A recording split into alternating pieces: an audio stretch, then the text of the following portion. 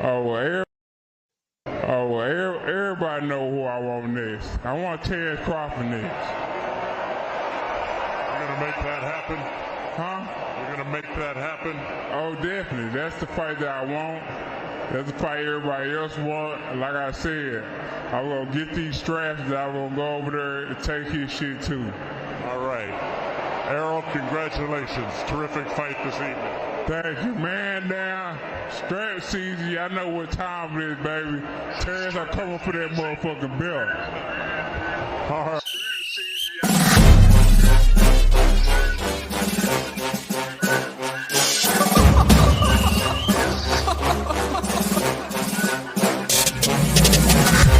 I'm not catching fades anymore. Gotta keep my hands clean when they come for the bar.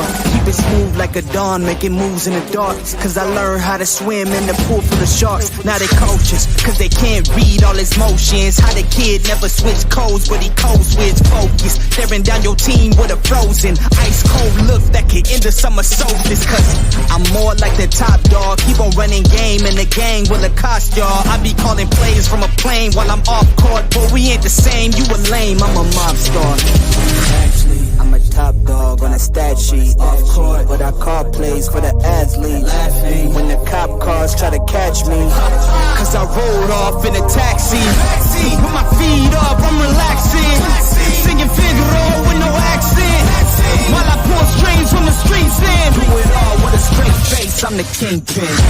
Top dog, top flow, boss mode, I'm the kingpin. Showstopper, top dog, God vibes, I'm the kingpin. They know I'm a dog and a beast, man. Yeah, I keep the peace with a peace, man.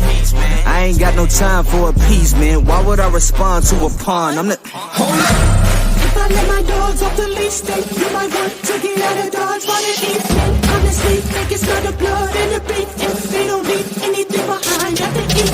I can see you soft, ever thought about retreating. If you never have, then they'll give you a reason. Better watch your tone, lose your bass when you speaking. Underneath the mask is the wrath of a beast. When you learn how to smile in their face, then go cutthroat. Then they want to call you a con when the blood cold. I remember starving while y'all had a truckload. Now I'm with the mob with the call and the gusto. I'm a top dog on a stat sheet. Off court, but I call plays for the athletes. Laughing when the cop cars try to catch me. Cause I rolled off in a taxi. Put my feet up, I'm relaxing. Singing Figaro with no accent. While I pour strings from the streets in. Do it all with a straight face, I'm the kingpin. Top dog, top flow, boss mode, I'm the kingpin. Showstopper, top dog, God vibe, I'm the kingpin. What up, what up, what up? What's going on? What is happening out there, man? You know what I'm saying? Boy, I talked for like 6 straight hours on the stream yesterday. Boy, I was so dang tired. What's going on, T. Franks? My brother Don Sapansi, a pillar of pull counter boxing. What's going on, my queen? And T. Franks, what's going on, my brother? You know what I'm saying? He said, "What the hell, Don?" I said, yeah, I know. That's why I had to come on, man. I wasn't gonna come on, but I was just tired. You know what I'm saying? 'Cause we talked for 6 hours, but we cooked. And what's going on, June Ben? What is it? Judah Ben Israel. What's going on, my brother? Shalom. You know what I'm saying? Errol Spence today, tomorrow, and forever. What's going on? And what's up going on, Gantz? You know what I'm saying? And Don Pansy once again. And what's going on, Jalen Cloud? You know what I'm saying? You know what I mean? Hey, man, look here. Well, what a weekend. You know what I'm saying? I wasn't really, you know what I'm saying, too interested in the fighters that were boxing this weekend. But you know what I'm saying? I found myself, I can't help myself, like we're all hardcore boxing fans. I had to check out that Dogboe fight. And you know, just because I want to see if he was gonna pull it out. And in my opinion, it was, you know, either he lost it or it was a draw with Joet Gonzalez. And it was a damn good fight though, you know what I'm saying? And you know what I'm saying, I thought he started out very well, but then he won maybe like maybe maybe 4 clear rounds that he won. And then that's when Joet Gonzalez, made some adjustments, start walking him down and start putting that shit on him. You know what I'm saying? He started lighting his ass up. He started going back into the ropes, made him doubt himself. And you could see the doubt, you know what I'm saying? You saw Barry Hunter getting his ass, you know what I'm saying? Dogboe ass and gave him some inspiring words. He saved him really from looking embarrassing because he gathered himself and he made a fight out of it. He fought just well enough to pull out the victory, but I mean, if Joet Gonzalez hands was the one raised in the motherfucker, I wouldn't have been disappointed. You know what I'm saying? But every time I see that dude in a fight, man, he's always in a close fight. You know what I'm saying? He always about to lose. So you can't really count on him giving you that performance. But one thing about it though, he's gonna give you a battle. You know what I'm saying? He's always gonna be in a close ass fight. It's always gonna be that back and forth, that Rocky Rock'em Sock'em type situation. Some reason he always get off the game plan. And that's what end up happening. He starts out good, he'll box good for a little while, but then what I'm saying, he'll get hit, and then all of a sudden, he's in a dog fight, what I'm saying, trying to win it. You know what I mean? So that's just what's going on, Greeks with Fire. What's going on, Marvin Freeman? What's going on, my brother? You know what I'm saying? So yeah, so once again, bro, you know what I'm saying? We got doubt on the fight. We can never just get like a definitive uh what I'm saying, answer. They say it's confirmed, then all of a sudden, oh, it's not quite, something is quite not right.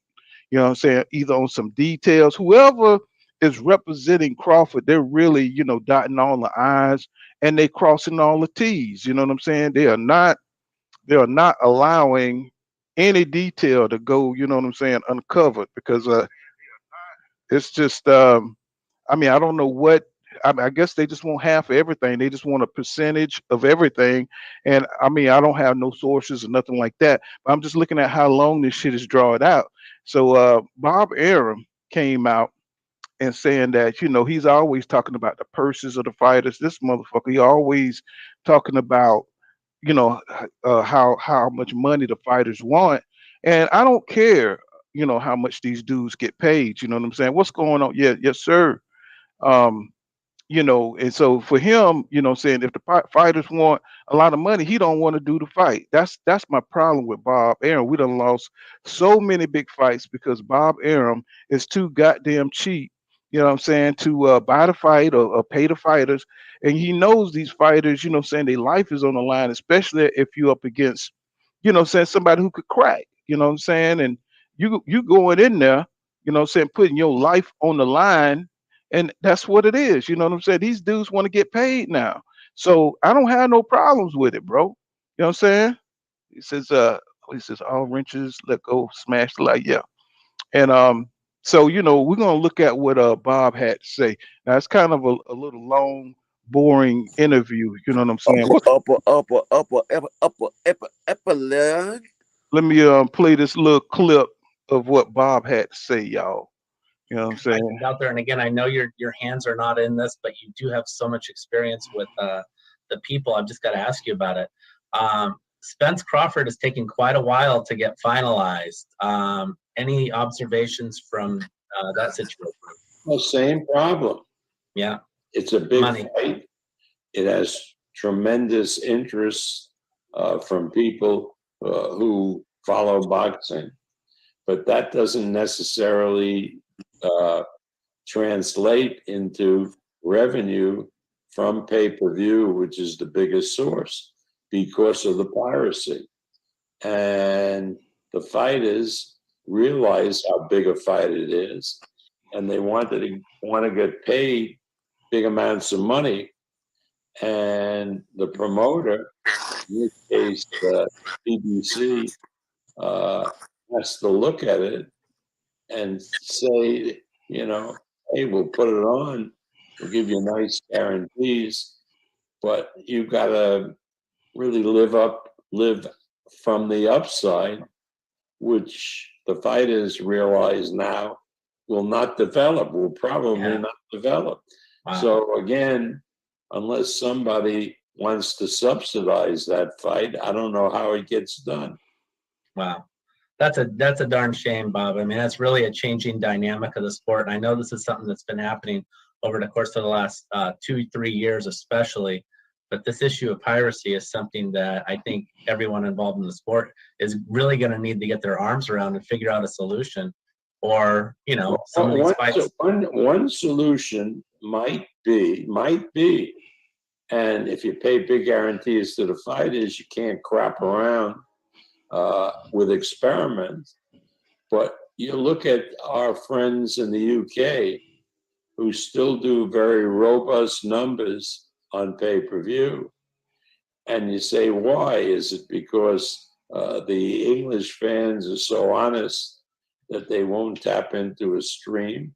Or is it because it's a much smaller cost to get the pay-per-view in the UK, 20 pounds or 25 pounds for a really big fight? And people then don't bother to steal the signal. They are willing to pay the freight. But if you start, as we do here, you have $80 pay-per-views, that's a whole different exercise. Yes, it is, for sure. Great points. I wonder if that could materialize. Well, the problem is that it's a theory. If we drop the cost of the pay-per-view down to $20 or $25, which is what we started with on pay-per-view, would people then forego pirating the signal and pay that money to watch the fight legitimately? And how do you then experiment? Because if you're wrong, you just for example, if you figured at the high price to get 250,000 buys at $80, and now you go to $25 on a big fight, who's to say you don't stay at 250,000? I mean, my England. Well, I just wanted to get that in. You know what I'm saying? It's like you listen to this nigga. Oh man, the dumbest logic ever. You know why? If somebody gonna steal, they gonna steal. It ain't matter if it's $25. It don't matter if it's $90. If a person's willing to steal a fight, he gonna steal a fight. Just because you drop that thing down $25, it don't make it less likely to steal. Well, right? Ryan Garcia. His ticket prices was like $26, and I'm pretty sure they comp a lot of the tickets to those people to fill up that stadium. And I hear they like still $14 for his pay-per-view. If you wasn't subscribed, it was $14 extra. And so I think he only did like 11,000 buys. Yeah, I heard he didn't even sell it out. So they try to make it look like Ryan is some kind of big star, and you know what I'm saying he got go ahead. Go ahead, bro. I said his 7 million followers do not translate into boxing. He can't even get 11,000 people to buy a fight. Like, right.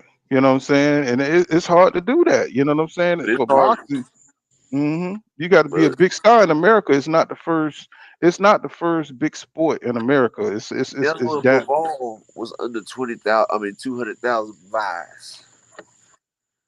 Canelo Bivol did under 200,000 on the zone. You heard them talk about that though. But when Canelo was on PBC, when he was on PBC with Caleb Plant, did they do over 700? Yeah, I think so. Yeah, they sure did. But and that's why people hate Showtime and PBC and Al Haymon, because they have good marketing strategies. They have good push. Like, they will market the fight. And another reason why that Spence fight is held up a little bit, because here you got the breadwinner just came back.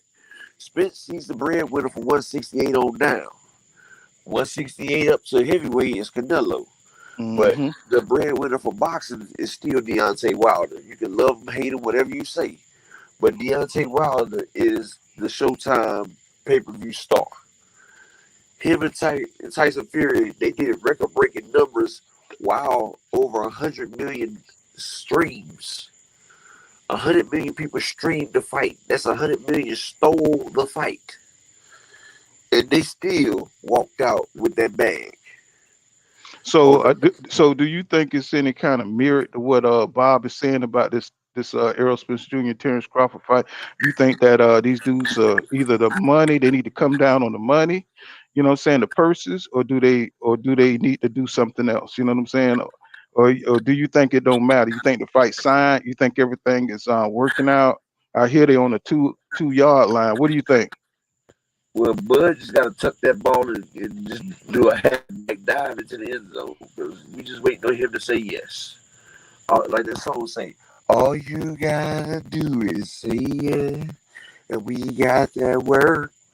But see, he trying to make sure he got all his I's and T's dotted. Like, he had 10 million to fight Pacquiao, but like Bud said, he's not gonna do that fight no less than 15. Like, Bud has this grandiose view of himself. You breaking up. You're breaking up a little bit, bro. You got some kind of Bud has this grandiose view of himself. He has what he's worth in his mind. You got some kind of static going on, bro. Just kind of breaking you up. Hold on, let me step in the house. That's these crickets out here. No. It's like a static or something when you talk. You know what I'm saying? That's why I'm about to step in the house. Oh, okay. I'm on the show. Okay, is that better? What's going on, Who's Real? What's going on, bro? Is that better? Yeah, that's way better. So them crickets out there, them crickets get loud. But yeah, like I was saying, Bud has this grandiose plan of who he thinks he is. And the problem is he has who he thinks he is and what he's worth compared to what he's truly actually worth and what it is in the system. And see, he feel like all his accolades and accomplishments, but he don't realize they don't translate into dollars. Like Ryan Garcia, it doesn't translate into views, into revenue, into fatty. And that's the problem that we're having here, because he didn't even want to take a pay cut versus Pacquiao. And that is a legendary 8-division champion. That is a man who's transitioned and transmuted weight divisions and got his bag, fought Floyd Mayweather, got the biggest payday of his career. And he was mad about 10 million. He wanted 15. Well, you know, I don't mind him against Manny Pacquiao, because Manny Pacquiao is a huge mega star, and he put but Manny Pacquiao put asses in seats, and for Bud, he had like he done the same thing. He had like he wants to get like he's it's not like half the asses that Pacquiao put in. He had like, you know what I'm saying, like he's done some of the same things, like he's been able to sell, and that's not the case. And his fans, they don't give a damn. They want him to be able to get the same kind of money that EJ getting. They want him to get the same kind of money that these big stars do, who goes to promote, who goes to the channels. You got a lot of background, bro, going on. He want you know what I'm saying, he wants to get the same kind of recognition, and he don't want to do the promo. He don't want to, you know what I'm saying, go to the interviews and, you know what I'm saying, promote the fights and stuff, you know what I'm saying. So I see what you're saying, you know what I'm saying. He's not Canelo, bro. You know what I'm saying? He's not, you know, EJ. He's not selling the pay-per-views, but yeah, he want that same kind of money these dudes demand, and it's messing up the fight, man. You know what I'm saying? Like, you ain't did nothing, but you gonna tell Pacquiao what you want? Like, that 10 million would have been his biggest payday to date, regardless. And see, that's one instance of him being greedy. It cost him the fight. Now, see, so you think he wouldn't concede in that, you know what I'm saying, his part, like he wanted 10 million, he wasn't flexible on it, and so they just wouldn't sign the contract. That's what you're saying, up? No, I'm saying he wanted 15 when they was offering 10. He felt like he was worth 15. Like, he felt like he said, Pacquiao about to get all this, then I want all this. But the point is, you not.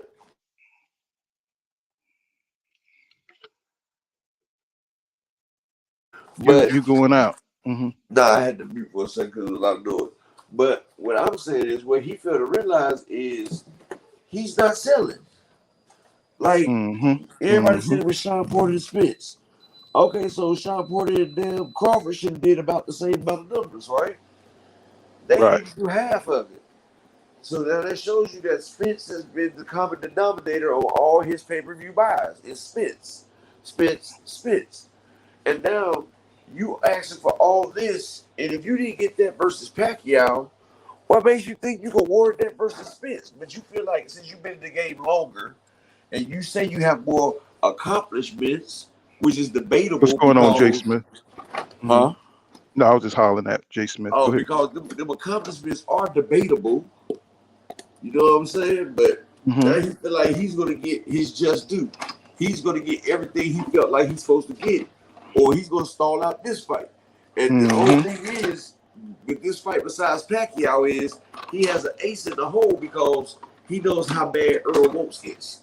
He knows Mm-hmm. this is Earl's dream fight to be undisputed at welterweight. So he's So saying he's gonna be the puppet master with all these puppets out here. He's gonna sit back. He's gonna wait for the fight to get built around him, and then he's gonna come in and he's gonna make his demands, and that's exactly what he's doing. He's acting like a daggone A-class diva that earned all this respect and all this notoriety that he hasn't. But you can't tell him that. mm-hmm. So why you think Bob is being vocal on the shit? You know what I'm saying? Why is Bob Aaron? What part does he play in this being the spoiler? You know, saying bad news. What does he's at top rank? You know what I'm saying? Bud ain't even under top rank no more. And so why is he coming out with this whole spiel? You know what I'm saying? Talking But you about what know, the problem Bob is. still, You know what I'm saying? Bob and them hate Al Heyman still, and everybody wants to have some part in the biggest fight. Floyd wants to have a big part in the biggest fight. If Eddie Hearns could, he would. De La Hoya would too. This is the biggest fight in boxing. This is history in the making. Everybody want to have some part, some narrative in there, no matter if it's good or bad. Everybody wants to have some part and be like, well, look, I played this role in that fight. You know, you got the way history remembers. The way history remembers ain't always the way history is. You feel what I'm saying? Mm-hmm. Mm-hmm. But why you think Bob is saying anything at all? I mean, he ain't got shit to do with top rank. You know what I'm saying? I mean, you know what's your instinct on that? I mean, I got my feelings. You Well, know what you I'm know, saying? Bob still has the WBO belt. Mm-hmm. He still got Josh Taylor in the weight. Mm-hmm. Now, wouldn't it be the biggest upset in boxing history if Bob comes in and blocks the fight with his bull crap? Oh, you mean like mandatory for the WBO or something like that? You know what Yeah. I'm saying?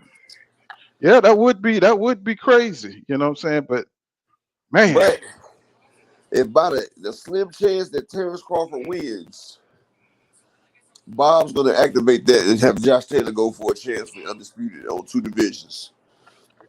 But if he don't, he's still going to activate Taylor so he can get a chance to get a big fight because Earl, whoever wins after that fight, yeah, any Don fight, Spencer said you got some static on your end. I guess they're hearing static on your end. okay, any fight that includes the winner of this fight right here is going to be big. Their fights is going to transition and transcend boxing after they win. I'm about to unmute for just a second and fix my phone. All right, bro. Okay, what's going on, Jay Smith? Let me acknowledge Mike Rhythm. What's going on, my brother? He says, "What's up, everybody?" Jay Smith says, he said, "I don't think Don King need to step in and promote this fight." Hell no, they still after Don King for all that stuff he got away with back in the past. They've been wanting him for years, bro. I don't think he want to lift his head up. You know what I'm saying? He's under the radar. He better stay there. What's going on? Okay, Brian Colbert, what's going on, bro? What's going on with you? You know what I'm saying? Mike Rhythm said Bob knows how hard it is to get Crawford to sign a contract against top competition. That's true, man. That's another thing. You know, man, much as I respect, you know what I'm saying, Bud Crawford, and everybody think people hate Bud Crawford, but you gotta at some point in time they got to acknowledge how this guy is moving, man. What's going on, big boy Scoop 92? What's happening, bro? They got to acknowledge reality, bro. It ain't all hate on Bud Crawford. It's about how he moves as a pound for pound #1 fighter. You know what I'm saying? That's what it's about, bro. We want the #1 pound for pound fighter to move like a pound for pound #1 fighter. You know what I'm saying? He's too difficult to deal with. You know what I'm saying? And I mean, I recognize the man accolades, but I don't really think that the dudes that he fought was, you know what I'm saying, people that I can remember and people I can pull back up to watch the fights and say, yo, that was you know what I'm saying, one of the top fights, you know what I'm saying, under his career, you know what I'm saying? And like I could do Floyd, or like I could do, you know what I'm saying, Andre Ward, or like I could do some of the other fights, Roy Jones, you know what I'm saying? I could go to any fight and rewatch it and be entertained. You know what I'm saying? I go to Bud fights and it's like, you're looking at the quality opponent, and that's what I'm talking about. It's not hating on Bud. It's just that, what I'm saying, the fights that he's had don't really, what I'm saying, resonate with me. You know what I'm saying? But this would be the fight that will, and he's dragging his heels on it, and it's making everybody kind of like look at him like, man, it's like, man, you finally getting a 50-50 fight, man. You're not acting like the #1 guy. You know what I'm saying? We want to see you, be badass. You talked a lot of stuff over the years, like, EJ was ducking you, which says you've been clout chasing this man. You know what I'm saying? You've been surviving on the potential, a potential fight with Errol Spence Jr. You know what I'm saying? And everybody can see it now, but we got to live in reality, and that's what it is. You know what I'm saying? Because this man is he dragged his feet on the Pacquiao fight. You know what I'm saying? And that's not even a 50-50 fight. You know what I'm saying? You know what I'm saying? He has visions of grandeur about who he is. You know what I'm saying? And it's like, we're getting tired of it because you want to support Bud, you want to support Bud, but this is what he's showing us. He's showing us that he's moving financially and not in a legacy way. You know what I'm saying? And that sucks for the boxing purists. You know what I'm saying? What's going on? Who's real? How you doing, bro? What's up, peeps? Mm. What What's Bud said this time? Whereas Bob Arum, he came out and said that he don't see how the fight is going to be made because, what I'm saying, is the fighters want too much money, and the piracy of people coming in and, what I'm saying, screening the fight and taking away, what I'm saying, not buying the Yeah. pay-per-view, but streaming it. And that's going to hurt the fight, you know what I'm saying, for what they can make on the back end. So the fighter's probably going to want a front end guarantee. That's too much. You know what I'm It's saying? greed, man. Greed is what's stopping this fight. Yeah, Hmm. that's what I said. Greed, It's greed. the Greed is greed of stopping the the fight. promoters, the greed of these companies, the greed of the fighters. But see, I I say it mean, like this. We can't really say the fighters is greedy because if we look back in past histories, like it's been fighters getting these small ass purses, and these promoters walking away with double and triple the daggone amount of money that the fighters is getting because they skimming the business, they getting stuff off the top because the fighters agreed to this deal. Like if this is a big fight, I feel like the fighters should get their roses too because they've earned it, and they the ones in there fighting for their yeah, life. but It's Bud not the ain't earned what promoter. he asking for. That's what I'm saying. Bud is being greedy. He ain't earned what he asking for, and Yeah, that's why I he say outpricing himself. he should take his on the back end. Like earn that shit. Don't get it up front. He ain't Earn gonna it. do that. That's what I mean by greed. Like that's what I'm saying. But You know what I'm saying? somebody's in his Earl who, doing his who, part. whoever advising Terence Crawford, they saying don't look at that back end thing. You know what I'm saying? They saying, this fight may not do as well as you think, so you better get your guarantee up But see, front. that's the difference Now, though. He's trying to get his guaranteed and he's trying to get the back end though. Like Mm. And watch I this agree though with like Upper this. Echelon said yesterday when he said give Terrence his 25 and that's it. yeah. And then they deal with the back end. Yeah, Now, but But he it's ain't like you Bud. said, But bro. Bud want that though. You know what I'm saying? He want it how he want it. Right. You know what I'm He saying? want Like he 25 don't want plus to miss 50-50. nothing. Now Like tell me that ain't outpricing yourself. he's outpricing You it, don't but want that's the why I fight. said now I he was got this thinking this. grandiose view of himself. That's why I said he got this grandiose Hmm. view, and he feel like he knows what The he's vibe worth. I'm getting is that even if whatever Bud asking for, if they gave that to him, Can he y'all hear still me? wouldn't take the fight. Hold Yeah, on, yeah, y'all. yeah. Hold on. We can That's Thank, what hear thank you. I'm you. saying. Hold on, y'all. Thank you, Don Sapansi, for that 99-cent super sticker. I appreciate you, Queen. Every time a pillar of full counter boxing. Thank you, Queen. Go ahead, guys. But see, Now, this is what I'm saying. That's why I said Bud has this grandiose view of himself. He knows what he think he's worth, and then this is what he's really worth out here. And see, they not coming together. They miles apart because he feel like he worth the most in boxing because he think he number one. Yeah. And, Why don't and they he do don't this realize shit whenever like the somebody Super fights a Bowl, decent right? fight, they jump ahead of him in number one because his fight stance ain't really strong. Like his strength of schedule. Like when you see NCAA football, you see how Alabama or somebody from SEC will jump over a different division Yeah, because they strength because of of strength schedule of schedule. within. And that's what Yeah. keep happening to Bud. The strength of schedule keep Yeah. launching other fighters Killing it. above him on the pound for pound list. what you say, Edison? Now, I mean, why won't they do some smooth shit and just have it on regular TV and do a contract with a deal like an ABC or something or CBS or something? Do a deal. Bud said it's not his fault. He's so much better than his competition Oh that my God. Oh my God. Man. Come on. that's what he said, man. He said it's not his fault that he's so much better than his competition. That just goes to show how great he is. And it's gonna go to show when he get in there with Spence and he's outclassed, and when he see in his eyes, like, damn, they been carrying me all these years. They And gonna when they realize. excuse me, lose y'all. too. Randy Watson said, "How you say what another man earned?" No, we just, We're bro. not It ain't. saying that. Man, We're we not Hold, talking saying that. boxing, hold, bro. hold. Yeah, we talking about. We looking at what the guys earned in the past. This is what the companies do. You know, we just going by what the companies looking at. You know what I'm saying? Nobody is trying to say that these fighters don't earn that kind of money. What we're saying is we need them to get to a price so they can make the fight. That's what we're saying. You know what I'm saying? And they're looking at the biggest purse that each fighter made in the past and they're trying to make a deal from that. But see, these fighters are looking at this is the biggest fight, and they're saying shit, we want more, we want way more than that. They pulling the So wagon before the horse. We the guys that was trying to get Bud to maximize his check by telling him to go to these fights and promote himself. We those guys. mhm, We the guys that told Bud not to re-sign with Top Rank because they gonna fuck him over. We those mhm, guys. We the guys that was telling Bud you're not getting the competition you need to prepare yourself to the top level of competition in the game. Exactly. We those That's who guys we that are. was trying to tell Bud how to make his money bigger. How to make the Because pot if he bigger. would have did that, 25 M's wouldn't have been nothing to give him.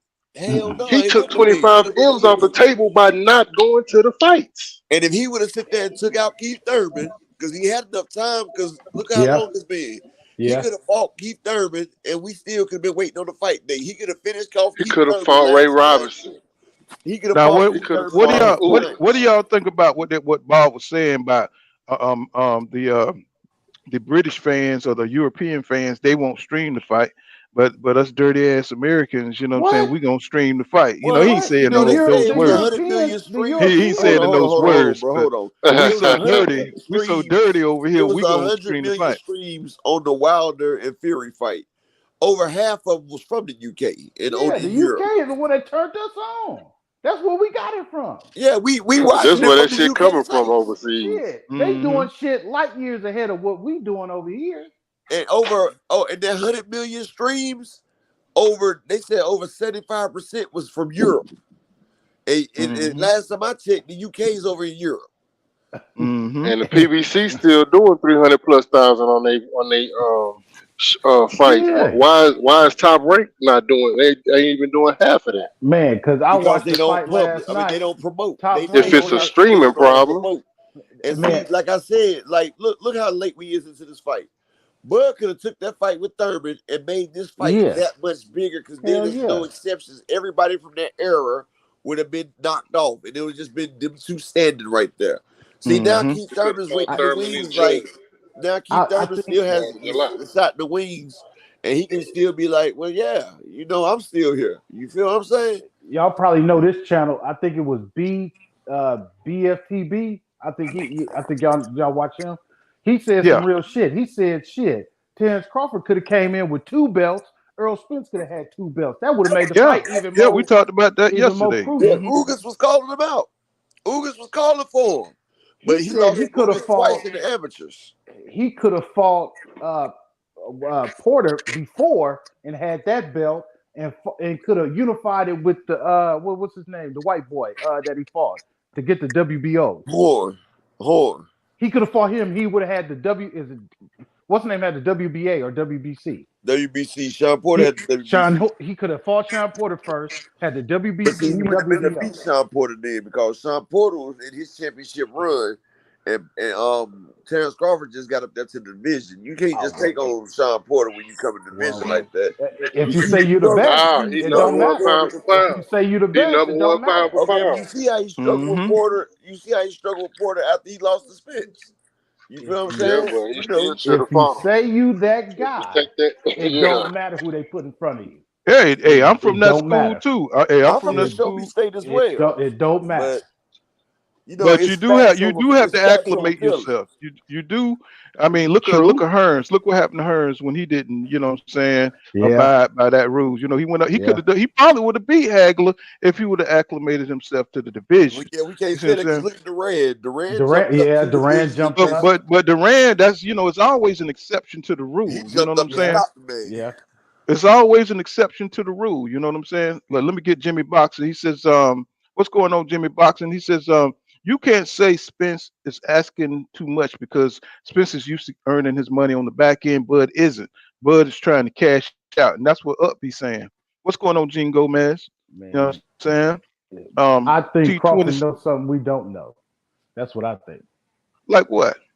I think he know this is more tougher fight than he thought. Than he thought. So he want his money up front. If he lose, he want that shit Mm-hmm. up front. Mm-hmm. That's what So Upbe's then he saying. could debate. So then he could debate if I want to rematch him or not. If you make enough money, fuck the rematch. I'm out. I'm just out. I'm walking into the sunset. Shit, I did what I could. I And I'm tell out you of there. one Bud thing. want If to be he, the A side. yeah, he do. But I tell you one He thing, want to if he call the shot. rematch, that rematch ain't gonna happen for a while because he gonna take a lot of damage in this fight. That's what I think. And what's going on, Gene Gomez? He says, "Pool is the fight Earl and Bud gonna happen?" I believe it is. I think he just bullshitting and trying to get every last little dime that he can. He counting dimes right now on what's everything that's going on. They figuring out what's all the revenue, where it's coming from, and what they can capitalize on. But And I once think Steven that's what's going on. Espinosa say that's it. That's it. That's it. Mm-hmm. Yeah, when he Mm-hmm. say it's it, and he done dealing with it. Because That's it. they got next week. Well, they got to next week. Well, this end of this week coming up Yeah. is the last week. Because after that, they're gonna announce their damn schedule. Hell yeah. And so Yeah. the Bud And get with it. Oh, and then I really think he waiting. He waiting till the last minute. Then he just gonna say, "Hey, yeah, I take it. that's why I whatever." say he's a diva. I told you he wanted all eyes on him. Like I told y'all before, I made a video about it. Bud don't feel like he got his accolades in boxing or he got his respect. And he said he gonna make us respect him. He gonna make us give him his damn attention. And that's what he's doing. Because right now, the whole boxing world is on pause right now. The whole boxing world has to sit there and wait for this egomaniac to go ahead and decide that he's gonna accept the fight that he already know he's about to accept. You better This hurry man up. right here Football has season everybody on. waiting. He's the talk of everybody on boxing right now because if you look at all the content creators, Yeah. everybody's done touched on this subject right here Yeah. about the fight. You got casuals and non-casuals. You Talking got about this hardcore shit. boxing fanatics. You got everybody talking about the Bud and Spence fight. What's going on, Grease with Fire? He says, Uga's got what he asked for. What's going on, Tahara Do? How you doing, Queen? Because peace, pool, and love to you. Just showing love from the Just Do family. That's what's going on. Tell Just Do I said hello. Love his channel. Y'all subscribe to Just Do Boxing, man. That dude be on it. You know what I'm saying? And he covers every fight. You know what I'm saying? Okay. Yeah, And I seen that fight last night. I forgot who was fighting last night. I saw that on Top Rank. I want to reiterate something for the people who might be a little slow. They sent Bud a contract. By them sending him a contract, he got a contract. By him getting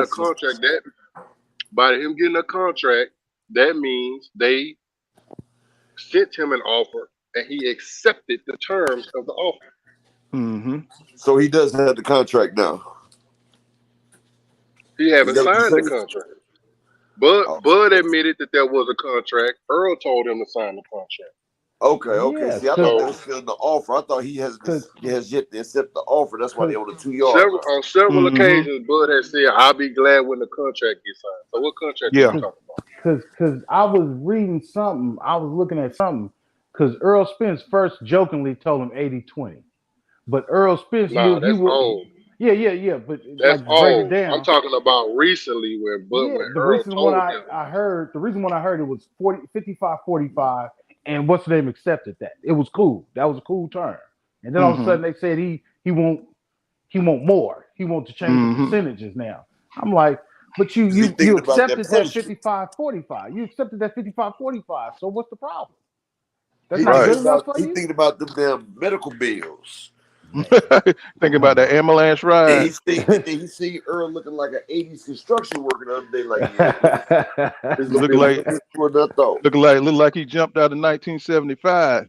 There's a Stephen Bateman. What's going on, my brother? All he Welcome was to the missing was the channel. And bell Jay bottoms. Grant Jr. Welcome to the channel, my brother. But Yeah, what man. killed me is All that he needed was the bell bottoms. Bud's highest total was probably like 6 million. That was a Sean Porter fight. 7 Mm-hmm. It million, was right? 7.2 when it was all said and done. He got 7.2 on the Okay. Sean Porter fight. But When it was how you all get from 7.2 to now you want 25 plus? That's a hell of a gap. that's a hell of a jump. That's a hell of a You only jump. did one fight. And you like, damn. Well, well, one thing for sure, he got somebody helping him negotiate because he's making it hard. I don't know if it's Man. that McKinnon people.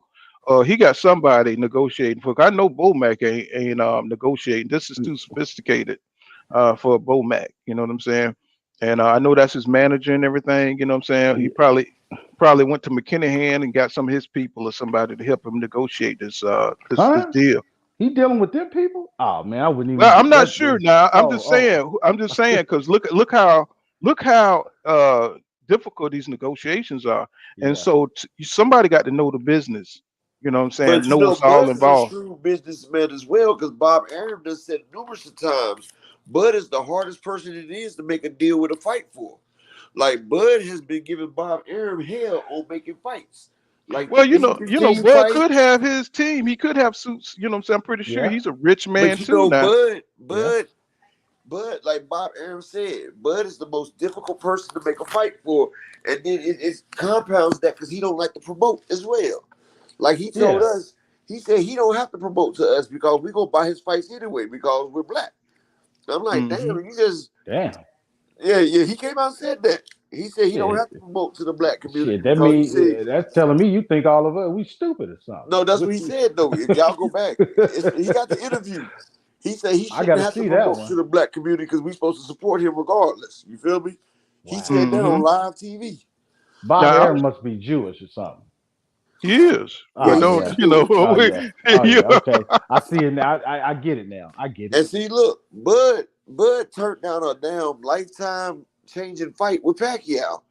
Pacquiao is a name that will put your resume where it needs Yes. to be. Like that might Hmm. be the way Ugas make it to the damn Hall of Fame just because off that win Yeah. right there. But Right. look, Right. he didn't want 10 million to Pacquiao. He wanted 15. Bob told you Bud is about the money. Yeah, and don't nobody believe that. Now nobody Bud believe is it. They about thought, that money. Like I yeah, would have fought Pacquiao for 10 million just because it's a legacy fight. The same and you, way Floyd Mayweather took 80-20 versus Oscar De La Hoya. He Floyd knew. was the A side clearly, but Oscar De La Hoya put the butts in the seat. And Oscar De Exactly. La Hoya was considered the cash cow. And Floyd had to take, Exactly. and and you know Floyd another took an thing. 80-20 split. And now, after that 80-20 split, Floyd became the biggest market in sports. Now you know another thing. Bob said he said Bud wasn't really looking for that Errol Spence Jr. fight. You know what I'm He saying? would have retired off that Pacquiao fight if he'd got enough money. Oh yeah. But he said he didn't hear nothing about no dang Errol Spence Jr. fight. He said he was looking for the fight that's going to bring in the most money. So you know y'all got to, the Bud fans need to check Exactly. it. They need to listen and accept what the information that's out here. Bud was gonna Nobody. come up the welterweight and he was gonna fight Keith Thurman and Manny Pacquiao. Those were his two welterweight fights. Those were the two fights he felt was gonna get him the most money and he was gonna retire. He wasn't trying to go against Earl. We pushed that narrative. And then he had to accept it because he seen a lot of people was giving him his props about it, and everybody was rocking with it. But when he first came up, he just wanted to fight Thurman and Pacquiao. Those were the two people on his hit list, and those were the two that was going to complete his. He was going to complete his resume with those two right there. But then everybody started saying Earl was the best, and see that messed with his ego. So he had to try to prove that differently. Plus, he seen Earl was slacking in the last couple fights because he ain't there gonna take him boxing seriously. So he was like, "Well, I'm gonna go ahead and knock this young pup out the way twice. I'm gonna go ahead and make 3 legacy fights." But then Earl done got back on his square. Earl focused now, and now he sees that that's a more hazard than it's worth. So he's saying, if I'm gonna take that hazard, I'm gonna make it worth it, and that's what he's doing. The man passed up $10 million for Pacquiao. He wants 25 for Earl. Wow. Now I feel like when I seen Earl figure it out is after that car crash. That car crash really woke him up and told him, "Hey, brother, you have a chance to be great. Don't fuck this up." And after that, he changed. He was different. He wasn't because you remember at one point in time he was hanging out with rappers and all that shit. Yeah, he was trying to be something he wasn't. Yeah, and then that car crash happened, and then he was like, "Nah, I got to go back to the simple life." Yeah, from the moment he brought that phone so fast. Being in the wrong place at the wrong time, hanging with the wrong people can get you involved in something that you ain't got nothing to do. He makes too much daggone money to be hanging out with people. Yeah, that's Broner's problem. That's Broner's problem. That was Broner's problem. Well, Broner could have been a hell of an athlete. From the moment he brought that farm, man, he started changing his life around, and that boy, when he had his son, you know what I'm saying? Yeah. You know what I'm saying? That's when he really started straightening up. Yeah, that's right. You know what I'm saying? And he wants to be around for his family. Like, what's good is it to make all this money and do all this when you don't get to spend time with your family, dog? Like, family is most important because the media and the fans, they gonna love you one minute and hate you the next. Yeah. And when you go, it's up to the next boxer or the next person to come up. But your family, that's forever. So you gotta build that bond with your family. That's forever. And make sure y'all tight because y'all against the world regardless. Yep. Don't get me wrong. Everybody. Don't get me wrong. Bud is a good family man too. You know what I'm saying? He take care of his family too. You know what I'm saying? And he do a lot for his community. So as well, though, you got to take care of them as well. So he do a lot. But see, his ego, he loves all these yes men around him. Yeah. That's why he's taking care of all these yes men. Because some people need their own hype squad. They need their own band when they walk. They say every superhero has his own theme music. See, Bud's, you know what I'm saying? Bud's ego warrants him to have his own hype team. Like, that's why Bernie the Box and them, all they is hype guys. They his flavor flaves. Yeah. Man, he makes sure he take care of them flavor flaves. But I be watching his shit, Bernie the Boxer, he just be blowing. He's like an old drunk. Drunk. Well, I'll tell you what, Bernie knows his boxing. Bernie knows his shit, but he knows his boxing. He just, he's just a hype man, like you say, though. He's like Flavor Flav or something. You know what I'm saying? You know what I'm saying? On a hype tip. You know what I'm saying? And let me see. No facts when it comes to EJ and Bud, but he knows what he think.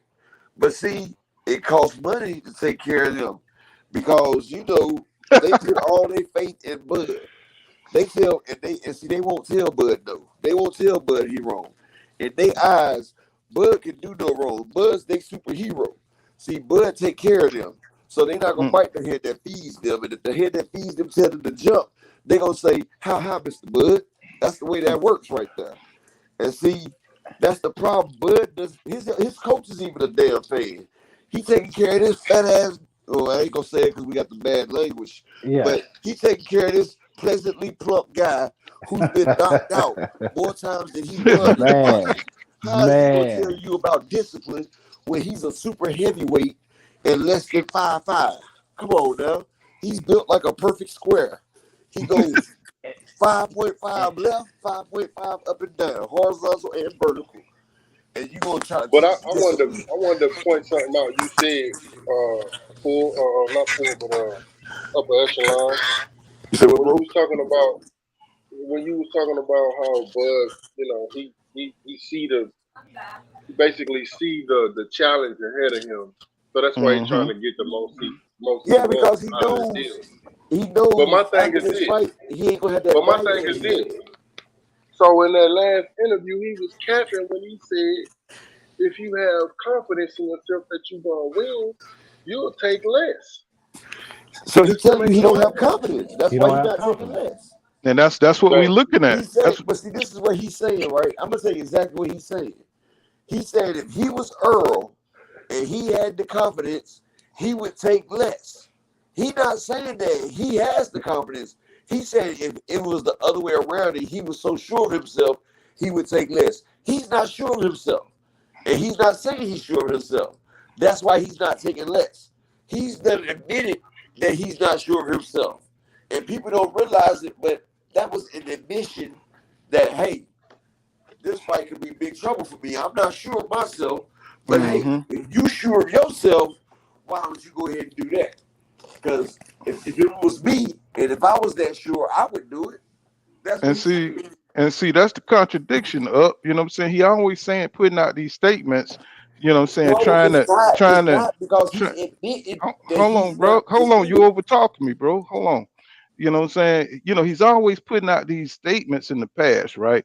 And then it comes back to bite him, you know what I'm saying, in the future. Anytime you're trying to move forward in the fight, you can go back to something he said, especially when it comes to EJ. You know what I'm saying?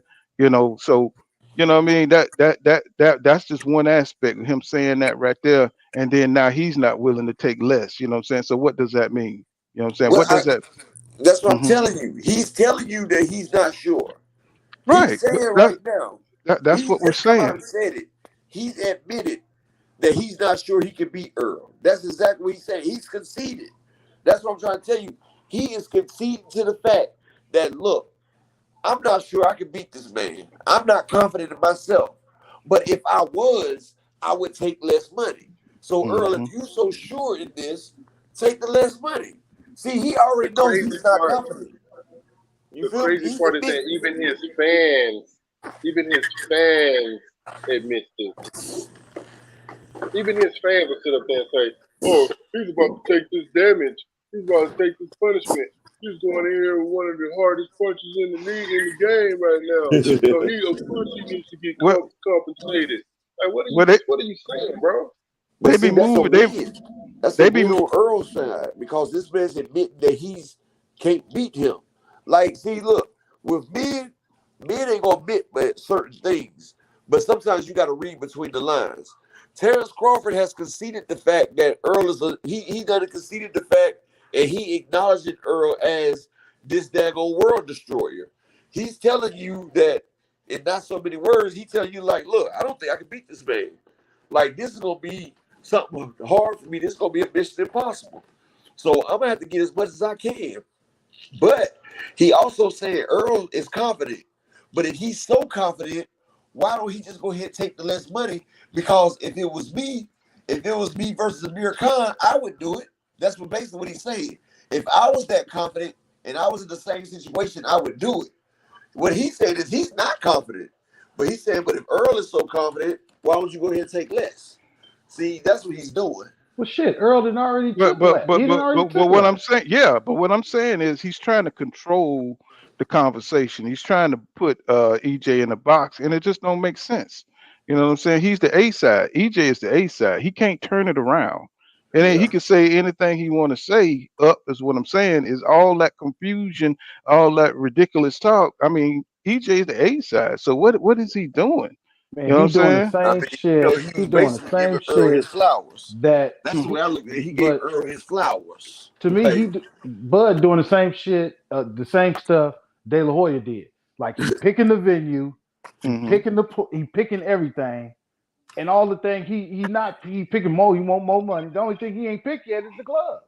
but the only difference is De La Hoya was the A side though. But Bud Bud was hmm De La Hoya. picking stuff like he the A side. Yeah, exactly. That's the point. But that's that damn diva mentality. That's Right. that diva mentality. Think that they bigger stars than what they is. hmm And then they try to use that word and the confusion. They try to confuse lesser minded people that operate on a lower level. They try to confuse them. Like, you know, you Excuse can me. say a whole bunch of words, and you can talk slick and talk real fast, and you can confuse a lot of people. Like when Jay-Z said to Nas, he say, just because a nigga wear a kufi, it doesn't mean that he's right. Because you don't understand him, it doesn't mean that he's nice. It just means you don't understand some of the bullshit that he writes. Yeah. You feel me? Like, Yeah. that was a hell of a line. That was a hell Yeah, of a yeah, hell of a but bar. I mean, but all that matters is what's real, what's on the dotted Yeah. line is what I'm saying. You know, you can say what the hell you want to say. You could try to try to mind screw somebody, you know what I'm saying? Yeah. You can say anything. Or maybe it's just public opinion that he's trying to sway. You know what I'm saying? And I think that's too. I think that's what it is too. Maybe that's what it is, public opinion. Because that don't mean nothing to them suits. They don't care about all that. You can quote Jay-Z or whoever, you know what I'm saying? They looking at what the cut is, what the split is, what the money, who's gonna get what. they in the business of taking losses. Yeah. Mm-hmm. Yeah, they don't want to take no loss. They That's ain't one taking thing. no losses. I ain't taking no loss. But you know, I've been there and told by my source, Pool, you know who I was talking about. But my sources told me that Jerry Jones was offered enough to cover the front end of both fighters. Huh. Yeah, Jerry Jones is offered enough to cover the front end. Man, Jerry So, Jones. but you know what come with that? What come with that? If he do that, what come with that? I need my cut. Yeah, come on. You know, if he gonna pay the front, if he gonna pay the purse, what gonna come with that?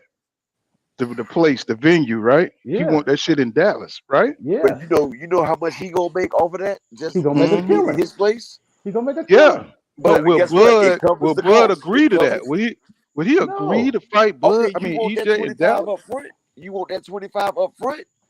Then why not?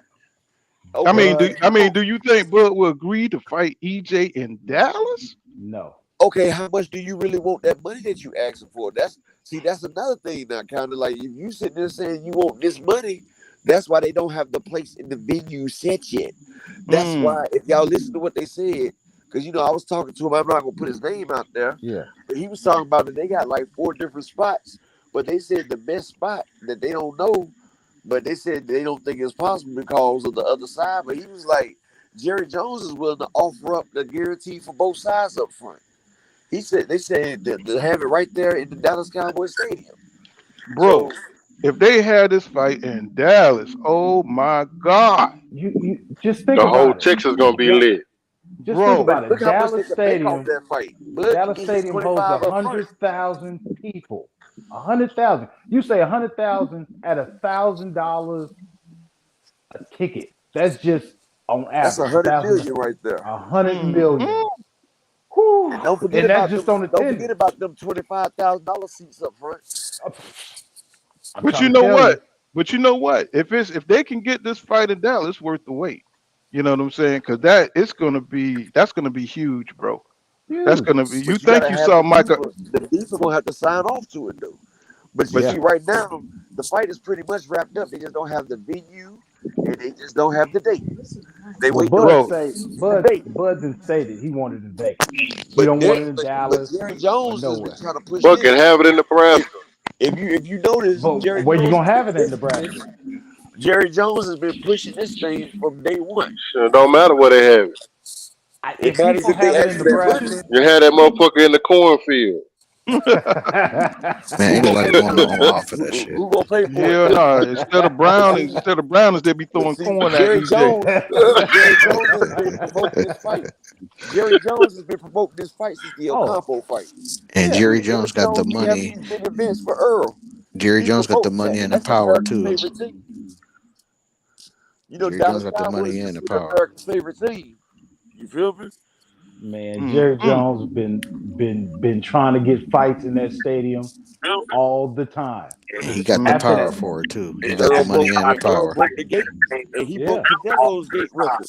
What'd you say, Sweet Science? What'd you say? What's going on, Sweet Science? You here? Can you hear? Yeah, I'm here. Who the brother? Yeah. What you were saying? Sound like No, I hadn't said anything yet. Oh, okay. But I agree that it would be huge in Dallas, though. Oh, but see that right there will cover the money up front, and then Steve Espinosa don't have to put the money up front because you got the venue putting it up front. And I mean on so many fronts too, because if you think about the concession alone, will probably cover everything that Jerry need to make. You know what I'm saying? If the play you give the boxers the gate, Jerry can get the Something. concession, and then you know what I'm saying. The But back do it end is the like back this. end. Just do it like this. Showtime and PVC and them, they get all the stuff for the pay-per-view. Jerry get everything from the venue. He get the seats and he get the concession because usually you got to pay a venue. Yeah. But if Jerry putting it up, let Jerry get everything from there, and you get everything off the pay-per-view and the viewing. And That it's way, football season, so it's gonna be getting pubbed for Yeah, like every game if I so shoot. he just took care of your fighters' purses. He done took care of the fighters' purses. And if just say y'all do 500,000 pay-per-view buys, right? That's almost 40 million. That's 40 million on the back end. So you can pay your promoters and everything 20, and then you got the other 20 to do what you got to do. Give Earl his cut. Bud already got his money, and everybody's happy. And Yeah, then you can throw in that's not sprinkle even in that's your not even little that's not even the merchandise. That's pay. not including Yeah, the That's not that's even the merchandise either. that's not all even the the pay-per-view sponsors. sales either in there. You know what I'm saying? That's what I'm That ain't. saying. Let PVC Earl and them. They do what they got to do off the pay-per-view sales, and then they got the sponsors. But Jerry Jones is putting up the concessions in the venue. He can get the damn seat prices too. Make his money back. Oh, if he done the math. If Oh he Yeah, man, then Jerry well would. said. if he's offering that, he's done the math, bro. The It's math is already 150, done. Pull and I tickets think out they'd for open it, up the like the whole man thing. said. Hell yeah, 100,000 they open seats up at the And whole them, thing. them $100. damn concession, it's like goddamn It's $15 $30 for for a a beer. damn beer up in It's there, $30 $20. for a damn Man, beer. Man, you gonna have people outside tailgating. Man, hold on. $50 Don't they alive. got a big ass jump? the Excuse my jumbotron. language. Don't they got a Yeah, jumbotron outside too? Yeah, they have people out Pacers but there the one Center. tailgating. inside the stadium, Yeah, that's imagine huge too. rewatching it up, man. It'd be huge. And then Jerry gonna open up the windows. He gonna open up both doors on each side. Let some air in this joint. Open up the roof. All that. He gonna put on a show. Yep. Jerry gonna put on a show. Jerry, this is what Jerry do. This is what Jerry want to do. He want to put on a performance. He's a celebrity of himself. So he gonna That's promote it true. for you. He gonna do it all for you. He just wanted in his place so he could say, hey, to the other NFL owners, this what I be doing over here. Y'all ain't got this type of stuff going on over here. Because he the one that be having concerts and all that stuff. And you could easily fit it in an away game, depending on the time of the year. Oh yeah, You know, easy. What's He going already on? figured that out too. What's going on, Jessica Thomas? How you doing, Queen? She says EJ work rate and power is going to be too much for Crawford. Most definitely. Oh yeah. Most definitely. Judah Bud Ben know that. Judah Ben Israel said, yo, instead of rice, they threw corn at Bud wedding, laugh out loud. Jessica says she comes back. She says Crawford by allowing Spence to have home ring advantage. That's huge, bro. I mean, but still, he's the I A mean, that's side. who. But But hold on. the A side used to See, get that advantage anyway because His they the A scary side. ass ain't gonna do that. he put in that's the what I hard work to understand. deserve it. You Yeah, already know. You That'll be already closer know. for his but see, Nebraska this fans to is the come. thing that I get. I agree Nebraska with ain't that got too. the venue to hold that thing. The Cornhusker field ain't gonna do that because they ain't got the concessions. But this is what I'm saying. Nah. You complaining about the money. You saying the money ain't there. You saying you a champion. You say you'll go to England and fight Josh Taylor. So if you go all the way to England and fight Josh Taylor, what's wrong with going to Dallas and fighting the champ and getting your money, getting what you He ain't asked got no for? confidence. I Earl know said why, he'll do because it of in last. Nebraska. But that's your 25 Earl said million. he'll go to Nebraska. Shit. He said, man, we're gonna do whatever. Bud said, nah, we can't do it in Dallas. I don't Can't think do Bud it in want. Dallas. I don't think Bud want to do it in Dallas because last time he went to Dallas for Spence fight, he had some hard time with the fans. I don't think he Well, want he to. started that shit. Yeah, he It's did. a He started that shit. I think it would be a different thing, because he was out in the where the fans were. He's not going to be that way, Right. except for his Right. walkout, of course. I think But he's thinking more so of his family though too. Ain't nobody gonna Well, mess if with they his don't hold talk family. that shit, on. don't start no shit. Won't Last be time no I shit. checked, Shit, Ain't that's nobody gonna. but think about all the Uh, boxes Dallas they got got in Dallas skybox. too. They can Ain't get them a nobody in box. Skybox. Texas. look here. Ain't nobody in Texas press for Bud and his family like that. They the one man. talking all the shit. Man, You Dallas is know, oh crazy. EJ told him to chill the last time. What's going on, Yeah. Marcus Freeman? How you doing? He says much respect, fellas, for what you do. He said Errol Spence Jr. would dominate Terence Crawford, and we got a new person up in here. What's going on, Charles Jameson? How you doing, man? Hey, welcome to the channel. He said Atlanta. He said salute, first time tuning in. Hey, thank you for tuning in, my Yeah. brother. You Well, know what I'm you saying? I know, appreciate that. Bud's people, Birdie and that other dude was popping off, and that's when the Spanish dudes got mad. So see, if they would Mm-hmm. sit there and act like they had sense, then they would have had that problem right there. The same way when Earl and Bud was talking face to face, you got Yeah. Who was that on kid in the the side, background? he Was that acted his like brother? Earl talking to him. Was I that his forgot who that brother was. behind him? I have no Cause idea. yeah, because I seen that A interview. I seen groupie, that little. just a I groupie. think that's one of the Man, fighters. One of the fighters cause that's he. under his Yeah, stable. when Earl talking about, man, get your dude, bro. Like Yeah.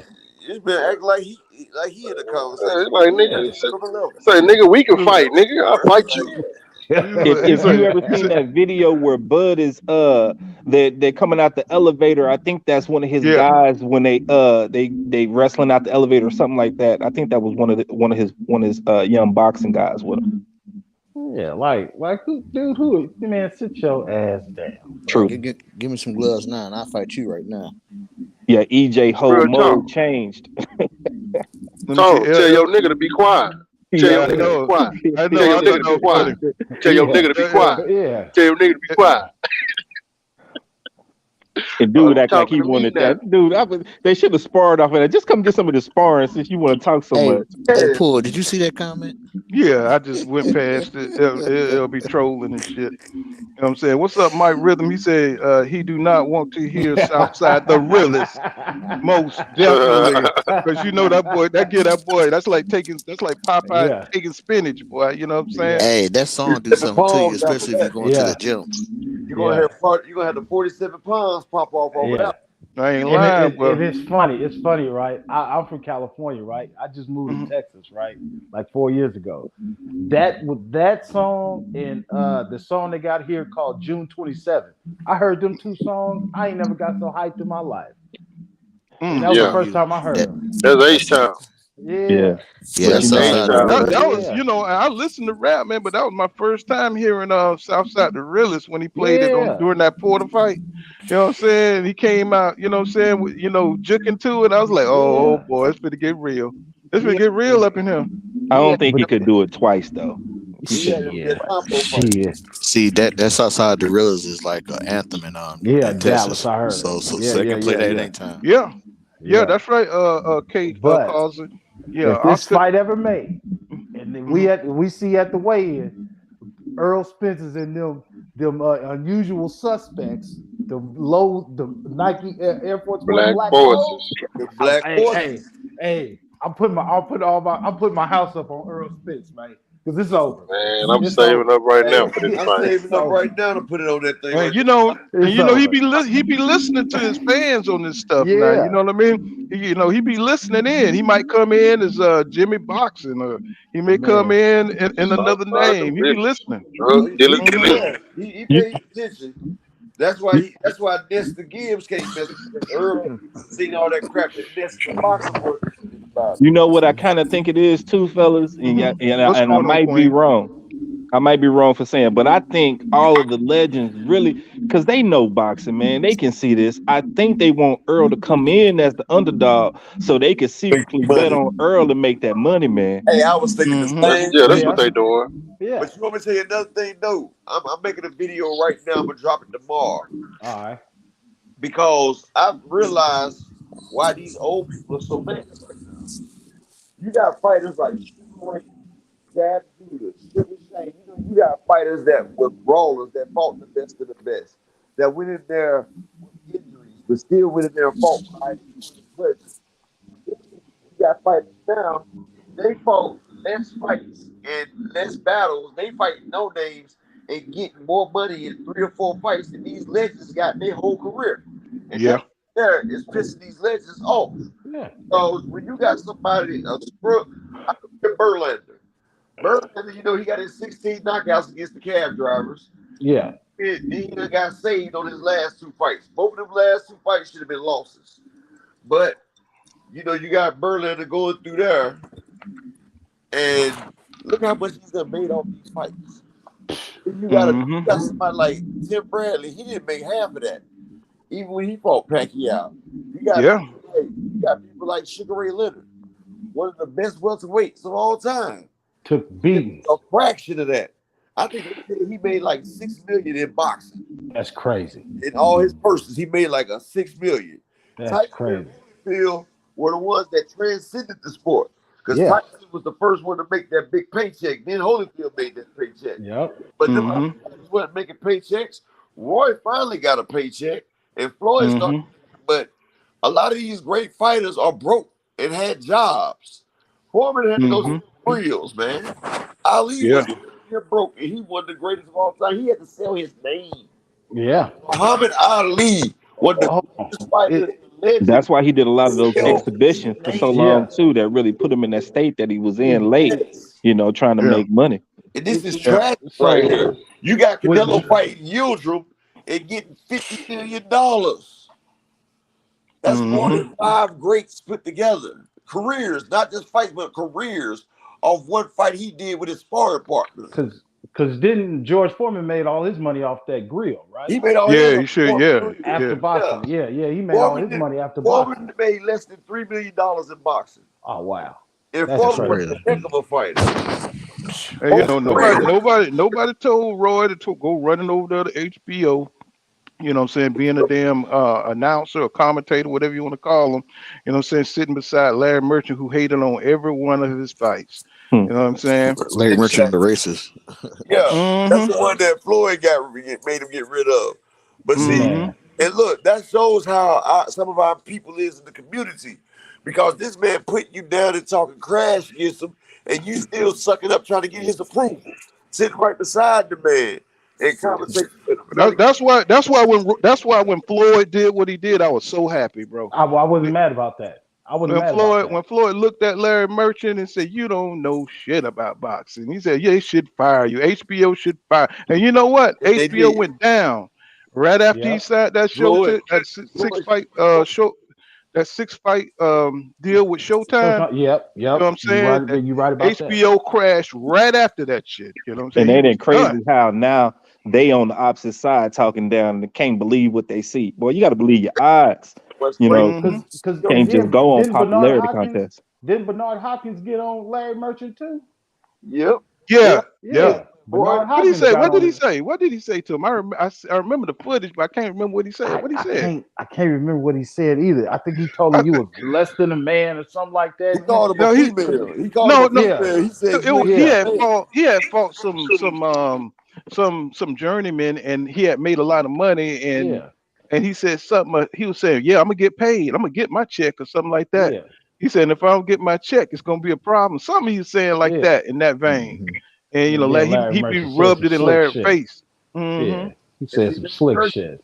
And what's funny though, cause see, Floyd Mayweather even helped build up Canelo Alvarez. Him and Oscar was supposed to be good and tight. Yeah. And Oscar and Canelo stabbed him in the back and ran back to HBO. And it's funny though, because HBO used to be the leader in boxing. Sports used to be the premier. Well, Floyd Mayweather, the face of boxing, has elevated Showtime out the basement. Because you remember Showtime was it was just the bull jive channel. Really with Showtime. You used to buy HBO and you got Showtime for free. Showtime used to come free with HBO. It was a marketing deal. Now Showtime is part of my friends, but they are defecating on HBO. HBO has lost their boxing. You ain't got HBO boxing no more. And HBO was a pillar in boxing. But now it's Showtime. And then you got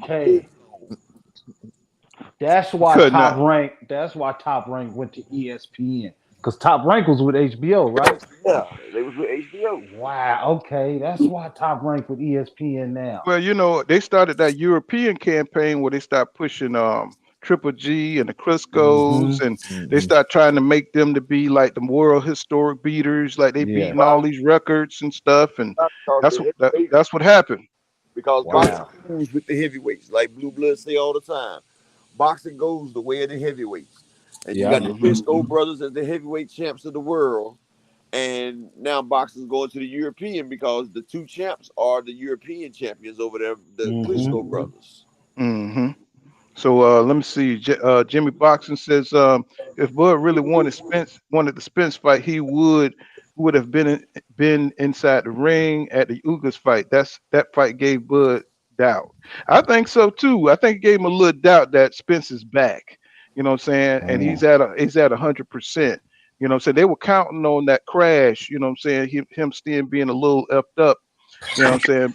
But that Ugas fight definitely showed him that EJ is back in effect 100% building on them camps, and he looking at that, y'all. That's why he want this money. Hey, Okay, the fight we taking sorry. so Hold on long one now. second. Can you Hold on one imagine if second, he bro. had seen it live and in Hey, bro, person? hold on for 1 second. Hey, we sorry y'all in the chats because there's a few people that's trying to. We got to acknowledge some of these chats. We're sorry about that. We see y'all because a couple people saying that they acknowledge and we ain't getting that. But we sorry about that. We want everybody to participate and we appreciate y'all for being here. Oh Hey, yeah. Let me get this comment in. Jessica Thomas, she says Eric and Derek Haney, Errol and Derek Haney, Devin Haney, the boogeyman of that division. Nobody want that smoke. He says Bob messed up by doing bad business with Floyd and Top Rank, and the PBC couldn't get on one accord. Yeah, that's true. That's Pacquiao true. and Floyd. That was top rank. Mm-hmm. You see. Mm-hmm. And he says now Crawford is a free agent. He's 34, 4 years old. He's not going to be able to handle what Spence is given. He says maybe 2 or 3 years ago, I would say it would have been 50-50 fight, but now it's a 70-30 fight. Spence favored. You know what I'm saying? I mentioned that, but a lot of it's not popular with a lot of people. Everybody say that Crawford, you know what I'm saying, he's a healthy, you know what I'm saying, he's a well rested and he didn't take a lot of damage in his career. So they don't think that's going to be a problem. You know what I'm saying? His legs, I still say he got Hey man, 35-year-old legs. hey man, You know what 34 I'm is 34, man. Yep. Shit, I don't give a fuck. I don't give a fuck how much you working out. You 34 is 34. That's why he saying? working with Snack and doing that deadlifting so he can get those legs Man, ready. But see, like I told y'all, since he done got the extra weight from 147, he's not as fleet footed as he used to be. That's why he sits down on his shots more. That's why he got more knockouts. Because even though he's on a 10 out of 9, I mean, he had 9 out of 10 fight knockout streak, Errol Spence still has the high knockout percentage at 78%, with Bud at 76%. So yeah. even though he done knocked out 9 of his last 10 opponents, excluding Victor Postile, Earl's still ahead of him in knockout percentage. And see, that's because he was a more fleet fighter. And, you know, he used to be on his toes, and knockouts wasn't really his main focus. He was boxing. But now he ain't got the movement and the skills that he once had. That's why Derrick James said athleticism is fleeting. And Hmm. many cases of that. Jessica Thomas says the scary part is that Uga's fight was a practice fight for Spence. He says just to get this rhythm back and still perform great right after Ugas hit him with his mouthpiece fell out. He said you seen the switch up the switch flip. Yeah, yeah. Yeah. After he got hit, he Uh-huh. turned up for real. I mean Turn it up another notch. he just getting his you know what I'm saying his bearings back. You know, he's always coming off a layoff, EJ. If you Yeah. notice, you know what I'm Yeah. Car saying. accident. So you don't well, and even on that The Kell Brook eye. fight, he was coming off a 9 month layoff. That's why he was so rusty in that Kell Brook fight. So he's always been coming off a layoff. You know what I'm saying? But but Mm-hmm. but like Go ahead. everybody know, around the 5th round, that's when he starts getting that lather. Once he Yeah. starts Mm-hmm. lathering up and he start getting that good sweat, then you know it's time for it to start to pounding. If And y'all go back and look at that Ugas fight after the mouthpiece round, when the bell finished, Ugas was gloating like he had did something, oh and then yeah, Mm-hmm. Earl Yeah. came Yeah. back and just put a hurting on that he boy. broke Man, his I'm eye like, socket Yeah. that same round. man, he Yeah. should not have gloated after that, bro, because it was like, okay, you gonna gloat for a cheap shot? Watch this.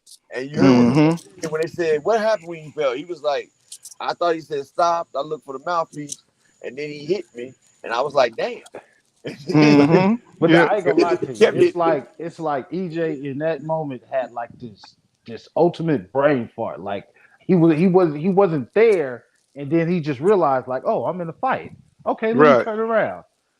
You know what it is? He's such an honorable guy You know what I'm saying? It wouldn't be in him to take advantage of somebody in that same state. So he never thinks like, okay, I'm just you know what I mean? You're gonna take advantage of me. Let me just grab my mouthpiece and let's get right back to it. He Hey, just, nice guys finish last. Nice not in guys this finish case. last. Not in this Hey, case. Marcus Freeman, I think the fight is gonna happen. I say if we don't hear nothing by the end of August, I don't think it's gonna happen. But I have faith that it's already To happen before the end. signed and sealed. Now it has to happen before the end of this month because Showtime about to let the announcements out. It ain't no end of August. At the end of this month, it has to be signed, sealed, and delivered because they got to put their lineup out for the second half of the year. Yep. So they got until this week. Yeah. And Yeah, then this is Bud just wait last minute. Fat Cat Shadow Boxing. What it do, my brother? He says, these old boxers are not being subjective. They are going with what looks flashier. You know, so they know better. It's just that they don't like, a lot of them just don't like EJ style. You know what I'm saying? They don't like the money. He's the man of the division. And when you the man, it's a lot of people want to just, they got jealous. They want to see you take a loss. Like Up was saying the other day. You know, people don't seem to respect you until you get beat. You know what I'm saying? One time. And then all of a sudden, you know, you're a hero now. You know what I'm saying? Because, you know, they don't want you to be above them. You know what I'm saying? They want to think of you as, you know, just You got to show some average person. vulnerability. Yeah. Because when you got that no loss, it's like you invincible. See, the biggest problem old media has, and a lot of old boxing fans had, is the fact that they couldn't give Floyd that that L. They did not want you to walk away without no loss. That's why instead of putting Canelo and all them against tough fights, they rather see the young up and coming killers fight each other. Yeah. Canelo said they need to fight each other. Like they don't want us to just fight everybody else. They want us to knock each other off the weight and bruise and batter each other so they can come in for easy pickings. See, they want you because every time you fight, and when you go in a war, that takes years off of you, especially when you fight against Errol Spence. But also, so there won't be a lot of undefeated black fighters in the history books too, though. And that's why Yeah, they don't care. They don't fight care each other. if Floyd lose a damn game of checkers. They're gonna celebrate. You know what I'm saying? They don't care. As long as he lose at something. You know what I'm saying? They be on Floyd. They hate Floyd like that. And the perfect point is the GOAT, Clarissa Shields. That young black woman has came in and broke all the boxing records. She's the first person, male or female, to be undisputed in 2 different weight divisions. About to be a 3-time undisputed when she stopped Savannah Marshall. But they hate this woman so bad that she went over to a different sport, MMA, and did pretty won good. her first fight. She lost her second fight through controversy, and they acted like she lost on the boxing match. They so happy. Right. I peeped that too. Yeah, they down peeped that too. Yeah, called her funky and everything. Like, hold Man. on, damn, this is the undisputed champion of 2 divisions, and y'all treat her like this. But you got Katie Taylor, their so-called darling, got beat up. She just got beat up breaks. Fights. They've given her 3 fights. You can go back and look at 3 of them fights that she should not have held. But they protect her. And they try to make it seem like she's one of the best overall. But Carissa hasn't had no close fights. Nope. She had no close fights. And, and they don't even put her on the top 10 of the female pound for pound. That's what I understand. Why is Ali daughter so got an issue with her? I'm like, you would think she would be like, yeah, rah, backing her up. Well, you know they got beef. You know they got beef. Fighters. You know they've been having beef. You know, going back and forth about having a fight a while back. You know what I'm saying? Her and Layla. You know what I'm saying? They were talking trash to each other. It looked like they was trying to build up to a fight, but then I guess Layla was like, "Nah, I ain't got it no more." Realized that she ain't got it no more. But that I always think a lot of the old fighters had it. When they see these young fighters making headway, because before that, Layla Ali was considered the top black female fighter to fight. Now she's not, because this young woke Carissa Shields came in there and knocked down all the narratives. And Layla Ali, her old self, felt some type of way, and out of hate. And it's crazy because Carissa looked up to Layla.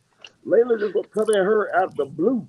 Yeah, Layla had an issue with the quote. Deny her accomplishments. Like, that's what happens with these older fighters. Instead of embracing the youth and the new class, they said they have a problem with it. That's crazy. Right? Because they all egomaniacs, to a certain extent. That's what make them great. You're gonna have to have that kind of crazy ego to go in there and bash your brains out, what I'm saying, to beat another person down, to break their will. You got to have to be a great athlete, you do got to have a little craziness in you. Jessica Thomas, what's going on? She says now you got Spence dedicated, locked into the sport of boxing, and it shows when he went right back into training after the fight, preparing for Crawford if the fight happens. Yeah. What did Derek James tell him up? Man, don't lose your Said focus. it's time for us to go back to the lab. He said Yeah. back to the lab. And what makes it so dangerous is Spence been in shape since the Pacquiao fight. When he prepared for the Pacquiao fight, and usually Spence balloons up after Yeah. the fight. But Spence has been in shape since the Pacquiao fight. That's why when he came in the Ugas fight, he was so strong because he's been there. Like a month before the Ugas fight, Spence was already in fight weight, and he was good, and he was putting on that strength and conditioning. But he's still been in shape, and he's walking around with that weight. Like Floyd said, if you stay ready, you don't have to get ready. So now he don't have to go to the fat camp. And now he's already working with his nutritionist. And not saying he will, but if he brings Blu-ray into this camp too, with his nutritionist, the Spence is a whole different animal with Blu-ray because he's strong. He's already strong. But when he got Blu-ray, the way Ugas pushed him around a little bit, that won't happen. Because Ugas was able to move Spence around a little bit. Yeah. He went. I saw that. Yeah. Now when he Blu-ray strong, ain't nobody moving him around. I think too, though. He said with the eye thing, you'd be surprised how much it'll keep you from being able to train because the eye is connected to everything. So it's a real tribute to him the way he came in, though. I think he's going to be even better now, having that time away from the eye injury to really get his training in the proper way. Because we haven't seen Earl at top, conditioning and everything, putting everything together. So this is going to be real interesting to see Earl with no injury lapse, a full training camp, not having to worry about the eye, not having to worry about coming off of the car accident, just training and being ready. It's going to be really nice to see. But I don't think we're going to see Earl at full capacity until he at his normal weight. That's between that 154 and 160.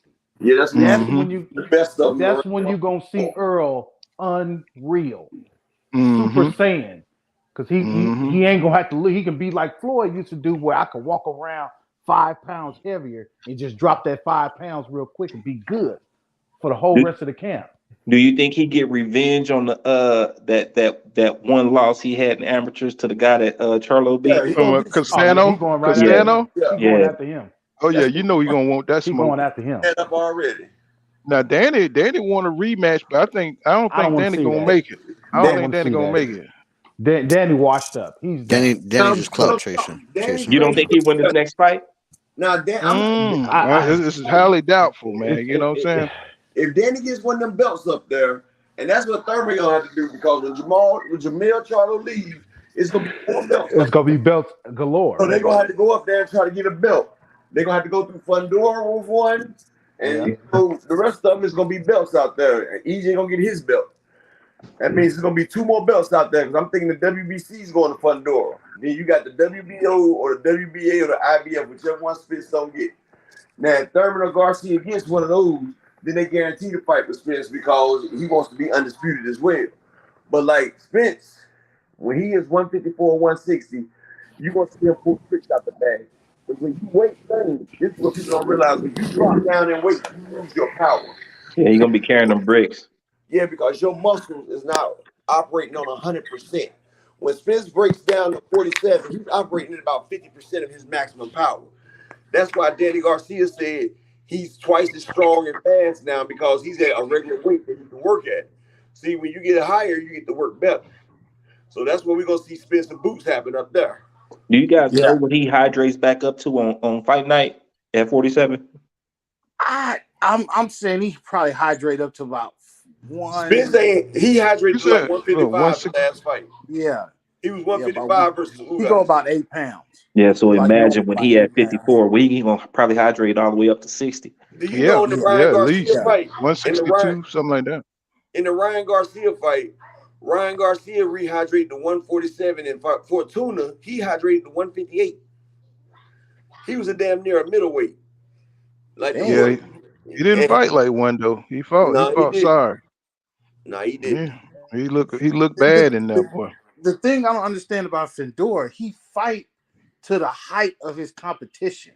You 6'6". Use your frame. Hey, I'm gonna say this That's now. I your do biggest not like weapon. Fundora. I do not like him, man. Hey, What do you mean Fundora, you don't man. like him though? What do you mean though? Man, because it's He's just lean unreal though. for somebody to be that tall to be that skinny, man. And I feel like I feel like he not weight draining himself, but I feel like he's weight bully in a way I feel That's like on him, man, because because it's I feel gonna like kill him he in the can be a end. lot bigger. Didn't he I And can drop? it, see that. Didn't he get dropped one time though? yeah, he got Yeah, dropped. mm-hmm. No, yeah, he got remember, dropped. he got See, all that body he has to protect. See, what you don't mm-hmm. realize is when you're going against a masterclass boxer like EJ, all that big frame that he has, those are all targets. And I'm pretty sure Earl hits a lot harder than daggone Erickson Lubin. Plus, you Yeah. got Earl coming up in weight. So that's Earl with more power. And Earl Like is yeah. a fighter as well. You And Yeah, think you he's see, you genuine with see, that call out? you see, Erickson Lubin, he ran out of steam, bro. He yeah, could have Erickson finished. Lubin was He, winning he the should fight. have he should have been finished. He could have finished him, but he made an error in standing in front of him, and he didn't And have took the too many energy. shots. And took too many Mm-hmm. shots and got his orbital broke. But Mm-hmm. even when he got his orbital broke, he was still winning the fight on the cards. And that's Yeah. what I'm Mm-hmm. saying about Spundor. Yeah, he's a pretty good inside fighter, but he's going against the person that was going for his head.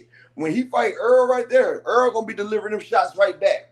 And Fundora has a large midsection, even though it's small, it's long, Yeah. and that's a lot of Mm-hmm. shots. And with a body that small, when you got Earl pounding your body, he's gonna be rearranging your insides, and that fight is not gonna be nowhere near as hard as some of his other ones because he's gonna break that young boy down early. Because all that man is ribs and muscles right there. That's all he is. And then he talking about something he'll move down to 147 and like, come on, bro. Yeah, Like Do you really? think is he genuine in that call out, or is he using that for yeah, he's publicity genuine. with I, him I hitting I that? think I, Nah, he I think wants he it know. all out. When He people wants call that Earl, they smoke. want that payday. Well, you need to be trying to get at Jamel right now, but I don't He think ain't ready for Jamel. Jamel either. I think Jamel going to Bill go ahead and kills. knock out. Somebody got some background noise. Everybody try to I hear mute that yourself if too. you ain't talking. Um, you know, I forgot what the hell I was gonna say. Oh, Damn. Jamel, him and Jamel fighting. Yeah, he gonna take care of Costa Zoo. I mean Costa Zoo's son, real easy. Tim Zoo, he gonna knock him Yeah. out, bro. And hopefully he'll drop the belts, or he'll go ahead and fight Fundora, and it won't even be a problem because he'll beat Fundora too. You know When what do I'm you think saying? that fight happens with Tim Zoo? That should be January. next. I think he had like It's 90 Yeah. days or January. They something to already. commit. It's in January. It's No, January no, Yeah. no, 15th. not the when, the where. Oh, I don't know where Oh, I yet. don't know. I don't know Probably where Dallas. yet. I mean, or San Antonio. Yeah, because Tim ain't got. He's a foreigner. He ain't got Yeah, no that's what say I'm in saying. nothing. That's what I'm saying. Yeah, He I ain't don't got Probably think. might nothing. take him to Houston. I would like to see that fight in Houston. Yeah, It That's I can my would be. go goal. It's to it. That can would be be because huge for Yeah, I go Jamel's Houston. to the it. ace of that, so he can have it anywhere he wants to. He got all the Yeah, He belts. be talking. that He be fight. talking If that you bring mad that to stuff Houston, too. Have him take I'll a bring that to homecoming Houston. fight. That'd be You know, he's huge for from Houston. Houston. Okay, look, Eric Johnson says Bud wasn't coming to Texas when EJ beat down Ugas. He said he wanted to stay safe. Didn't want EJ question asked in front of everybody. That's what's up, bro. He says, Three Pump says, what Bud's gonna do when Spence cuts off that ring all night? Bud ain't gonna 12 ain't gonna 12. Get your bets in now. Hey, Bud ain't going 12. I got it. And what's going on, Mike Rhythm, my brother? He says Crawford might be thinking this fight might mess up his Hall of Fame and really bring up his resume if the outcome is horrific. Hmm. Huh. Well, I he never better get thought ready about it like for it because that. that's what's supposed to happen. I never thought about hmm it like He said, how you say that? Shell, what is that? Shell, the American Murder Silver. He says if Bud is an underdog, I'm dropping a thousand on him. Well, why don't you bet me straight up then?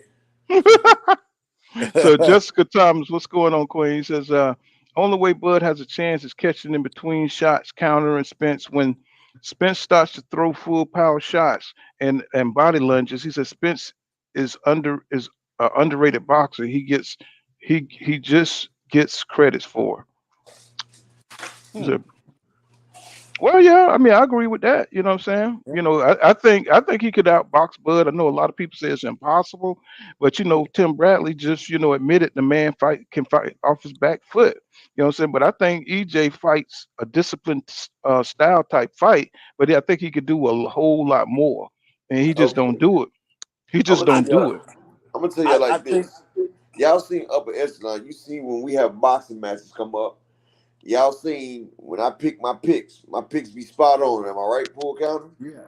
Oh, I, you've been on I, so far. Mm-hmm. I be Yes, picking the sir. upsets. I be picking the upsets. I be picking the winners. It's because I can watch boxing. I love this sport. I've been watching this sport since I was 2 years old. And the way I'm looking at this fight right here, Spence, now mark my words, Spence is going to give us something that everybody said he can't do.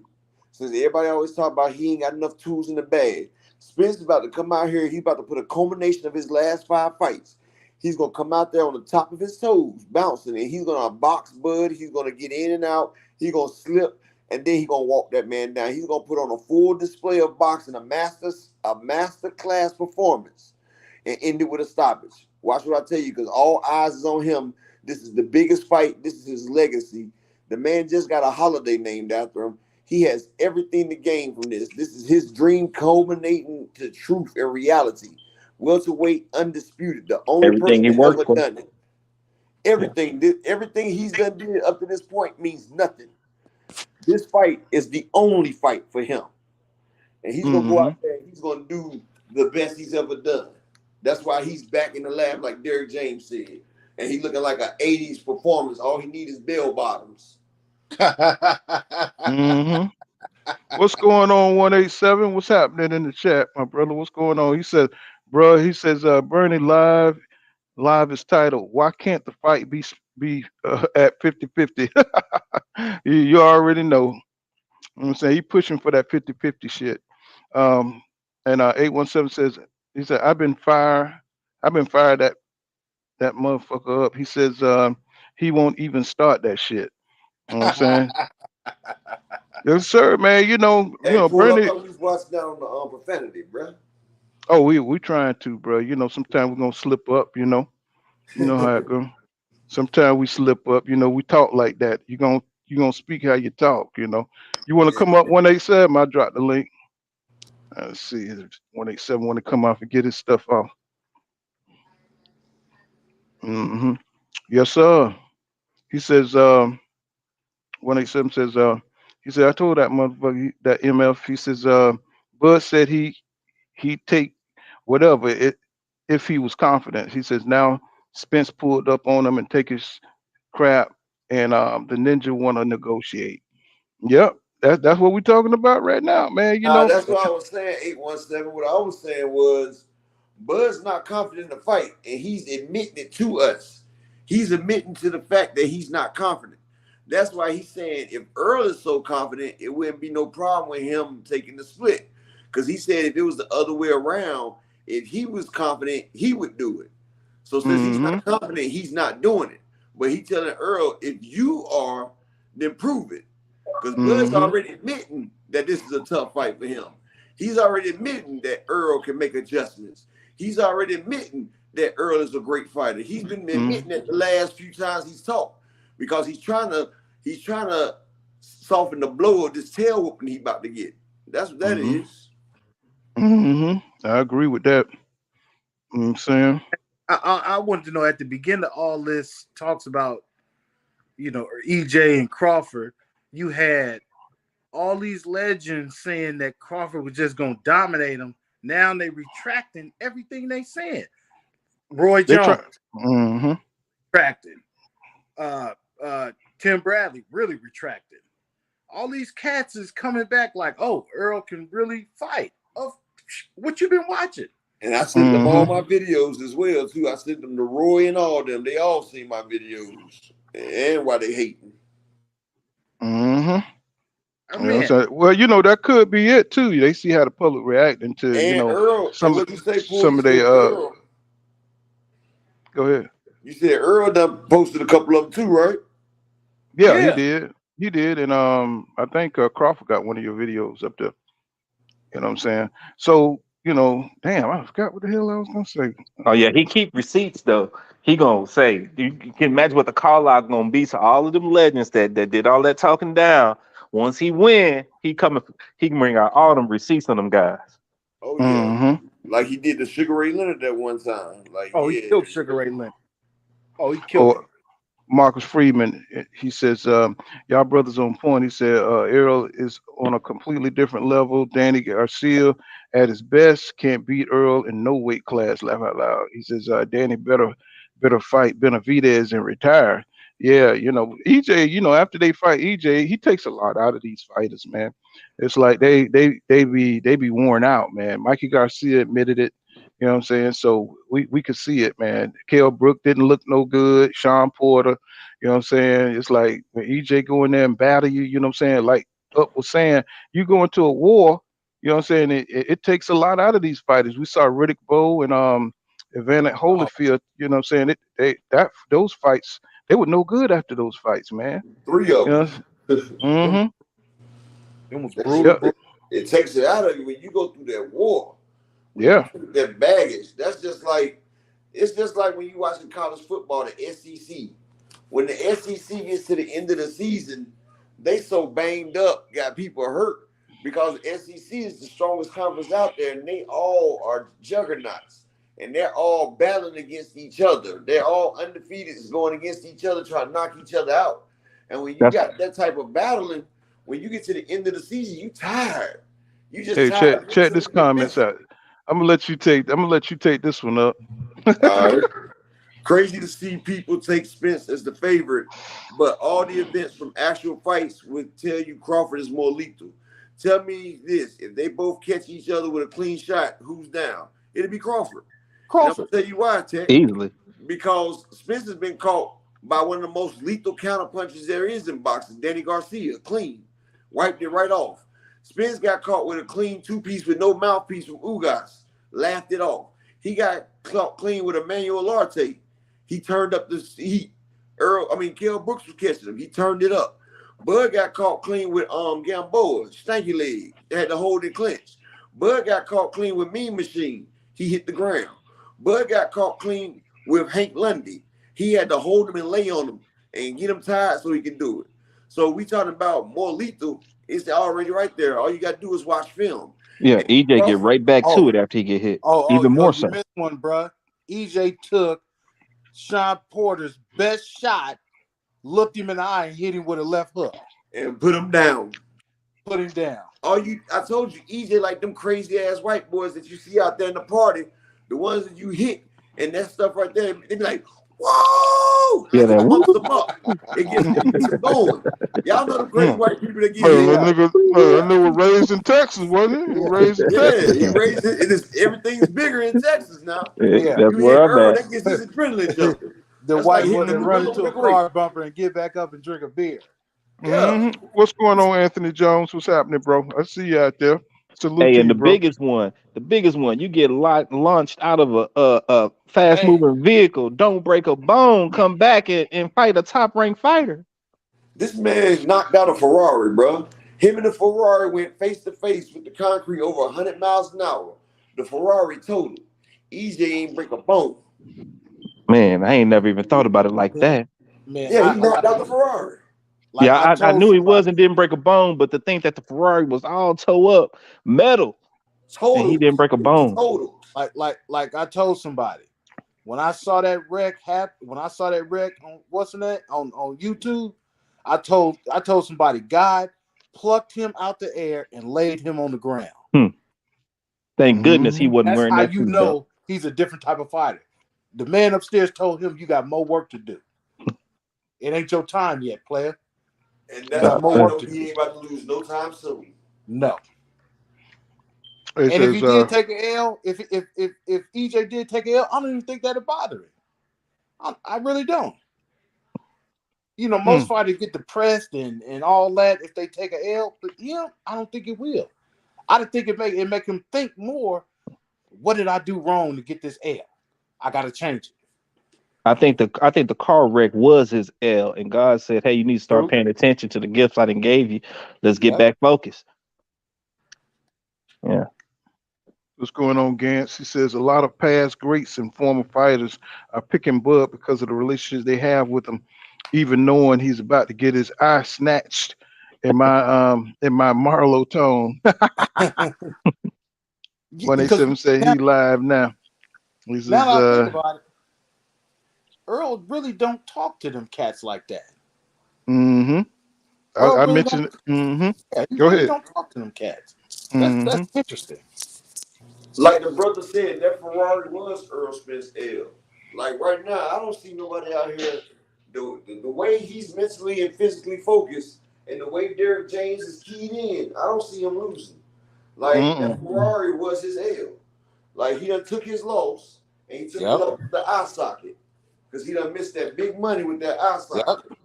And those are the two losses of his career right there. Right Yep. now, I don't see nobody who's physically and mentally strong enough to stop Earl because you're gonna have to kill him. And ain't nobody else gonna take it to that level like Spence is. I'm just sorry to say it. He But said, and just to reiterate, let me give you this little eye thing right here, just to make sure that you stay focused Mm-hmm. and get the Yeah. business in. Yeah.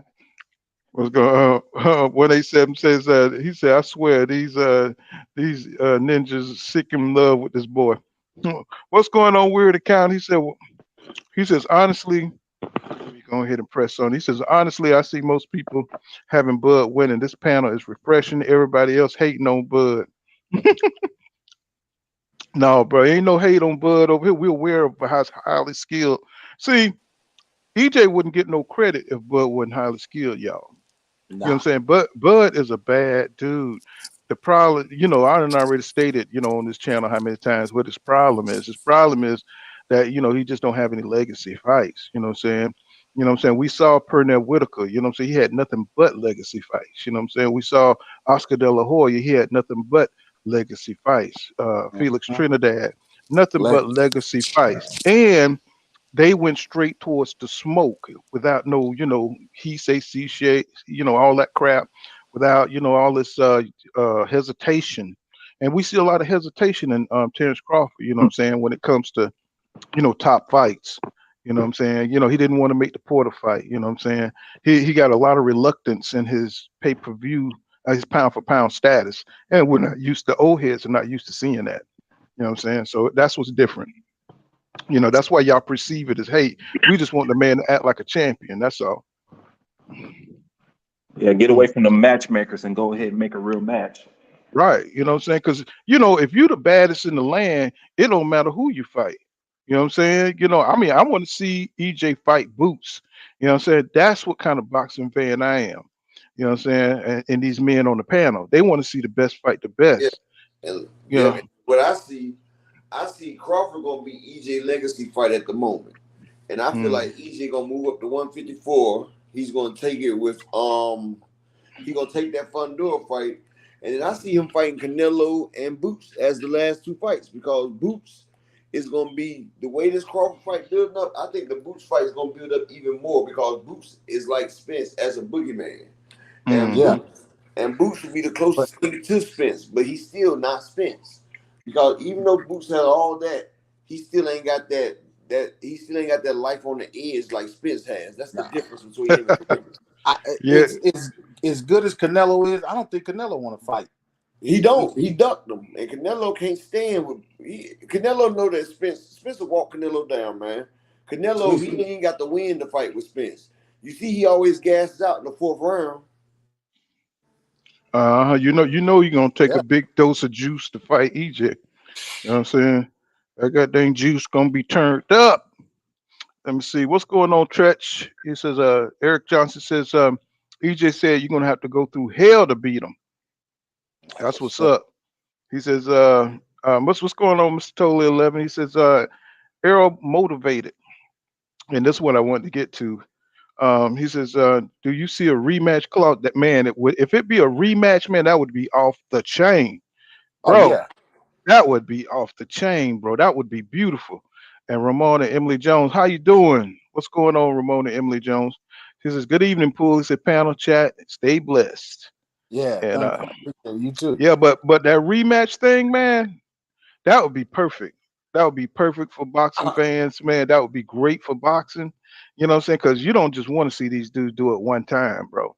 You know what I'm saying? But EJ said, you know what I'm saying, he only had one more fight at 147.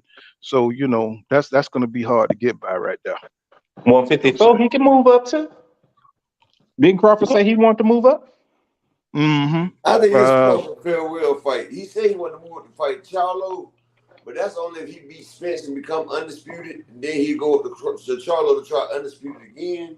But he's not gonna beat Spence. I think this Spence fight gonna be his farewell fight. That's why he's trying to get as much money as he can right now. Because once that's over with, then you know he can take care of his hanger-ons, and you know he's good. But I think Charlo too big for him anyway. Yeah. Charlo way too big.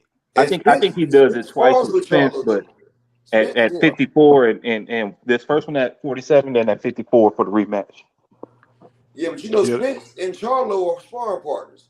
Yeah. And you remember Spence is the only one that they know that dominates Charlo, because Charlo was talking that jump, talking about, I'm a southpaw killer. Spence said, you don't kill me. He said, well, I wasn't talking about you. Well, he said, well, let it be known. Let it be known. I remember that. I said this too. I said, I know they saying this is the biggest fight in boxing, but I disagree with that. I said, I know it'll never happen, but actually him and Charlo would be the biggest fight in boxing. Yeah. But that I don't want to see it. In a few years, I think it's gonna be Spence. You know why? Because Derek James, what are you gonna do? He gonna go with EJ. He gonna go with EJ. You know what I'm saying? That's gonna cause a rift. You know, that was weird. Like weird. Like seeing Oscar De La Hoya daddy coaching Oscar De La Hoya against Floyd Mayweather.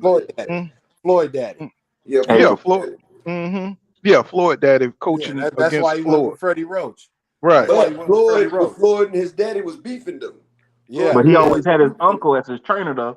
Yeah, you know, Roger Mayweather was Floyd's trainer, but then Floyd started taking too much punishment as Money Mayweather, as Pretty Boy.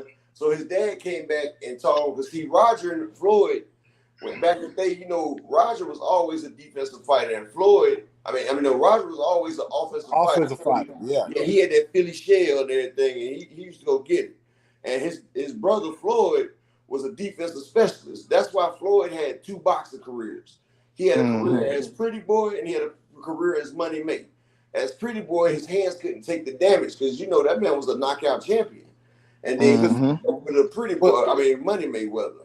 Hey man, if they do the steel fight that he broke his hand in, what fight was that? Yeah, he already showed in that fight. But he broke his hand almost in every fight he had. I think he broke his hand. He break his hands in every fight. His hands was brittle.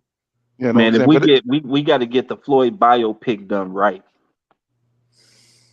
Yeah. But yeah, that's true, man. You know what I'm saying? Yeah, Floyd dad was the defensive coach, and his uncle was the offensive coach, and they just put that shit together. You know what I'm saying? Because his dad, you know, helped him out a lot.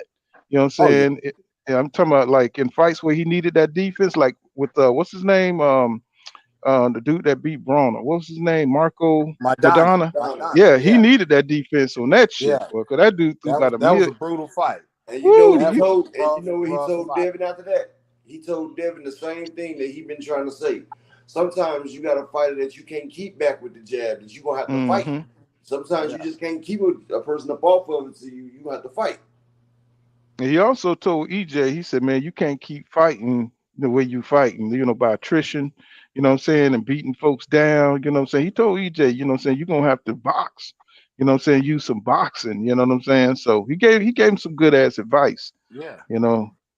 Mike Rhythm says, he said, yeah. He said, I know you talking about, he was over in Germany. He was always hitting them boys in the body. What are you talking about? You might be talking in the chat. Oh, okay. Yes, okay, yeah, they talking in the chat here. You know what I'm saying? But yeah, this is Eric Johnson says Gary Antoine pressed boots and stayed in his grill. He said, y'all think EJ gonna do when they fight? You know what I'm saying? Boots. What are you talking about? Boots and EJ or what are you talking about? You know what I'm saying? He's talking about when Antoine Russell beat Boots in the amateurs. When he beat him twice. But No, he said, what y'all think? He said EJ gonna do when they fight. he asked me is Earl gonna do the same thing Antoine Russell did. Right, to Boots is this Yeah, what I'm asking. because you know Yeah, Antoine Russell, but see, Boots is a whole different fighter than when he fought Antoine Russell. Yeah. yeah, I you still know. don't think he's ready for Price though. EJ yet. I don't think he's ready for EJ. Nah, he's not. I said he got the heart and he got the skills, but the difference is, like I said, you know, Earl and Bud both have been in life and death situations. Yeah. Mm-hmm. Boots ain't got that life and death situation Nah. yet. You got to get that right there. When you get that life and death situation, that makes you a whole different animal right there. I think that fight with EJ this early derails his career because what it would take for him to try to get that win and how EJ fight, he just have to destroy him just to to win because he. Like Charlo, when Yeah, yeah, like you Lewis, said, them wars take fights out of you. You know what I'm saying? like Lewis Uh, and Charlo, Lewis was too early for that. They Yeah. kept trying to tell Yeah. him you wasn't ready. Yeah. See, he fought all this time trying to get back, and still That- came up short against Fundora. That's like how Gotti took them wars from Ward and then try to fight Floyd Mayweather. Now that would be a good fight, Boots He and couldn't keep up. Fundora. He couldn't keep up.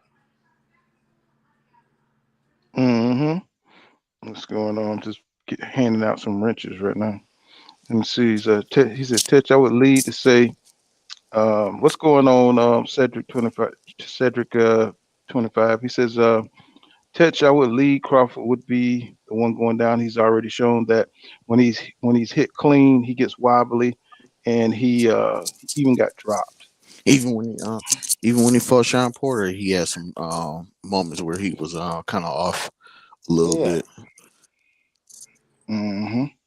Let's go and smash that like button, yes sir. Let me see. Did I wrench my sister?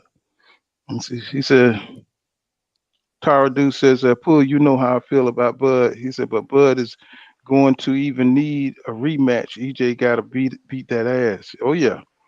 Oh, most definitely. But I wouldn't mind a rematch, man. That I mean, we wouldn't Yeah, all, we we got would to see all it like, twice. mm-hmm.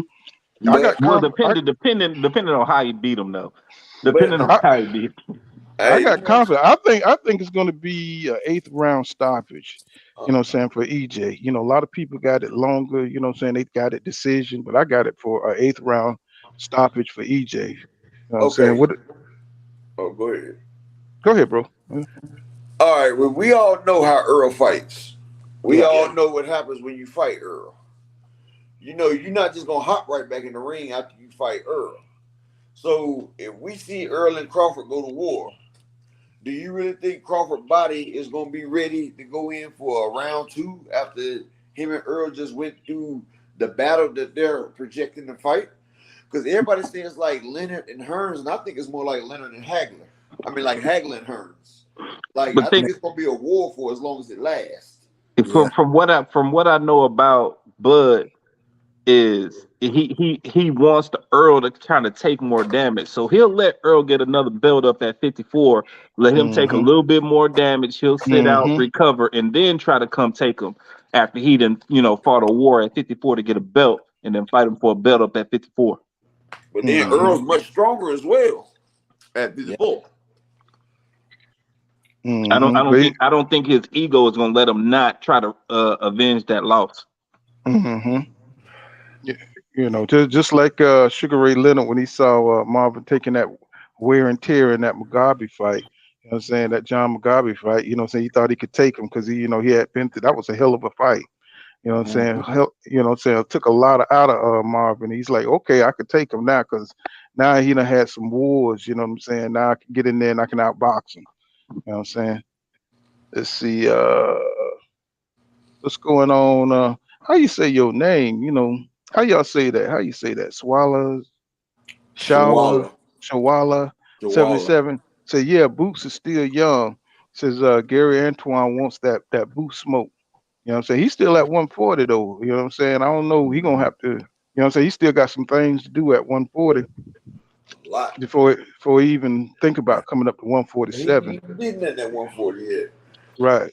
Yeah, I could see him getting that Montana Love belt though. He'd definitely get that IB. Well, he got the regular, right? Yeah, Yeah, China is yeah, overrated. he Take got the the salt regular. with Pam. Mm-hmm. They Hey got some Pam, Uh, bacon. hey It's Pam, bacon. ask me this. Hey, tell me this, man. I think a lot of fighters is scared to fight Frank Martin. Why is that? cause man, Frank Martin good is good, man. You I see don't him? know. I don't know about being scared. I wouldn't say scared, but it's a risky fight for somebody that doesn't have a name or a belt.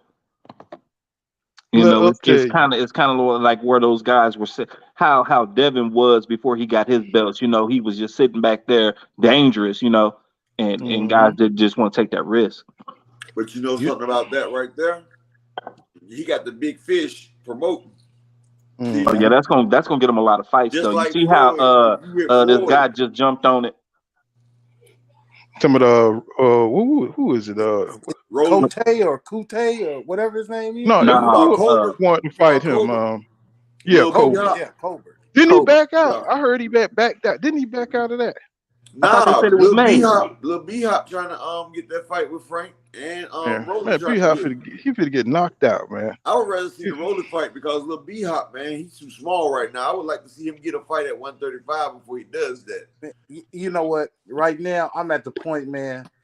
Rolly is a sideshow.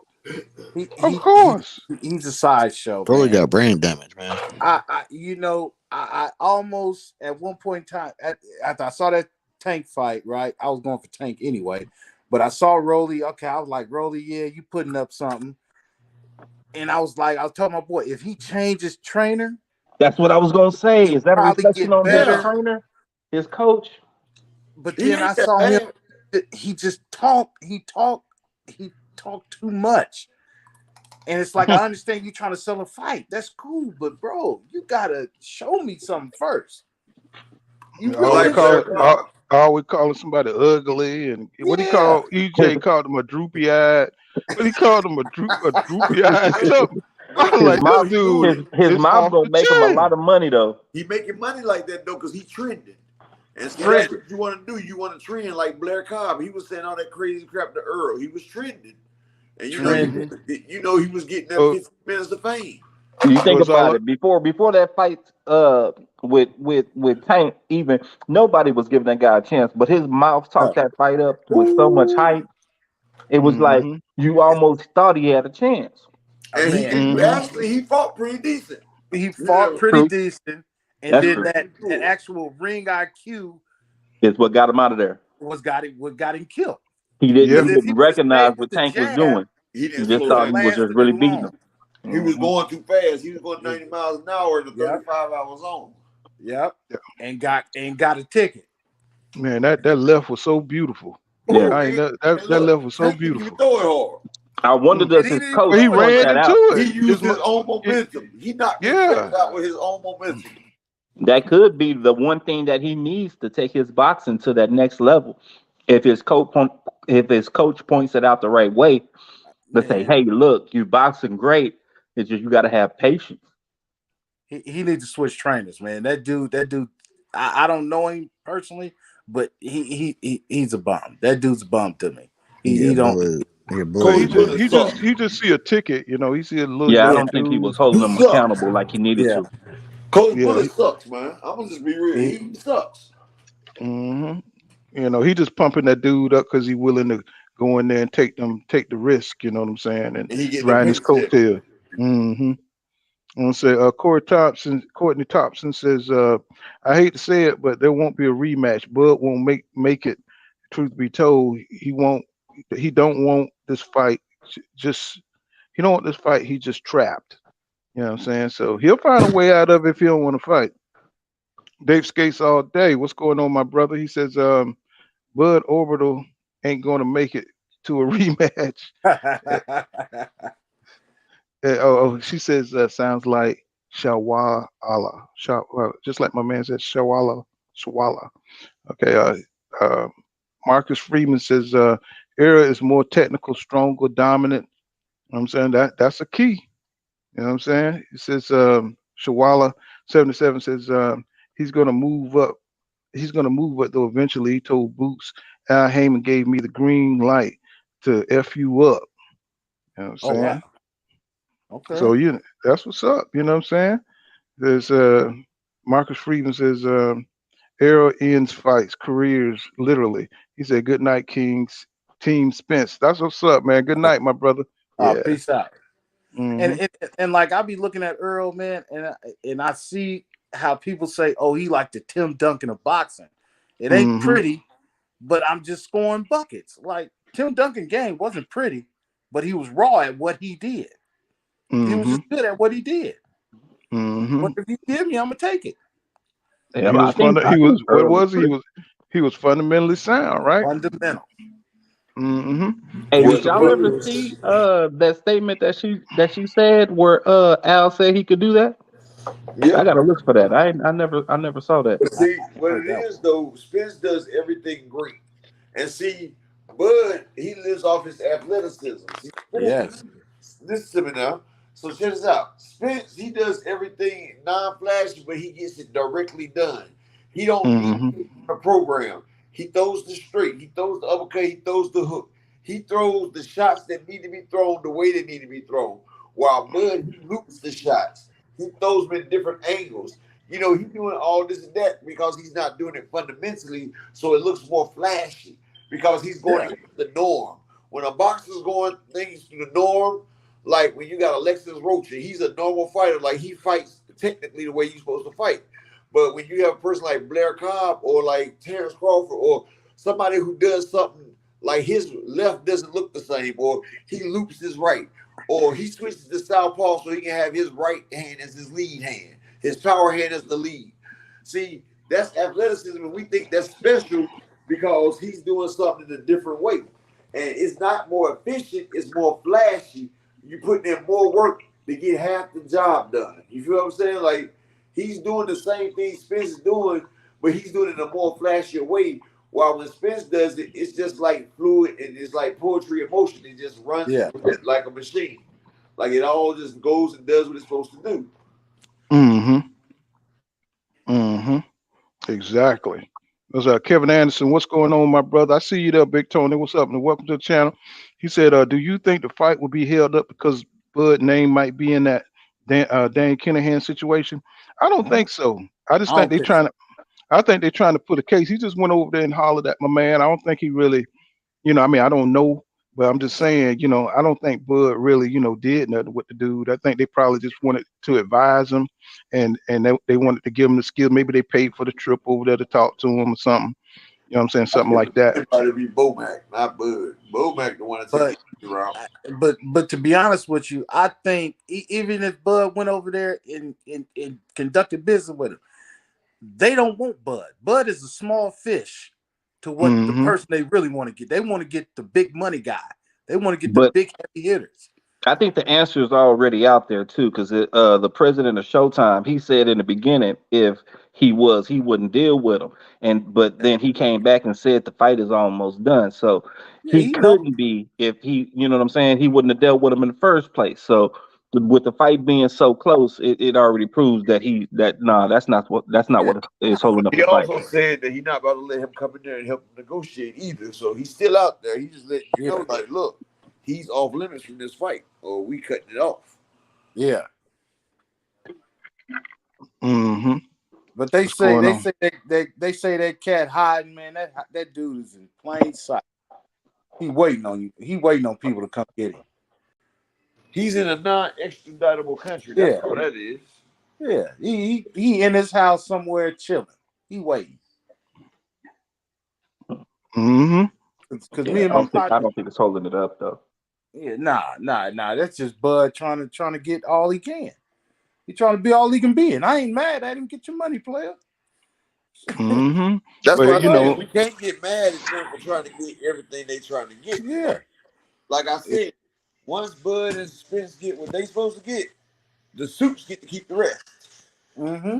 The people that ain't doing nothing get to keep the rest. The Yeah. people that's not risking their lives, that's not going out here battering each other. And you know, this kind of remind me back in the day. You remember when they had the slave fights where the people, the Yeah. owners, they Yeah. plantation owners would bring their best couple slaves, and have them fight it out. And you know, them slaves, they give their heart and soul and even their lives in the battle. While these plantation owners and everything, they fighting for ducats. I mean, they get paid over ducats. Like, it's actually they putting a price on your life. And boxing, like I said once before, is the one sport that you don't play. Because when you boxing, you going out there to kill your opponent. Literally. You're trying to incapacitate and stop your opponent. If your opponent dies, then he dies. It's in the contract that people have lost their life. So it's the that you may lose your life in this contact, in this sport. So it's a very dangerous sport, and we got to realize that your life is on the line every time you step in this ring. You can get brain damage, you can get a ruptured inside, internal bleeding, you can't stop. You can get your daylights knocked out. You can be on a machine the rest of your life, you know, with your brain dead. Yeah, so So, definitely get your money. That's why I say so we can football. never say who's supposed to get what and how much you're supposed to get. And I feel like the fighter's supposed to get they just due, especially if the other people getting it. Yeah. Yeah. But That's why I say all I say to that is have a number in mind. You know what I'm saying? Be able to negotiate it. You know what I'm saying? Nobody cares about how much they get, bro. You know what I'm saying? Just if the network, you know, draw the line in the sand, saying this is take this or we're not making this fight. You know what I'm saying? Go ahead and take what you know you gonna take, bro. You know, no, I don't want people saying, oh, you ain't you putting a limit on Bud. No, man. Now we're not doing that, but it's only so much that a fight is worth. Now, damn. Yeah. Well, I mean, but that's what everybody. You can't have it both ways. You know, people saying you know he coming to say I want 200 million. That's what I worth. You know what I'm saying? So people gonna be like, and they proved it. You got to prove that as well. If you gonna say I kind of blame that. How? Floyd. You know, Floyd set this bar that everybody want to reach, and nobody's like that. But Floyd made the payments too, though. Floyd sold that too, though. So Floyd, that's why Steve Espinosa came at the beginning and said he not about to pay no Floyd type money. Well, in this fight, you know what Floyd banked on was the names. He had them name fighters that he always went against. In this case, they both got the name. But I think the easiest fix for this is just to go by the percentage. Just negotiate your percentage up to what you think it would be, and whatever the fight make, you get your percentage off of it, so it's fair. You don't have to have a number in mind. Oh, I want this. I want my percentage of whatever it nets. But I figured how Bud got that 25 mil up front. You know why? Because the PBC showed their hand when they was willing to offer Canelo 100 million for 2 fights. Yeah, but bro, he is not. He can't put himself on Canelo level. Yeah, You that can't fan just base do is it. different. You can't do it, bro. You can't look at Elvis if you're a performer, right? You can't look at Elvis and say, "God damn," you know what I'm saying? I'm on Elvis level. You know, give me that Elvis money. Okay, yeah, he can't say that, but that's why I'm not saying he asking for Canelo money. He's asking for half of it. He feel like if you give him, he should at least get half of what Canelo getting. He said, well, hell, he should have showed up at the Ugas fight, so he could have promoted more. Yeah, he should have sold some damn. He should have fought He should have fought somebody. Keith Thurman. He should have fought Keith Thurman. Yeah. He could have signed with the PBC, got that Keith Thurman fight right there, built the fight up, and then we wouldn't even have this problem. But no, like Bob Arum say, this man don't like to promote. Man, So can you imagine if he had showed up at the Ugas Ugas fight and got in the ring and talked afterwards? Oh yeah. The publicity that would have gave, he would have had a bit more traction. You see how much I'm selling it? Crazy. They would have talked about it for 3 months. We'd be still talking about it today. You don't seem to realize there's so much money in his appearance, bro. He got more value than he realized. You know what I'm saying? Being tied to spend. Now y'all remember how big that Floyd and what's the name fight was? What's his name? Conor McGregor? No, not Conor McGregor. The other one. Pacquiao? Black dude. That Shane or who? No. You talking about Sugar Shane Mosley? Remember when Sugar Shane Mosley hopped in the ring? That blew that fight all the way out the water. Yeah. He looked like he had Floyd shook for a second there. Floyd like, oh, goddamn. I think it Fury was had a better fourth him thing in the being ring. with Top Rank that kind of stifled him a little bit because they don't know how to promote him. So he never Yeah. had to, be out there doing, that It's talking and all funny of that though. stuff because they didn't promote him right from the beginning. It's funny, but when Floyd wanted to fight Sugar Shane, he was talking about toothache and all this other crap. Mm-hmm. And then Yep. he saw some vulnerabilities in Floyd. He was like, "Well, yeah, I got him up in this weight class now. Now we about to get this home cooking." But Yeah. see, like we said, if Crawford would have promoted and did that, yeah. But Oh, it like would I have blew said, up. but like we said, Jerry Jones also has a means to fixing the damn problem too about Crawford wanting his 25 up front. Easily. So Easily. that's why that's another reason why the fight ain't signed, because they don't know which venue they want to go to. Now, Mm-hmm. you want See, your he trying 25, to think, like you said, he trying to think over, man. Dallas. So do he really want to go to Dallas and but he face get what that he kind asked of? for. I Mm-hmm. mean, Yeah, I mean, yeah. you tell us to Crawford, that ain't his hometown. He from New Wouldn't it York. be so But see, beautiful if he they got to have, I sit mean, back and really weigh that money out? He's like, man, well, Dallas gonna give me this money, but if we go to Vegas, I just get this. But Dallas is over there with all of I this money be for me. honest with you, and I see, don't and think that's Vegas gonna crazy give because he the got maximum. all these choices being a B side though, and that's the Mm-hmm. crazy shit about it. No B side in the history has had this much deviality. He's a stone Mm-hmm. cold diva, and you can't have it both ways. Either you want your money up front, and you go down here to Dallas, or you go ahead and take this up front, and we do the right way, and we do it in Vegas. You can't have your cake and eat it too, now, bro. You asking for a substantial sum amount of money, and Say, we get on the already got phone with Jerry, bro. Let Jerry close him. Jerry will get I'm get trying the to Jerry deal tell you, done. closed out. if Get on they the had phone this, with Jerry. if Jerry they gonna had look this fight like in Dallas, Roger Staubach gonna come out of retirement. God damn it, he gonna come out of He gonna say, retirement. his son. I'm gonna take care of your family. We're gonna get you a box, and everything is gonna We're be gonna give great. you Just a go ahead and season sign your tickets. contract. if We're gonna you give you season if, tickets. if y'all know football, how I know football. If you negotiate with Jerry Jones, Jerry Jones gonna put it to you right. I got this for you, and that's all you get. He gonna close it, man. But He gonna close the Jerry deal. say this all I got. It'd be This is more all than I you. got for you. But look, a lot of times it'd be more than you was banking on. Thank you. Mm-hmm. He gonna say, Mm-hmm. hey, and I'll let you commentate some fights after you retire. Jerry always put you in a position to win Yeah. afterwards too. Mm-hmm. You know Yeah. what you want. You know you want that moolah. He's the You know what I'm devil's saying? advocate. He's the devil Yeah. advocate. That's a good way to put it. Man, That's Eric Johnson says EJ got all that too. He just haven't shown all the time. He was styling on Lamont Peterson in that They in the second round. comments. Wasn't he though? Yeah, Wasn't he though? they in the comments going back. oh, Mm-hmm. That was And a good fight though with Lamont though, man. Oh, He, that that was was a a good great fight. fight. That's when he was showcasing the skills, and he showcased a different Errol Spence that fought Kell Brook. He showed that, a Yeah. more complete fighter. See, when wasn't he it fought beautiful Kell when Brook, Kell Brook had to take that knee? He took yeah, the knee and put his and hand that's up. I said, and oh guess my what? mm-hmm. god, And y'all know that's EJ's logo right there. It's Kell Brook. Kell Brook done became that man's logo. That man down. hand down. That's Kell Brook right Yeah. there. Yeah. Mm, That's Kell Brook mm. Yeah. taking that knee, and that was the beginning And of down, man. And you know what's crazy? And this is why we talk about how you fight better fights and you become a better fighter. You remember after he fought Kell Brook, that battle that he had with Kell Brook. You see when he fought Lamont Peterson, you seen a whole different side of Earth. You see more wrinkles come out. You seen a more accomplished and a more rugged fighter, a fighter that's done been through something. Now he knows Yeah. more. And I got a clip that I got saved that I'm gonna play in a video later. And it's this dude that grew up with Earl, and they used to sit there and spar growing up together. And he You said talking they about got Marvel's job? That dude, Marvel's jobless, whatever. whatever his name is, I got it. But he was like, man, me and Earl was fighting after he went and trained with Floyd. He said Earl was in the middle of the ring talking to me while we was fighting. I'm fighting my heart. He's about, yeah, it was Jarvis. He's like, Jarvis, you ain't been training, hey. He said when Earl came back from training with Floyd, he said Earl was doing stuff that he could hardly imagine. He said Earl was washing him. He said it wasn't nothing he could do with Earl. And that was just off of training with Floyd. That's why I say Mm-hmm. Floyd I think Earl said in a video that Floyd really taught him how to think in the ring. exactly. He told him you got to keep your mind, keep going in the ring.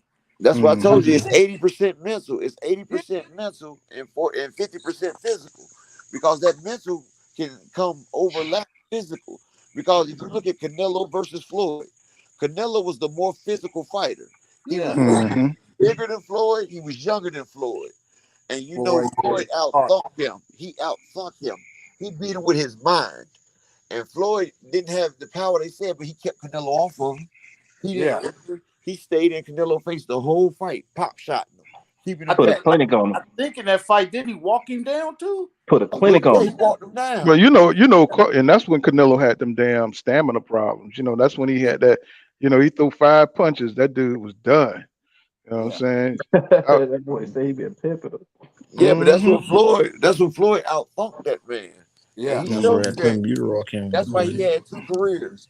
He had his first career, Pretty Boy, when he would just outbeat you, when he'll mow you down and walk you down. Then he showed that a boxer can change. He became Money Mayweather, and that was the prize fighter, the Yeah. face. He became the pure pugilist, where he would hit and not get hit back. And even though people used to say Floyd Mayweather fights was boring, guess what? He winning, and He that's was all about teaching you winning. something.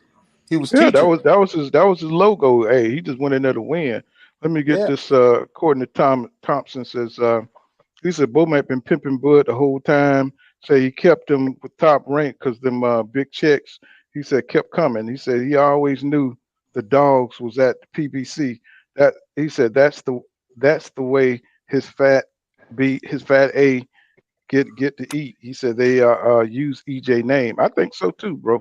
yeah. You know Yeah. what I'm saying? Everybody does that though. They use Tank, they use Floyd, they use Oh my EJ. God. All You these see Mm-hmm. Ryan Garcia? all these different companies always they hate Al Heyman and the PBC and Floyd Mayweather, but they always hyping their fights off about it. Like look at Eddie Hearns. Oh, Canelo and Triple G is gonna be better than Terence No. and Spence. Don't nobody No. care about that washed up fight right there. You got a has been and a never will be fighting each other right now. Mm-hmm. And you talk about Mm-hmm. bigger than Spence and Crawford. Man, you out your daggone mind. I What's think they going? wanted Canelo to be Floyd so bad in the limelight, like Floyd, so bad. They They wanted. Yeah. did. And Floyd put him in the limelight. Yeah. Floyd would have But you kept couldn't him handle there it. until he backstabbed him. He backstabbed Floyd. Yeah. And And he need to Floyd have was a cool. second check for him. He's like, man, you done made me all this extra money here. Well, Yeah. Gantz, what's going on, Gantz? He said if Bud was confident that he could beat Ugas, he would have went after his strap to solidify his 50-50 worth. He said, but he didn't because he wasn't confident in his abilities. At what's that? PBP, I what's guess that? pound for Pound for pound. That's pound. what they probably messed up or something. I don't know. I said he wasn't confident in his abilities and PBP, whatever that is. You know what I'm saying? So, he said, but confident he could be. He Yeah, didn't want to mess up yeah, that. He didn't want to yeah. mess up That that was check. too big. It was too big. It was too dangerous of a fight. You know what The I'm whole saying? thing was Bud didn't want to mess up that check. He Yeah. when he started getting close to EJ and him for undisputed, he didn't want to fight Thurman. He didn't want to fight nobody. He argued about the Mean Machine fight. He didn't want to fight Porter. Really, they was about to go to a purse bid. That's the only reason. Like Bud Hmm. didn't want to do nothing. Like he was lazy, bro. Like he was a diva. He wanted people to cater to him. He felt like I got the last piece of the puzzle. You got to come to me. Like he felt like he didn't have to do nothing. He was just waiting for that big payday to come to him. Like he didn't think he had to do no work, and that's what Bob Arum talk about. Bud don't like to do no work. Bud want everything done for him. He feel like he's entitled. Like Full Counter says, he's entitled. And Washana Allah, how you say that? Shawana Allah, I'm sorry, I'm messing up your name. Shawala. 77. Shawala 77 says facts. He said, I call it the Mayweather effect. Everyone wants Floyd money and zero losses. Yeah. You know what I'm saying? A lot of people say that about how Floyd, kind of messed up boxing and stuff. What's going on? Renzo Patterson says Floyd had his hands in multiple baskets outside of getting put over by De La Hoya. Floyd crossed over when he went to the WWE. You know what I'm Yep. saying? What's Got that. going on, Yoda Wise? I see you in there. Y'all subscribe to Shout Yoda out. Wise Crush. What's Shout going out. on, bro? You know what I'm saying? And got a lot of people going back and forth. Let's see what's going on. Skates all day. He says Canelo magic power disappears when Floyd made him take that random urine test for the fight. Oh, that was facts right there, bro. Big Canelo, Canelo, facts. Canelo. Steroids, steroids, steroids. You know what Hmm. he said? Thank you, Troy Moore. He said, smash that like button. Support is appreciated. Yes, it is. I appreciate everybody who's here with us tonight. It says, Mayday, Mayday. Says, it's a video of Derrick James fighting and getting wobbled in the fifth round, bouncing off the ropes, the exact same way Errol did when he got. I saw that fight, wobbled by Ugas in the sixth round. Yeah, I saw that Hey, fight. Mayday, Mayday! It's a video of Bomac getting knocked out in the middle of a fight with an uppercut Hmm. while eating a Big Mac. I tell me he went down like a sack of potatoes, didn't he? Didn't I he tell though? me And he he had went to down. roll. And look, and when Bomac got knocked down, tell me why that man had to roll left and right before he got up. He couldn't just pop Mm. up. He had to rock himself up to his feet. He said, Lorenzo Patterson said, I actually thought Crawford would pursue Ugas while Spence was recovering. That's, and the whole time you're thinking, he would do these kind of things, but then you just seen what kind of champion he was, and he wasn't interested really in undisputed like he said he was. You know what I'm saying? And that's the whole thing, man. You know what I'm saying about Crawford. You can't really jump on that train because he moves different. And I can You know what say I'm this saying? one thing right here. Earl Spence had a layoff where he had a car accident and an eye injury. And within 3 years. Don't you know in that same amount of time him and Crawford fought the same amount of fights?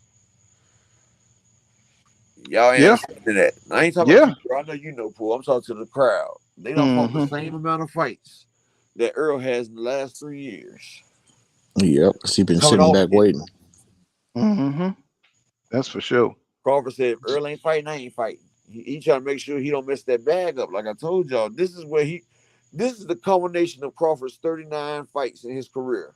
He feels like he's at the point now where this is everything he's done worked and dreamed for. OG, he said, you must be talking about James. He talking about his OG in here. Hashtag salute. Yeah, what's going on, hard three to tell. You must be talking about James. Now, he ain't in here today.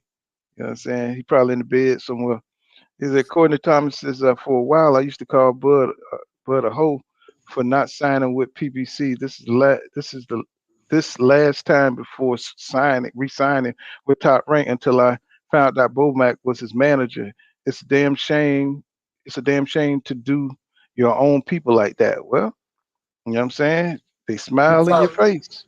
Top Rank that guaranteed money. See, Bud didn't want to sign with PBC because PBC don't have that guaranteed money right there. And see, that's the Hmm. problem with the fight right now. But Because that's see, the Bud, same. He should have been betting on himself. He would have been getting that better money on the yeah, back end.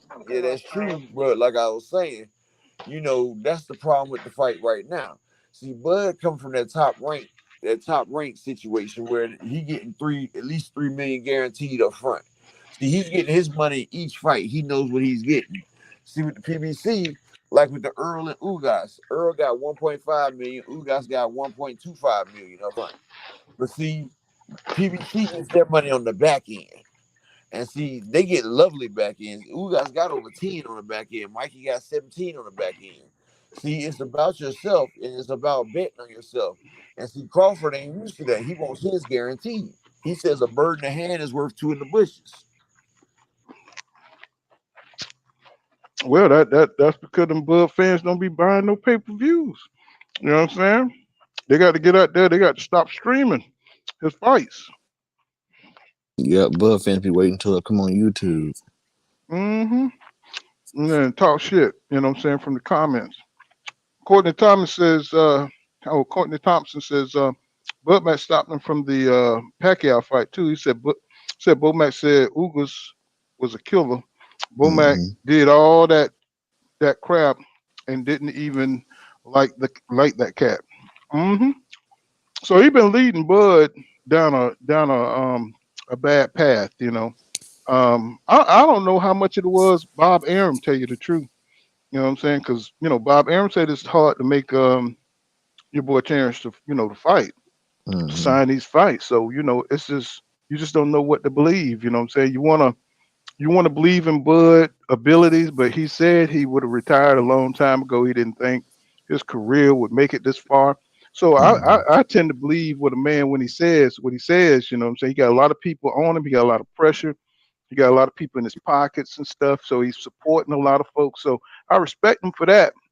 You know what I'm saying? So he got to make that big money. You know what I mean? So, He I also, ain't too. Mm-hmm. he Go ahead. also said he was Yeah. above the Spence fight. See, when he thought he was getting that Pacquiao fight, he said, "Don't talk to me about Spence. Don't bring that shit. Don't bring it up no more."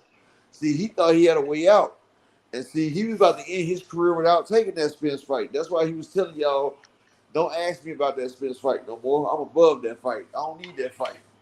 Then when that Pacquiao fight went through and Ugas stopped Pacquiao, you see Bud tweet on Twitter talking to Earl talking about, "Man, ain't that messed up?" Well, He's Hey, y'all but remember they that were happy. Dongo fight? Mm-hmm. Y'all remember that Dongo fight? After the fight, Mm-hmm. how happy Bud was? He was jumping Mm-hmm. like 10 feet up in the air and shit.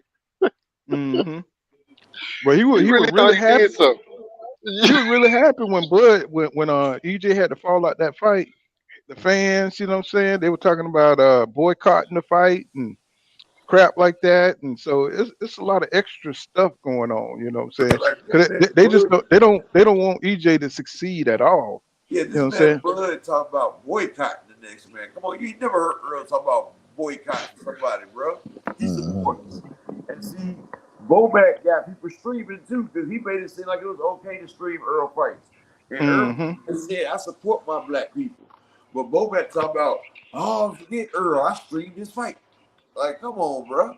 Like, Yeah, you're an like influencer. You're an influencer. People look at y'all, and you sit there making it seem like it's okay. Like, you talk about doing something illegal on the thing, and like, bro, streaming the fight is illegal. Well, It's Bud illegal. supporters have always been able to watch him for free, because he's not a, a pay-per-view fighter. So well, Bo might act like it was EJ that knocked him out that day. That would act like that was so dang funny when EJ brought up them fights and his Oh record. man. Oh man. Oh my goodness, I didn't even think about doing that. Oh, that boy, that's crazy. That boy, that's crazy. He wild as hell. It was a dude on That EJ team that did that. mm. On who? It was a guy on EJ team that brought it up, and then EJ reposted it. Mm. That boy, I was like, wow. That Mm. man got more. He been knocked out more times than he won. Knocked out 7 times and won 5 fights. Man, Now, he didn't lose 7 times. He was just knocked out 17. I mean, 7 times. mm-hmm. He what is it, Mm-hmm. like 5 and 19, something like that.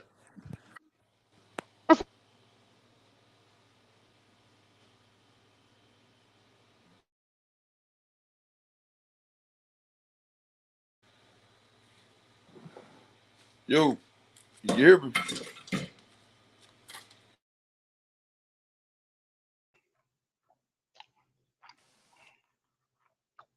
Am I Did, back in?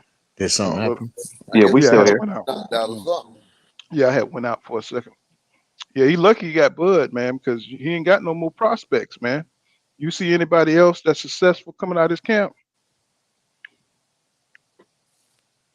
I don't. You know what I'm saying? I don't see anybody else successful beside Bud. You know what I'm saying? So Renzo Patterson says, I remember when them showing the locker room footage after the Ndongo fight and Bud showing Ndongo how to throw a hook, shaking my head. Can y'all hear me? Yep, we can hear you. Okay, yeah. So You said he what's was going showing on? Indago how to throw a hook. I didn't Yeah, know that. yeah, me neither. You know what I'm saying? But he do tend to get buddy with the guys. He don't mind. He like he was with Amir Khan and everything. What's going on, Dude Emmanuel was jumping up and Seven? What's down. going on, Lion? What's going on? Gerald Cross says, what's going on, Gerald Cross, by the way? He says, Bob thought that he had another cash cow in Terrence, but Bud is not Floyd in or out the ring. He's not a pay-per-view fighter. Yeah, exactly. You know what I'm saying? I mean, I don't know what it is, but Bud always been an exciting fighter for me. I don't know why he can't seem to, cross over on pay-per-view. I don't get it. His dance partners, man. You gotta have a dance partner. Yeah, plus he's not approachable. But first Well, off, yeah, he antisocial, and then he ain't had the big dance partner to push him out there. yeah. I'm a hardcore boxing fan, so we're gonna watch the fights regardless. You know him. Yeah, they know that. They ain't worried about y'all. They worried about casuals. Mm-hmm. Well, you He ain't gonna get he no. didn't fight the fights. Yeah, he didn't Mm-hmm. fight the fights that would bring in casuals. Mm-hmm. Well, I dang sure didn't know who Mean Machine was before he fought him. You know, so I had to Right. look him. I had to look him up. You know what I'm saying? Like a lot of his opponents. You know what I'm saying? At the time he fought him, like Ricky Burns and folks like that. You had to look him up. See, Bud needs him like a Virgil Ortiz. He needs him a good Mexican fight. Pushed out there. Like you see Earl, you know his status is a lot different after he fought Mikey Garcia. You know he picked up a lot more fans. Mm-hmm. Yeah, because I mean, EJ he had to build it, but he came up in such a short period of time, and that's why a lot of fans, you know what I'm saying, resented him because he just kind of came out of nowhere when he picked up the IBF and stuff, And when he fought that Ocampo, when he fought that Ocampo fight, I went to that fight, and you could see how his status just started rising, bro. You know what I'm saying? Yeah, especially when he broke Kell Brook of the orbital. That started, but like I said, when Floyd Mayweather endorses you from the get go, that's already a green light right there because Floyd he has so much status. That's just like Floyd's so gangster that just knowing him makes you affiliated. And see, Mm-hmm. when you got Floyd sitting there talking about you the next, and he talking about putting his belts up against you. He told Keith Thurman, "You can have a shot at my belt, but you got to beat this man first." Like he just pushed Earl above Keith in that one moment right there. And so Mm-hmm. everybody want to see who is this guy. Plus, he named Earl the Truth. So he kept that big fish, man down, strap season all day. Yep. You know what I'm saying? Shoot. Let's see. What's going on? I'm saying, what's that? Ed one 1050. He said, but he said, so is it Bomac want TC to get the most upfront money because he gets no back end money? Man, I couldn't even tell you, bro. And yeah, the managers don't get none of that back end money. They get that money off the front. They get that guaranteed purse. Mm. You know, Bowman got to keep up with his lifetime supply of McDonald's and Burger King. Mm-mm. You know what I'm saying? It is what it is, you know what I'm saying? But the thing that, this fight looked like it takes, what I'm saying, two steps forward, then takes three steps back, you know what I'm saying? So you don't know what to believe, what I'm saying. They say the fight is gonna close soon, then they say the fight ain't gonna happen. So, Bob looked like he doing a little bit of hating out here, you know what Oh I'm saying, yeah, for trying Yeah, to sure. that's all that is. Yeah. look like he's trying to, he know everybody doubtful, and he got his little feelers here on YouTube. So he's trying to throw And some this and doubts. this thing, all publicity is good publicity. Hmm. You know what Yeah, I'm saying? Bob is really hurt because his hand is not in it, and everybody's about to get bit money off of this fight, and he about to be sitting on the sideline. Well, he let it slip through his hands. I mean, he Yeah. had the fight. You know what I'm saying? He had it, and he let his feelings on Terence Crawford. You know what I'm saying? You know what I'm saying? He could, if he would have promoted Crawford right. Hmm. You know what I'm saying? Then he would have had the fight. He would Gonna have been beat able to him. build this fight. I think somebody got some. Is that me? Let me see. No, it's somebody else. Let's see. Let's see. Okay.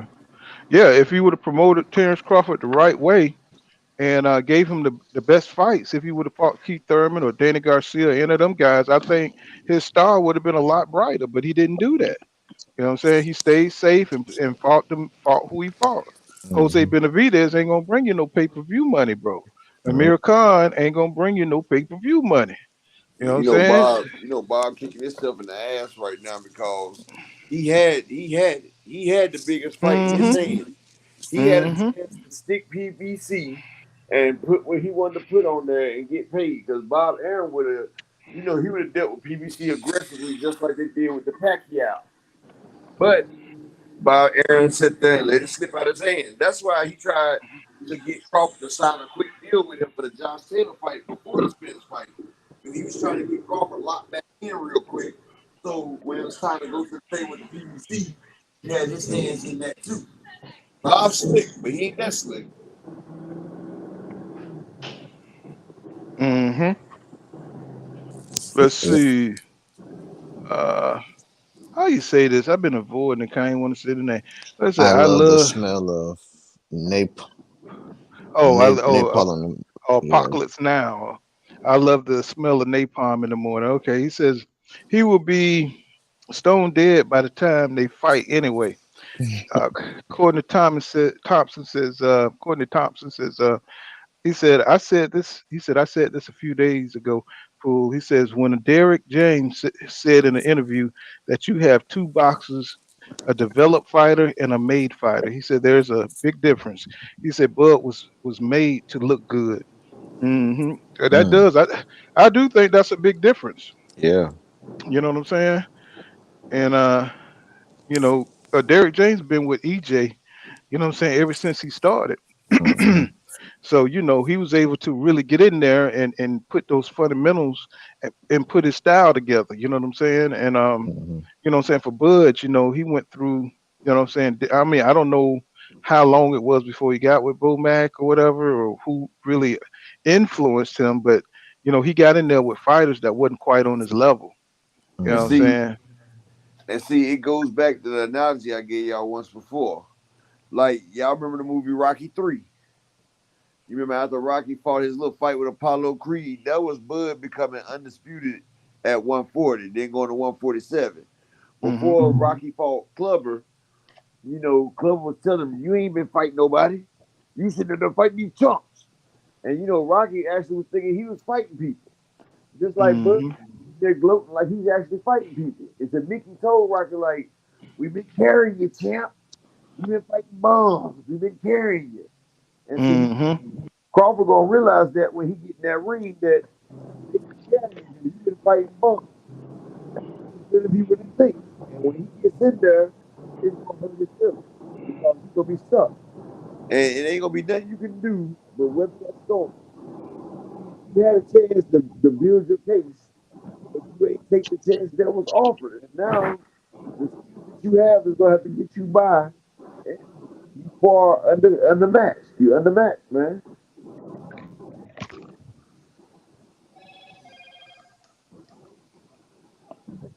Hmm. What's going on? Renzo Patterson says, he said, damn sure not no beat. He says, damn sure not no beat the hell up. He said, Jello putting chin and concussion victim Khan was going to get him pay-per-views. He said maybe the Khan from 2012, 2000. Yeah, Khan was he was a bad mother, man, back then. You know what I'm saying? When he beat Zab Judah and shit. But when he came across Danny Garcia, he got knocked out. Something changed. You know what I'm saying? His fight game, he wasn't the same. He just wasn't the same. What's going on, Frank? Frank Gavanin. What is this? Gavan? What is it? Gavanin? Gavanin. He says, I don't think y'all know that your hero Mayweather refused to fight. Man, are you serious, bro? He said, I don't think y'all hero that you know that your hero refused to fight Triple G at 154 pounds. He jumped out the division in order to duck Costa. Man, are you serious? Taser from Mayweather, Australia. Who said dude, who by Frank, you man? Are stupid, you? man. Yeah, I mean, you got First off, man. Triple G is the career 160 pounder, dude. Triple G hasn't fought nobody out of 160, and he ducked Andre Ward. Hey, I He was just ducked about to Jamal say that. Charlo. He ducked Demetrius Andrade. So don't give us Triple G because Triple G been ducking his whole career. The only person that Triple G fought worth a note is a daggone welterweight that he brought up two divisions. Why he keep trying to fight these smaller fighters like Floyd? He Right, fought Kell Brook. Kell Brook was a welterweight champion that they brought up to fight him when you got Demetrius Andrade and Jamal Charlo right there in your division? Why you got to go get a smaller guy? Now, Triple G is a right, weight bully. Ran from Andre Ward his whole career. That's why they call him Little G. right. You know what I'm saying? And then they're gonna lie about it. You know what I'm saying? HBO did not want Andre Ward to fight Triple G, bro. You know what I'm saying? They would not put him in there with nobody who could beat him. You know what I'm saying? So you got to cut out that, bro. You at the wrong place. You at the wrong place, bro. What is it? Tanker Doug? Tank is a duck. How Tank is a duck, bro? Come on now, y'all tripping. You know what I'm saying? Tank ain't no duck, bro. He just under Mayweather. So they got a course But for him, and a lot of and people rat. pushing the narrative. A lot of these shows are pushing that narrative because they pushing that Devin Haney, so they pushing Tank Duckman. These are Man, Devin Haney ain't in no position to take a Tank fight. He ain't yeah. in no position. I'm saying even some of the platforms that we watch have been saying it. But I said like this: Tank ain't ducking.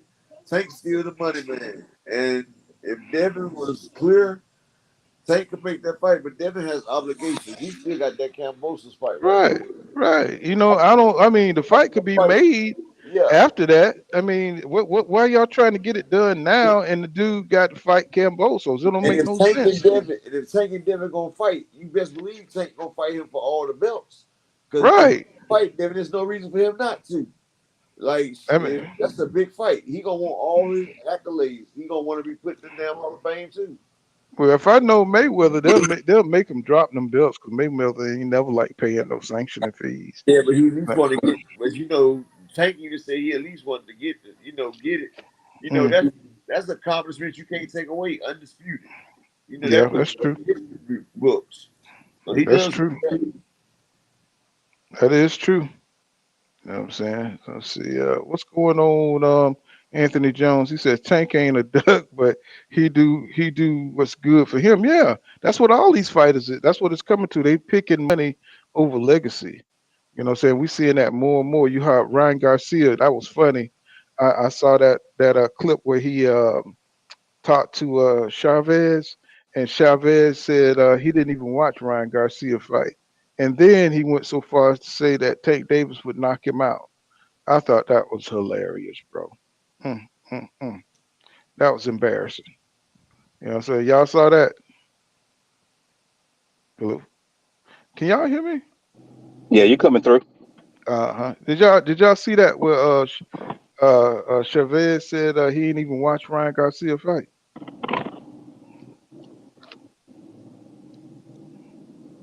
In what regard Oh, to knocking out Tank? yeah. Yeah, no. Ryan Garcia just had that fight with Fortuna. So he FaceTime Chavez before the fight. You know what I'm saying? They like friends or something. Right. And he went on to say that, he didn't even watch the fight.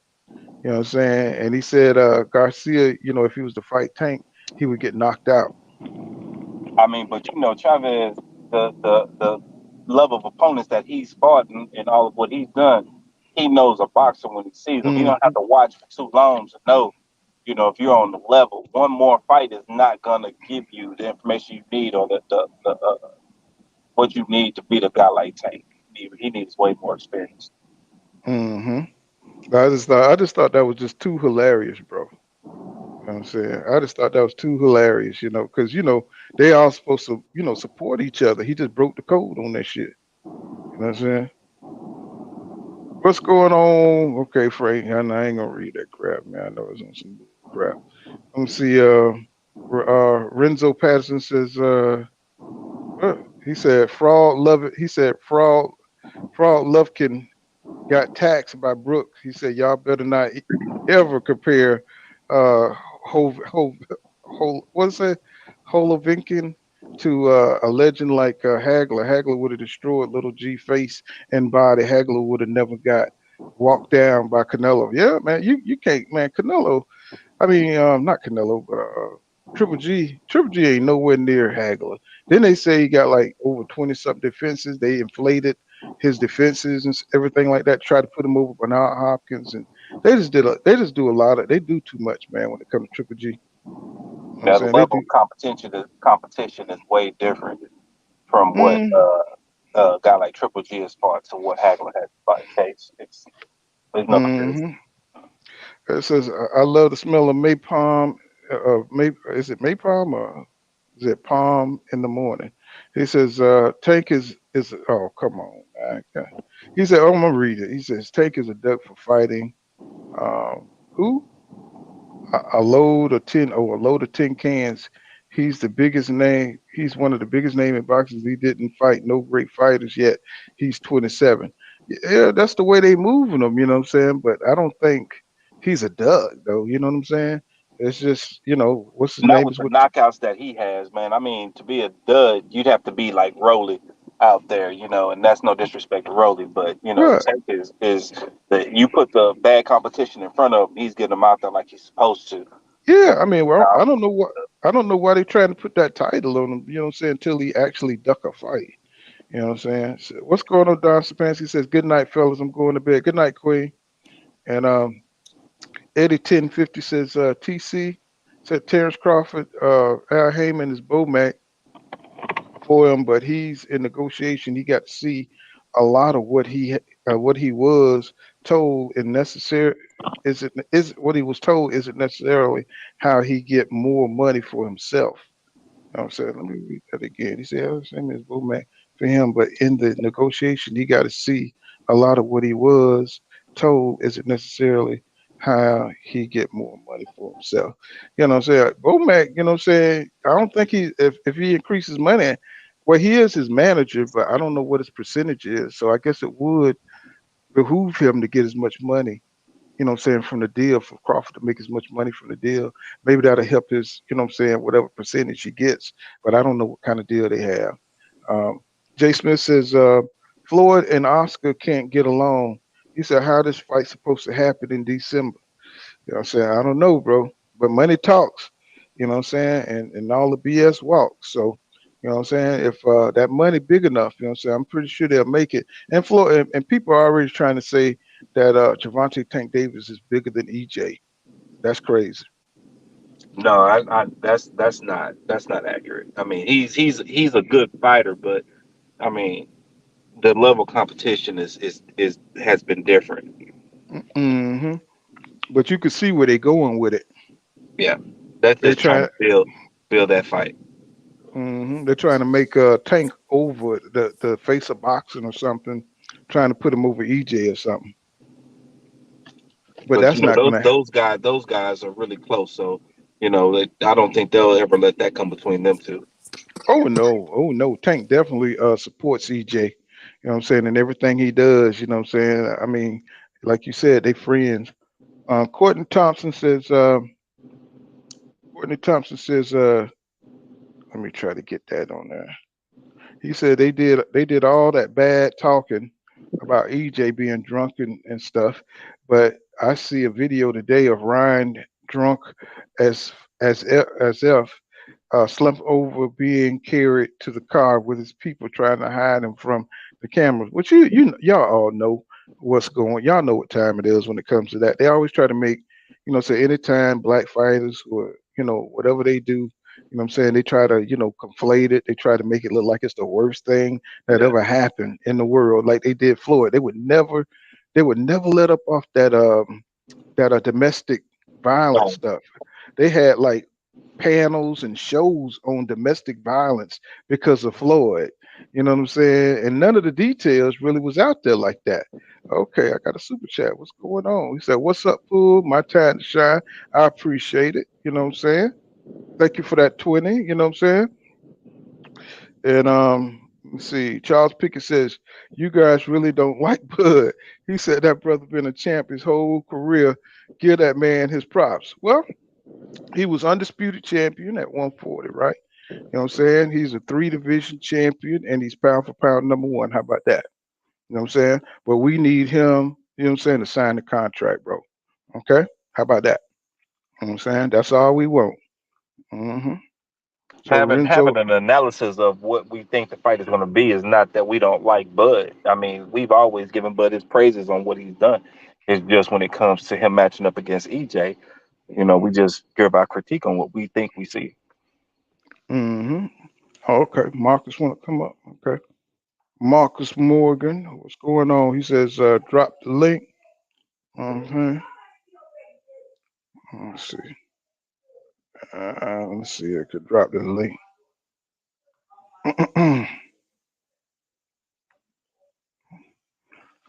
Dang, look like it's hard to drop the link. Like everybody done went to sleep. Mm, mm. So Lorenzo Patterson said Fortuna was past his prime. Yeah, he was. He looked like an old man in that ring, man. He looked like he shouldn't have been there. And, he coming in overweight and everything, man, like that. You know what I'm saying? 150 something, you know what I'm saying? Looked like he should have been able to move something in there, but Ryan was a little too fast for him. Mm. So, so now they got this thing out where they talk about EJ weakness is his stomach, right? He don't I think one of his sparring partners, or I forgot that dude name, that came out saying that EJ don't like it to the stomach. You know? So that's the new crap they got going on with EJ. You know what I'm saying he don't like it to the belly. What y'all think about that? I mean, he ain't displayed no signs that he got hurt to the stomach yet, or to the ribs or midsection, or wherever they aiming for. I mean, he got hit and continues to throw back. You've never seen, it just, you might, even when you catch him with a good one, it may be, okay, yep, and he throwing back. You know what I'm saying? Hmm. I agree, man. I mean, I don't know where they get that. Well, the sparring partner came out and said that. I forgot which one, but that's the new thing they got going on. And then they say Bud weakness is southpaws. So, we got a lot of little narratives going out about, saying both of the weaknesses. And if that's true, about Crawford um, not being able to really battle, saying southpaws, it's gonna be bad for him, man. You know what I'm saying? I mean, I don't know how true it is, but that's something I think Bob Arum said that Bud have trouble with southpaws. Yeah, Bob Arum actually. Not only did Bob Arum say it, Bob Arum is paying people to match fighters and stylistics, match fighter styles, and he said coming back from them off of what they see, that he's paying them, of course, right? Off of what Hmm. they see, they telling Bob, yeah, he doesn't do good with southpaws. Hmm. And just like Shawala 77 said, I heard that mess nobody like body shots. That's true. I mean, I think Danny Garcia kind of get maybe Porter. You know what I'm saying? And Garcia, where I seen him take the most body shots. You know what I'm saying? And he took him. He took him. He jumps Yeah, back when you hit him to the stomach. He likes to jump back to try to take the the force power off from the it. punch. To take the Yeah, brunt yeah. away from it. Yeah. He take the power. He take the power from the punch by jumping back. He ain't hurt. That's smart. Yeah. Yeah. Even when he gets hit up top, he rolls. He turns his head with the punch. You know, That so just and he shows and he how deflects. intelligent he is. Yeah. Hmm. And a lot of people don't see that, what I'm saying? They just, oh, EJ got hit. No, he rolled his face and he deflected the punch. He uses his arms a lot of times to block a lot of punches and take the force off the punch. You know what I'm saying? So he uses that high guard to deflect, and he uses that to get inside on you. You know what I'm saying? EJ would take a punch so he can get into your wheelhouse. You know what I'm saying? A lot of people don't realize that's a technique he used. You know what I'm saying? You got to watch the film, fellas. You got to Yeah, watch that's the Hey, true. film. hey, can Tank I Tank ask you did the guys? same Go, thing Mike. Is that you? with Mm. what's name when he knocked him out. Hmm. What's Well, going both on, of them. Goat Tyson? What you were saying? I was wondering. The guy next to me in the middle on the bottom. Go, To Mike. Is that you? Marcus? This is Marcus. Mm. Thought his name Mark. was Mike. My bad. Hmm. Yeah, what up, Marcus. bro? So what you guys chatting about? You say what? So what you guys chatting about? I was just on another stream talking How about you boxing. gonna come in and ask Marcus what we talking about? Right, right. No, he sound like a friend of mine from another stream. That's all. Nah. This only stream I be on, bro. Okay. Salute, salute to the panel. Salute to the chat. Everybody, hit that like, subscribe, hit that all reminder bell. Thank you for allowing me on, man. What do you got? Yeah, What is up? You guys talking about new age boxing or old age? we're talking about new age boxing. We're talking Yeah, about well, it's Terence not that Crawford. good. We're talking about Bob Arum, and when we're talking about how he was talking about this fight may not be made between Terence Crawford and Errol Spence Jr. You know what I'm saying? What you think about that? Did you Well, know anything about it? I heard about it. I've been following it, but if it's not made, it's all because of money, and that's sad. Mm-hmm. I mean, boxing today, if you think about it, it's way different. Everything's about promoters, agents. Everything's about the fight's got to be right. It's got to be at the right spot. Back in the day, legends were created on one basis. They just wanted to put food on their table for their family. Nowadays, you got these. I don't even know these boxers. Like, I don't even know their personality. I don't know anything about them. Like, I know the fighter. I don't know who he is, though. So, What you honestly, mean? You watch the but fights, don't you? yeah, I do. But Terence Crawford, in my opinion, Mm-hmm. if that fight is made, he's gonna win Okay. Yeah. Tell us why. Tell us why. Break it down, brother. because he actually can box. He has a jab, and he can move. He's gonna win. Have you ever seen Errol Spence fight? It doesn't matter if he can Yes, keep it That him that does. at tells It a that does. tells it all. It actually does matter if you saw Errol Spence Jr. fight, bro. it's It does it's actually it's matter. like it's like saying it mattered if Well, a guy well, has we, a we have you jab. we have you here on the YouTube platform. I challenge you to go watch a few fights. Give him a few fights he should go back and watch on EJ, guys, just so he No, can get man, I'm educated. I'm saying I'm saying if you can keep him at a distance, it don't matter. Yeah, it does matter if you can. Do Telling you. you not believe that Errol Spence is going to not let him keep him at a distance? I think Terence Crawford actually can keep him at a distance. The ring is only so big, you know that, right? Doesn't matter. Your Well, if your that's the glove is only answer, so if big. that's the answer, it don't matter. Is that your boxing analyst? Is that your insight? No, Is that it don't matter? I have insight on old school boxing, but my insight would be this: if he can create a jab, it don't matter for Earl. Hey, get the hell out of here. Have you seen? Is he gone? Hey, get the hell out of here with Have that Hold you? on, BS. hold If on, you're hold on, hold still on, listening, fellas, have hold you on, ever fellas. seen Errol Spence's jab? No. Now, just been that. Who has a better jab, bro? Errol Spence or Terence Crawford? It's gonna tell me everything I need to know. You already know. I mean, I just kicked him out, man, with That's that good. BS. That's good. He, like I say, I don't care who you pick, but all that it doesn't matter, and you can never even name one thing. Come on, bro. Yeah, For the gentleman who just got kicked out, bro, go back and watch Earl Spence fight Kell Brook. Go back and watch Earl Spence Lamont fight Peter. well, Lamar Peterson with that he's one of jab. them. Like, He's one of them dudes that study the history and know the old. He probably studied all them old school fighters. You know what I'm Yeah, saying? yeah. And you know, he wanted to get the conversation into talking about some of them dudes from 1908. You know what I'm saying? And some of And the got in the, scrapbook stuff. got in the hmm chat and realized we wasn't talking about none of them dudes. He wanted to swing the conversation. Yeah, you know, Byron Morgan, who from 1901 to he was yeah, yeah. champion from what I'm I, saying, w- all that kind of crap, I man. wish he Nobody had got let us time stay for that, on so bro. we could have cooked him a little bit. It would have been fun. Yeah, like, bro, Nah, get it. it wouldn't have been, bro, because he doesn't have no logic behind nothing he's saying, so it wouldn't even have went nowhere. Yeah, that's true. hmm That's true It's because like he you was I, talking bullying like, about on somebody. It's like camera. you oh, bullying somebody that want to get beat I up. would, I wish Up would have been here to hear that, man. Up would have Up went would have went off. crazy. Up would have went crazy. Mm-mm. What's going on, Jay Smith? He says, I see Errol body react different from a body shot from Ugas, and it's times where Errol stands there and he'll shell up in the high guard when you active. You know what I'm saying? Well, like I said, he was coming off a layoff.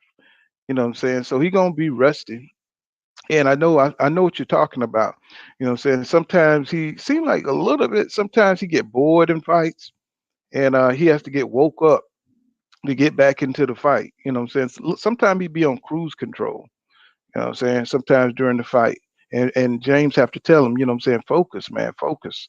Because during that Danny Garcia, he was on cruise control a lot. And I agree. I agree 100%, Paul. he be You can on see it cruise in him too. control. Say what now? I tell you can see it in him sometimes, like how he just get like lackadaisical. You know what I mean? Like Mm-hmm. it's easy sometimes. I think it's easier to. I really think it's way easier than it'll look in the ring, bro. You know how I look at us on TV? I think to him Mm-hmm. it's way easier in the ring. You know what I'm saying? Well, I Well, actually think That's I why think he I said think it that might be just 60%. him coming back from them layoffs that he had to get his timing and Oh, for sure. endurance back on. Like not him just being like a days ago, but just his wind wasn't all the way where it needed to be, and then with the eye he wasn't able to train. Then with the car accident he wasn't able to really do much. And he came back so quick. So well, I think it's more so that's a point. Even then, it looked like he need activity to stay live in the fight. Like it's almost like he need to take punches to stay, you know what I'm saying, to stay engaged To get sometimes. mad, Because yeah. Yeah, he you know needed to what I'm get saying. mad. He Because needed to get mad. he'll cruise. Sometimes he'll cruise. You know what I'm saying. If he just dominating and he's winning, you know what I'm saying. And it'll take some action to wake him up. You know what I'm saying, to get going. You know what I'm saying. I And think see, somebody. that goes back to the point where he's saying 50% of him is better than these fighters. And see, Hmm. that's why we haven't been able to see the full Errol Spence because ain't nobody good enough to bring it out of him. See, so he can just do what he's doing now and win the fights. Now, when he get Hmm. up there and wait, when he go against more harder hitter fighters and better skilled fighters, then we'll see a different Errol Spence. We'll see the different wrinkles of his game comes out. Hey, I'm Okay. glad you Cool. said that. I'm glad you said that because I got a question. Right now, let's use another sport for a different type of analogy. Right, if I'm an orthodox, I don't know if you want to call it orthodox as in baseball, right? But if I'm swinging like right hand hitter, right, and a motherfucker strike me out 5 times in a row. So this time I'm about there batting southpaw with my left, right? And now Hmm. I can hit a couple balls. Does that mean I'm just that fantastic? But they can't strike out the other person that's hitting one way the whole time. You know what I'm saying? Like Hmm. that's what I kind of get where Derrick James is coming from with this that switch shit. You see what I'm saying? Yeah, it's good, but sometimes that switch shit, like they say, it means something ain't working. Were you Yeah, I fighting Hmm. definitely a think that. fighter I that ain't think got a switch? that's exactly what Derek meant by it, that something wasn't working that forced you to get out of your game plan to try to Yeah. do something different. Yeah, most Hey, definitely. Charles. Hey, Charles Pickett. Go back and look at the scorecards and stuff. You know what I'm saying. Then come back. All right, with that comment right there. Go look at the scorecards, bro. Yeah, You he know what was I'm saying. down with so many of those fights. You know what I'm saying. EJ won. I think it was 116 to what? I forget exactly what it was, but he won by a comfortable margin, bro. Come on. Courtney Thompson says, wrong again, but he said, I said the gym, not the damn chat. Okay. And I'm saying, it says Porter was missing a lot. Stop it. Yeah, just go look at the scorecards. You'll see that he didn't need the knockdown to win that fight, bro. So y'all need to stop the cap, bro. You know what I'm saying? Just come with the facts. You know what I'm saying? Hey, It's like cool. this. Oh, go ahead. Go ahead. I'm sorry, Yeah. bro. Keep going, bro. My bad. No, go ahead. I was done. You know what I'm saying? No, Just I was just go, agreeing. I go. was just agreeing with you because, like I said, I tell people all the time from the first watch of the live fight, like at home, the very first fight live, it looked like it was kind of decent fight. But then when you go back and I don't watch that fight like 12 times, bro. When you go back and watch that fight, it's 9-3 or 8-4 at best. Like Porter just looked extremely busy. He was missing But he everything. getting caught, and Earl is catching and shooting them the whole time. Like he's catching and blocking Bud shot. Porter shots down and firing back. Yeah, it's kind of like what Danny was saying. It looks a lot different when you're in there because and I think what's the one guy that was saying like he'll move like a hair and you'll miss him by like an inch and he going to the That body was so me. much like That was me. I Yep. said he shifts ever so slightly, Yep. and he slides and he pops you. But like Danny Garcia said, and like Mikey Garcia said, I see something. Yeah, it's different when your ass in there. You see a lot of Hmm. gloves to your damn face. So Dave Skates all day says, same people that think Porter was up on the cards versus Spence are the same people that think Isaac Cruz beat Tank, laughing my A off. Yeah, yeah, I was surprised by that. Because I mean, I'm like, did we watch the same fight? You know what I'm saying? Did they see? They didn't. I mean, you had to see EJ beating him on the inside. He was blocking a lot of what Porter was doing.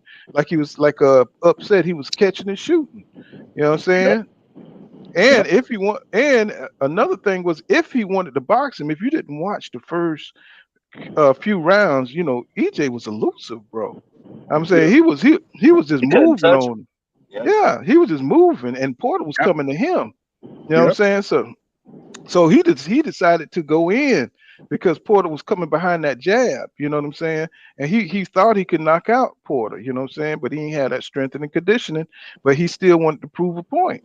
You know what I'm saying? EJ can box, y'all. They need to get over it. You know what I'm saying? They keep trying to, diminish his skill level. But the dude's got a high. He can do it all, man. The man is versatile. So you just got That's to a admit fact. it. That's a fact. Also, Mm-hmm. Paul, you notice, you hear all these people.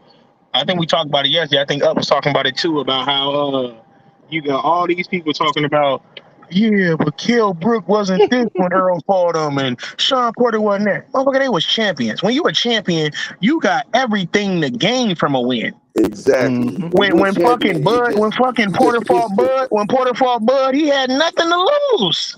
When Yeah, you Mm-hmm. a but it's champion, always even when that you take a pinch, it's afterwards. But different. before the fight, it's always going to be his toughest fight. Oh, he got something to bring to the table. This is that the third. And then once he beats him, it's like, well, you know, Because look Remember at Roy Ugas. Jones? Roy Ugas had Jones his was the face main one. broke. Look, Ugas had his face broke and everything. He still wasn't trying to give up that champion lifestyle, bro. When you a Mm-hmm. champion, But Mm-hmm. everything that's just a hits dog. differently. Like you piss differently when you wake up in the morning. When you a Nah, champion, for real. everything is different. For real. Mm-hmm. And Mm-hmm. that's why Derrick James said what he said. Like, man, I got big respect for fucking Ugas. Because even when they came at him the first time, all he had to do was say he couldn't see. They would have stopped it the first time in the eighth round. He no. And they let him go on 2 more rounds. You see what I'm Hey saying? Mark, He hey And then got Mark, fried when they try to stopped the try to fight. He watch was like, man, no. try to watch That the man was a cussing because champion. they You see what blocking it's my like to be a ads. They champion. blocking my ad. I'm sorry, bro. Yeah, good You looking good? on that too, bro. I'm sorry about that. But yeah, think about it though, y'all. They sure tried their best to he wasn't this, he wasn't that. But they had more to Kell Brook had more to prove and Sean Porter had more to prove. They were champions. Like you said, bro, that lifestyle alone is hard to give Mm-hmm. up, you know? Mm-hmm. Yep. And When Sean Porter fought Bud, I don't care what nobody say, bro. To me, that was a friend helping a friend. We're gonna get this bag, and by me beating you, together. it's gonna elevate my name in the rankings for this fight to even be bigger. That was a favor for a favor, no matter what nobody Mm-hmm. say, bro. Yeah, that was a His paycheck for a dad knew his son. friend. His dad knew his son wasn't hurt. That And man was he pounding on knew the he he was hadn't pounding trained. on He the did. thing. If he Yeah, he was didn't hurt, he have was trained. you Yeah. see when Oh, I'm sorry. Sorry. when Terence Crawford popped him in the back of the head, threw him into the ring, into the ropes. I said, man, oh, this is getting silly now. Come on. Mm-hmm. I'm gonna tell you what it was though. Porter was already 1 foot out the daggone boxing anyway, and he seen a way to make a quick 5-6 mil. I mean, 5-6 mil ain't nothing to sneeze at. I mean, that man didn't have a belt, and you know his biggest fight was Earl. He put everything he had in that fight right there. That fight was for his father's love and legacy, and he lost it. Man, for So real. everything else is anticlimactic for him. So he just went out there, went through the motions, make himself presentable, and he laid down. Yeah, cause he went to beating on the canvas. You never seen Sean Porter do no crap like that. That's what I'm That saying, right bro. there was too much. That A right lot of there made it antics. too much. It made me think like, come on, bro, what the hell Yeah, is he this? knew he hadn't No. gave his Go all. back He and felt watch the like fight, that. fellas. Go back and watch the fight. And right before he did that, watch how he's looking at his dad, shaking his head like, yeah. Now. I swear to God, I caught it like the last 3 times I watched the fight. I caught him like, I what thought is I was he tripping when I signaling seen it. the head shaking all that for? And look at his face, bro. I swear, look at it. I guarantee we'll be talking about this tomorrow. I thought I was the only one that seen that right there because he looked at his dad before he punched that ground.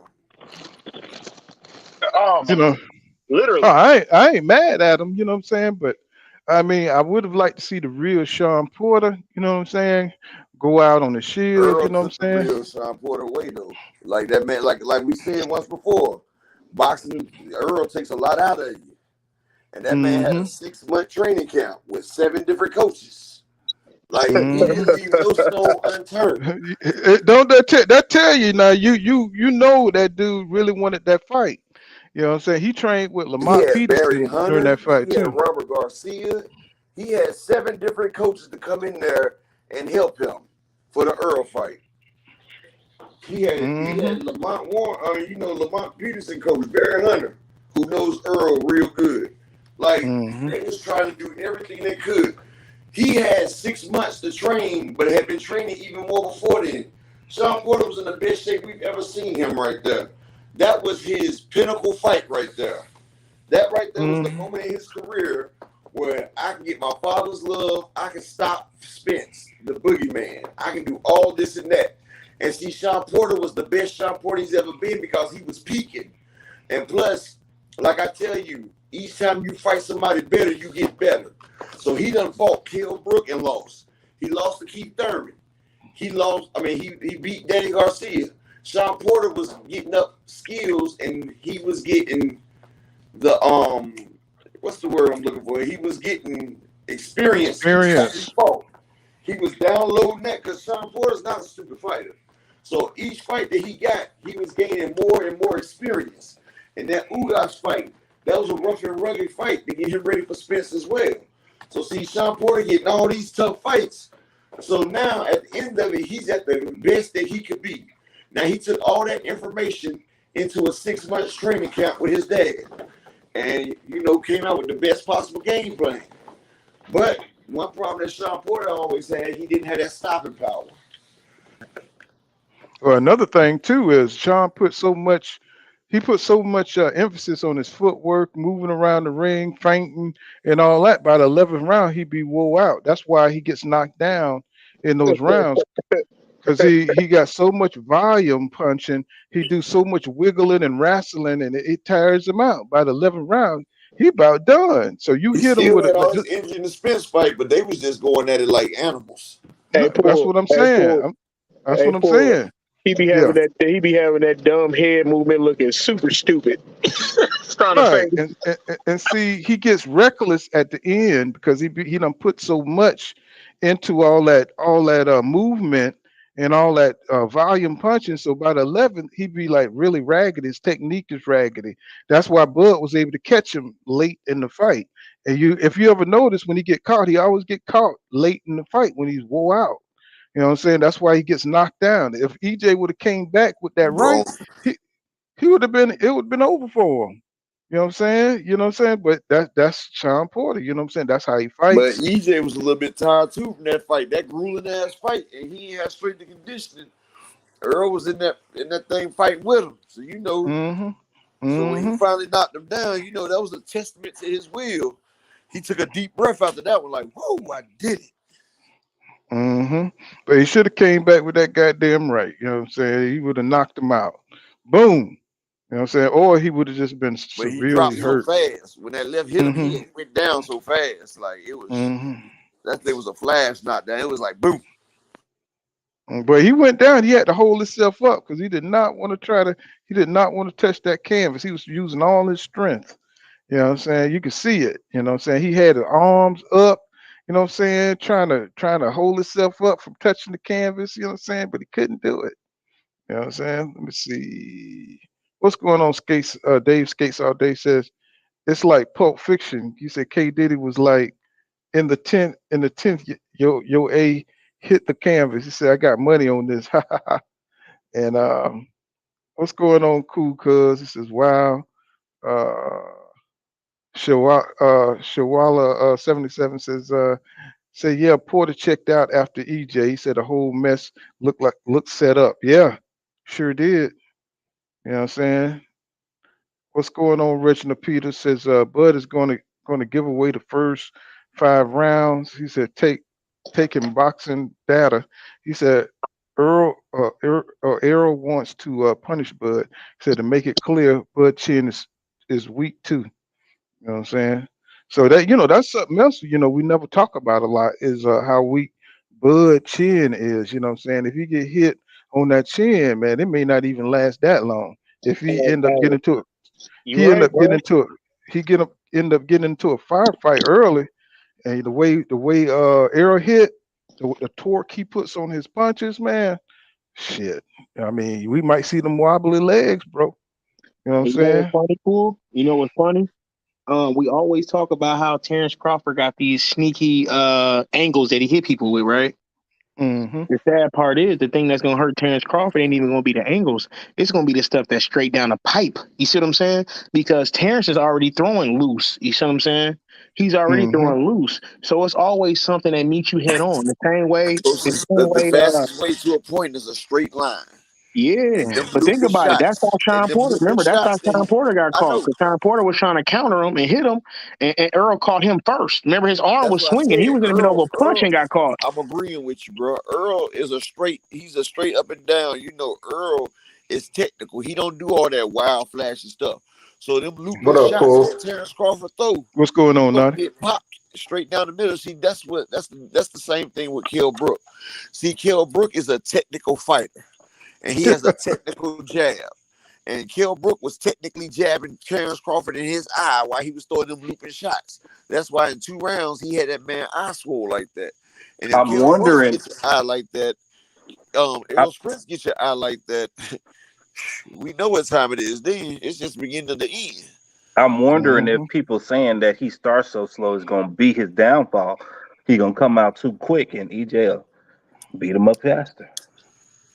That's what they saying. You know what I'm But saying? he ain't Everybody worried knows. about what people saying. He ain't worried about that. That man right there, he gonna come out the way he comes out because he's not trying to Nah, go out there all it's gonna fast. be different this time, fellas. And I'm only saying that because really Terence Crawford kind of in a lose. Because this is the thing, like we talking, he gonna come out slow like he always do, and be down 5-1 at most by the 6th With round, a bruised and that body. it would exactly with a bruised body. And now you're trying to push the pace with somebody who got a Ferrari motor. You're gonna drown. He's gonna drown you, and he's gonna hurt Exactly. you. It's Shark Week, baby. Yeah. Shark Week. Well, he's See, out there in the that's what. deep waters. He's And gonna see, be out that's there. right. Oh, go ahead, bro. No, I was just gonna say he out there in them deep waters with the big fish. So you He know. asked for it. He said, "Ain't no rod made and yet that can land him." That's what Earl said. Oh yeah, Shawala 77 said pride. Yeah, yeah, it's a lot of pride. Both of them on both sides. But You know after what I'm pride saying? comes what? What comes after The pride, Paul? fall, come the fall. Yes, You know what I'm sir. saying? What's it? Ed 1050 says Porter trained his whole career in all kind of training ways to be in the greatest shape. So when he's going to fight TC, he trained half a doesn't make sense unless you know the outcome. Yeah, You know Ed, what I'm saying? that's what I said. That was Exactly, Ed. always, that's exactly right, Ed. Because see, that was Porter's biggest gift, is that he always came into the fight fully prepared. He had Yep. more stamina and more juice than everybody else because he didn't have the biggest punches. He didn't have the best skills, but what he did have was conditioning. And he was Mm-hmm. conditioned enough to take you into the rounds and make it a rough and rugged, dirty fight. So he could tire you out because he was a stocky, strong little pocket Hercules. And Yep. that was his style, was to beat you and bruise you up the whole time. He did the Earl a few times with them elbows and them calculated headbutts. Like, Sean Porter really is a dirty ass fighter. To be honest, that man would throw a headbutt, shoulder, elbow, everything. And he caught Earl with a couple of them headbutts. That's why Earl I was swole like that. And Yeah, everybody they knows went to Sean Porter leads with his head. Like Hey, he'll run it back. right. Off of what Joshua said, man, I got something to add to that. Talking about his low work rate. This is the thing, and this is what we gotta talk about more too. With Terence Crawford being so calculated, trying to be a counterpuncher, his work Mm-hmm. rate don't even be lower. You know why? Because he's gonna have to be even more calculated. You get what I'm saying? He's not gonna be able to he's not gonna be trying to time every single shot Earl throw. He's gonna be looking for the right shot. Yeah, And Which because is he'll gonna make leave his work himself rate open. and even you want me lower. to add on to that right there? It's And gonna be see, his like work rate. His work rate gonna be even lower. yeah, Go and ahead, bro. his whole career has been like that. So if he comes out there with Earl and tries to keep up with Earl and keep up the pace, Crawford has never fought that way. Crawford has never fought a fight where he throwing out 100 shots around. And that's what hurt him right there. He come out there throwing 100 shots around and then taking them shots to the body. His stamina's going to dry up real fast because as much as Earl catching him into that body and then he throwing, that's sapping all his strength right there. Them legs about to go. And his Yep. legs is 35 years old. He ain't got them little 30-year-old and 20-some-year-old legs no more. Them legs is Right. heavy. That's why you don't see him bouncing around. When was the Yep. last time you seen Crawford bouncing around like he used to at 140? Answer Yeah, that for I me. haven't. It's been a while, bro. Yeah, I mean, you see, he pivots still pretty quickly, but he don't bounce like he No, I'm did talking at about when was the those. last time you seen him move like Jamil Charlo did against Castano? You see Probably, how probably. Yeah, it's been since he was at 140. Like I said, his reflexes are good, but he don't, like you say, he don't like move. his feet like he used to. Game. He just kind of take angles and pivots like he did on the Sean Porter fight. You know what I'm saying? He did a lot of angles and pivots on him. You know what I'm You saying? know So why? It's because he can't. If you don't mhm. use it enough, you lose it. And Hey, see, Chuck, go ahead. You want to take this one up? all right. You guys talk like Spencer's unbelievable. Wear those strap season shirts when Buzz expose them. And you know something, Charles? We One thing will, about bro. all of us on this panel, We one will. thing about this panel, we willing to accept it if we lose. And no, you act like Bud is unbelievable. You think that he's unbelievable. And I'm not saying believable, believable. You know what I'm saying? Because you're a Bud fan, but it's okay to like Bud because Bud is a great fighter. But what we're saying is Bud hasn't had his feet in the fire yet. And Spence is not the one you want to hop off the porch with. You at least want to get you a 50-50 fight in there before you fight somebody with the likes of Errol Spence. Because Facts. when Facts. you fighting somebody with the likes of Errol Spence, there's no turning back. This is a different type of fight. Just like Crawford is a different type of fight for Earl. But Earl has the different fights that he has in his past against champions under the bright lights. Crawford ain't really had a big fight under the bright lights where you got a packed stadium crying out your name like the Cowboy Stadium's packed. You got 40 and 50,000 people screaming, and then electric lights, and then the big stage. Bud ain't never been on that big stage like that. And He that think he alone will might freeze you up. Keep going, bro. Yeah, he think he ready for the big stage, but it's been many fighters that get on that big stage and don't perform to the best of their abilities. And like I Right. said, yes, Bud is a great fighter, So but what's going how on, great King is Judah? he? How great is Bud? We've never seen Bud tested, so we haven't seen it. The best test he had was against pound for pound great Uriukas Gamboa, who was 2 weight classes below, who came up and And had a been getting knocked out ever since. and look, That and was 5'2" with a 42-inch arm. yes, and Man, this let man me had a tell y'all huge something. payoff. Let me tell y'all something, man. This I one got of you. my observations. Huh? Go ahead, Paul. What you saying? No, I was just saying that somebody got some background noise. Yeah, I know. Is that me? No, I think that was Sweet Sign. Sweet Sign just came All in. What's right. going Yeah. on, Sweet Sign? So this is one of my observations. This is one of my many observations of why Errol is going to win the fight and why they two different caliber of fighters. Okay, now Errol didn't stop Mikey, right? He didn't stop Danny, right? Because those are championship caliber fighters. But But he when you washed him. become no, I know, but I'm finna drive the boat home. Hold on a second. When you get to fighting the top notch fighters, they are not just top notch just because of their hands. They top notch because they got a chin on them too. You understand what I'm saying? And when you look at Mm-hmm. Bud competition on the 147-pound division, the people that he fought was not top tier. Ain't no way nobody could say Jeff Horn was top On no tier. They level. weren't By the even time contenders. by the time he got to Kell Brook and Sean Porter, them jaws was already broke in. You understand what I'm saying? Facts. Errol fought them when they had belts. You know what I'm saying? So when Errol and Bud match up, you know what I'm saying? Bud been stopping people because, like I said, they not top tier. And me, just from studying Bud fights, he got a bunch of technical knockouts. Like a lot of people say, oh, if Sean Porter would have got up, Bud is the best finisher. He was gonna kill him. Who he killed like that? When the Nobody. last time he put somebody to sleep like Errol did Bundu? Bud When hasn't the put last time nobody to sleep. I he went ain't back put and checked. nobody to He sleep? hasn't put This nobody to mystical sleep. power, and that's what I'm saying. He This power that overwhelmed they you. talking about is overrated, in my opinion. I That's a can't. I ain't fact. in the ring with him. I That's ain't a in the This is ring fact. what with him, so Lundy I said. can't say it's the Hank fact. Lundy. But Hank Lundy said it.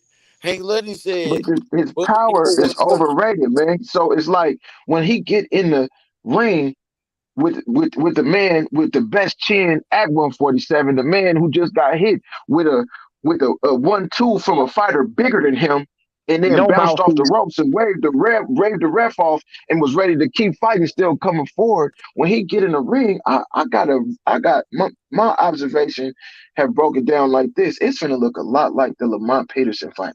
You know 100%. You know what something, I'm saying? boy. You know They something, boy. finna You get hit in that there. thing right there on the head, boy. Boy, boy, you hit that on the head because you know what I was saying.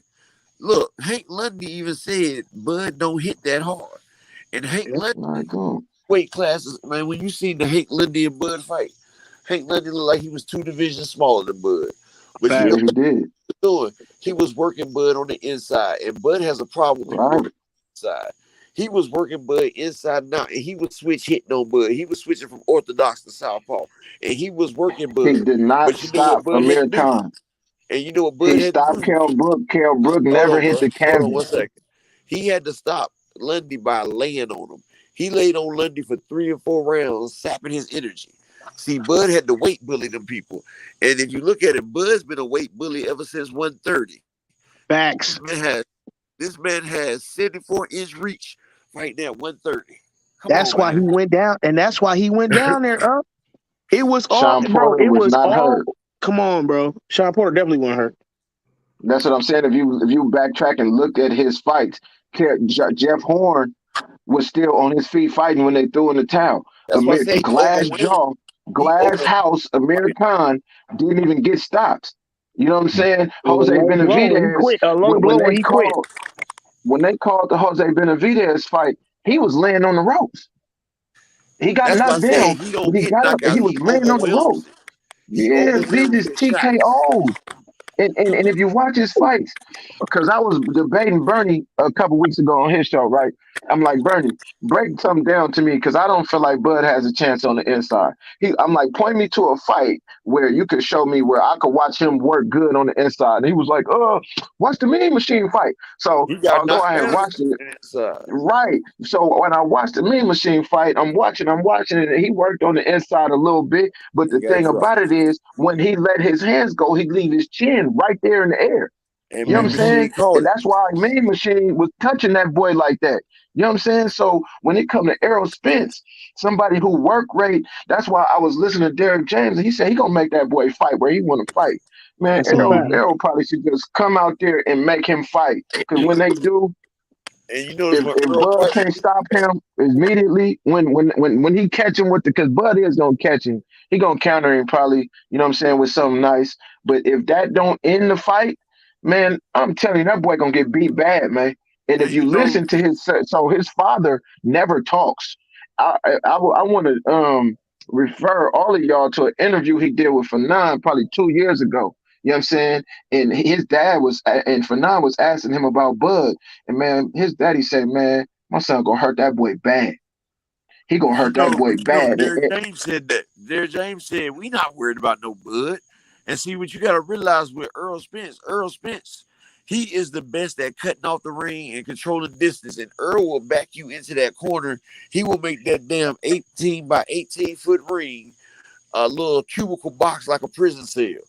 And when you try to get outside, he got his foot on the outside. He gonna hook you back over in there, and he gonna turn you. Right, Gonna, either Bud's gonna be on the ropes or he gonna be in that corner. Both Hey, places don't want to meet.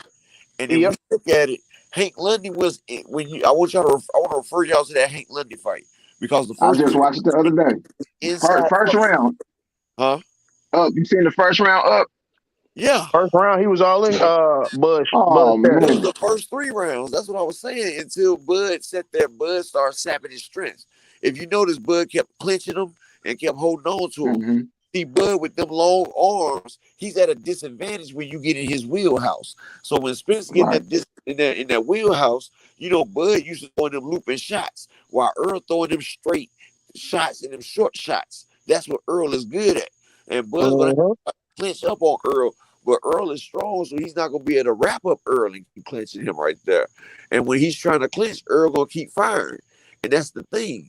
Bud, you say he fight on the inside. That's what his coach say, but Mean Machine dropped him on the inside. Gamboa got close and hit him up with something nice. And Jose Benavidez had one leg. He coming off being shot in the leg. His leg buckled in the 9th round when he was walking forward. The man didn't have no lateral movement, and it still took Bud to the 12th round. And Bud do not knock out people. He overwhelms them. He throws a whole bunch of clean shots, and they stop the fight. That's what it be. It don't be no knockout. It don't be no button do knockouts. All right, let me say this. Let me say this too, y'all. I think Also, we got everybody talking, oh my gosh, Bud's going to get in there and he's going to be moving. He's going to be here. He's going to be there. He's going to be there. He's going to be here.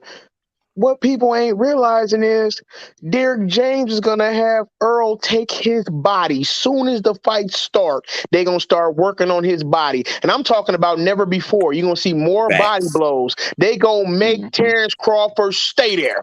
Because when you ain't got your body in them ribs and hips, you got to stand and fight. And I'm telling you, he going to pick him apart because Like he ain't going to be Ugas, able to run. it's gonna be like Ugas. He gonna make Terence Crawford put his hands in his pocket. And I'm gonna tell you like this: I don't think Terence Crawford gonna take as much as Ugas took. He can't. I His think frame ain't big enough. His frame ain't big enough, and his he got chin that ain't small even. waist. His He chin got ain't that even small half. waist. His chin ain't even half as good as Ugas is, and his body frame is too small.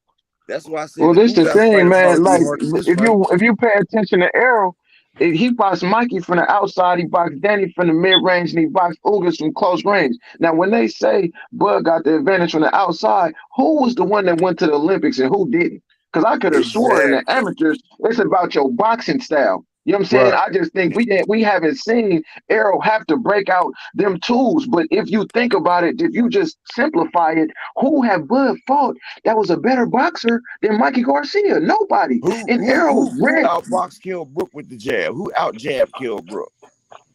That's one thing that I always said as well. I said Earl's last 5 fights could whoop Bud's whole resume. Exactly. Right. Mm-hmm. And Right. a couple of them might And be I real like good I like if they Blue put on. Blood. I like I Go don't Blue ahead. think Blood Bud would have beat Kell Brook that early. analyzation on the whole thing. But one thing Blue Blood was breaking down is in Errol's last 5 fights, he has pieced together almost all of Crawford attributes. Crawford's And footwork, Sean thank Porter, you. Crawford Thank power, you. Danny Garcia, Thank you. counter punching, Ugas. The He Mikey. was just breaking down all of these different Thank attributes you. that Bud brings to the table that each fighter that Errol have fought in these last 5 fights have brought to the table that he had to overcome. And although Sean Porter like to hate on Errol when he want to, sometimes the moment of truth come out for Porter. And one thing he Mm-hmm. said Errol like a chameleon.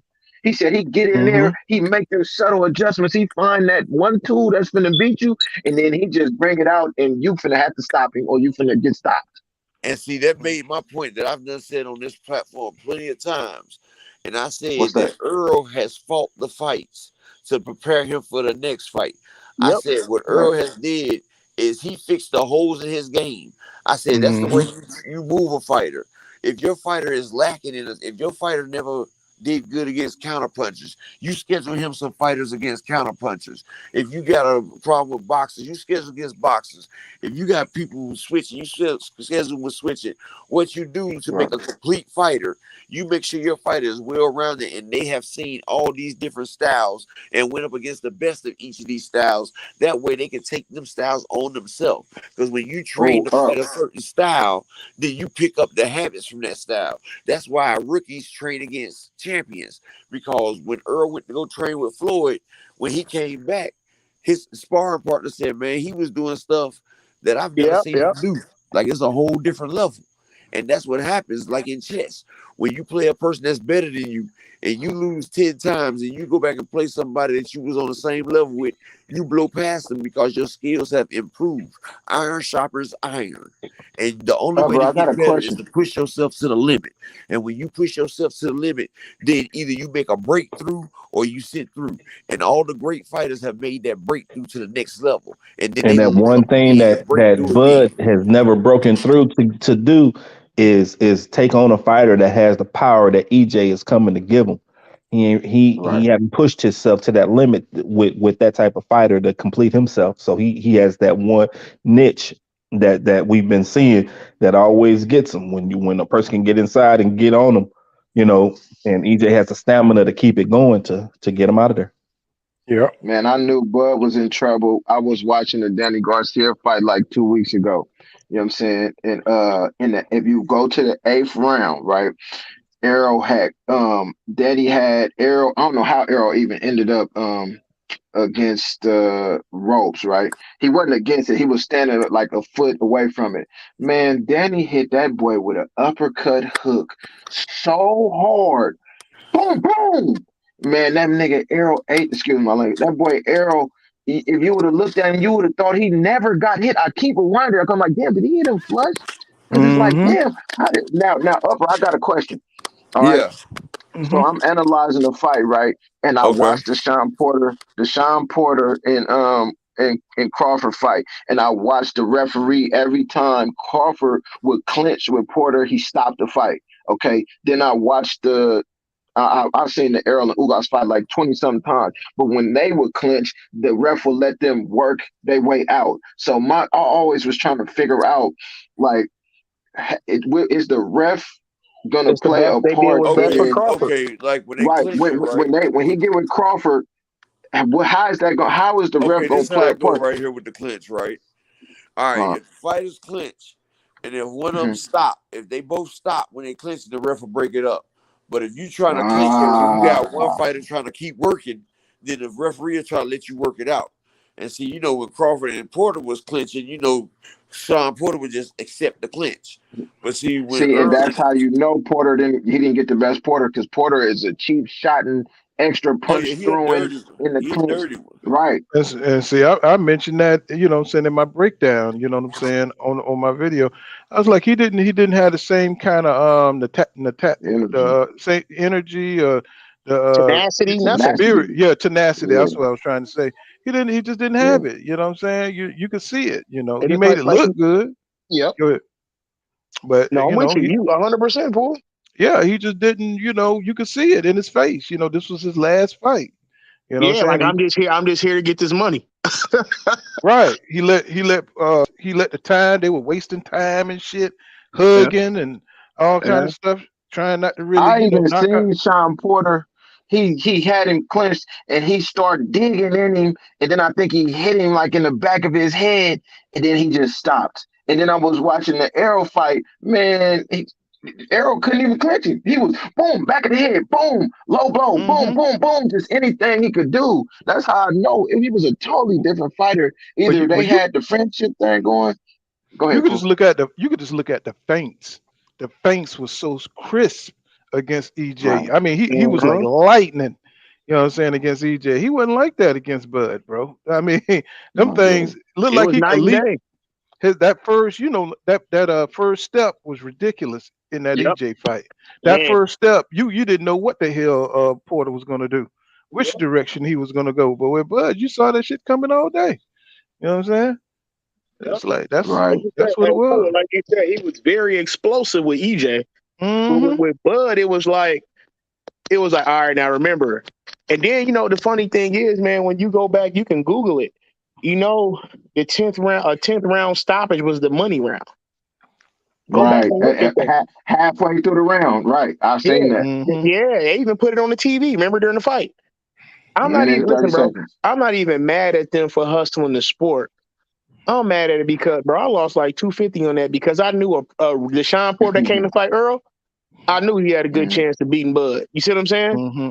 Come Hmm. to find mhm. out, we get the Sean we get the 10th grade Sean. And you You know know what I'm something? saying? I bet Kill Brook that fought Earl, he would beat Bud. Oh, Bud would Yeah, he 100%. would. Kill Brook. He would stop Bud. That man You right know, there was the A-side boogeyman, dog. those Keith professional Thurman didn't even want to gamblers, fight that Thurman didn't want guy. that. those professional gamblers, man, they know everything. They watch everything. What you eat for Hmm. breakfast, you know what I'm saying? Which way the wind blowing, how many times you take a dump, you know what I'm saying? They watch everything. How You you know what I'm saying? training? Yeah. How, exactly. You That's know what I'm why that saying? line be so close. Mm-hmm. Mm-hmm. That's why I Hey, say them Josh, No, legends I trying to agree. sway Bud, it. if Joshua in the Bud chat, not I catching agree, you, bro. if Bud Yes. not catching you at the end of his punches, he not really being as effective as you know what I'm saying. People will make him out to be like because I introduced my girl to the sport, but she always was watching before now. But I've been breaking down the small things about boxing to her, and her whole thing is, man, she watched Bud, and she like he is not the best fighter in the world. Why do the people keep saying that? You know what I'm saying? Because we watch the fights. My son is actually a Bud Crawford fan. So when we sit in my house, me, him, and his mom, and we watch the Errol fights, we watch the Bud fights. And man, if you just look at Bud fights, man, he get hit with right hands repeatedly. Sean Porter was hitting him with right hands. Mean Machine was Mean hitting him with Machine right was hands. tagging him. That man was tagging him. Sean was hurting him. Yeah. Hurting him with the right hand. Well, I ain't gonna say hurt, but buzzing him. Yeah. But you see, how but you see that. ESPN is I with got the pushing that video narrative. showing how he gets boxed. Like I'm doing a video showing where the holes is in his game, and then I got the video where Earl do them exact same shots that Crawford is getting hit with on other people and putting them down. I'm gonna put that together this week as well. Hey, Paul. I think Errol right hook is gonna do major damage to that boy. Or that right straight. But look though, y'all, when you go back and watch, if you watch the top 3 of Crawford fights and the top 3 of Earl's, whether it be the full fights or even the highlights, it ain't even close, bro. Like when you go watch like the Chris Algieri versus Earl or the Lamont versus Earl, and then you go watch Crawford's top fights, it's not even close.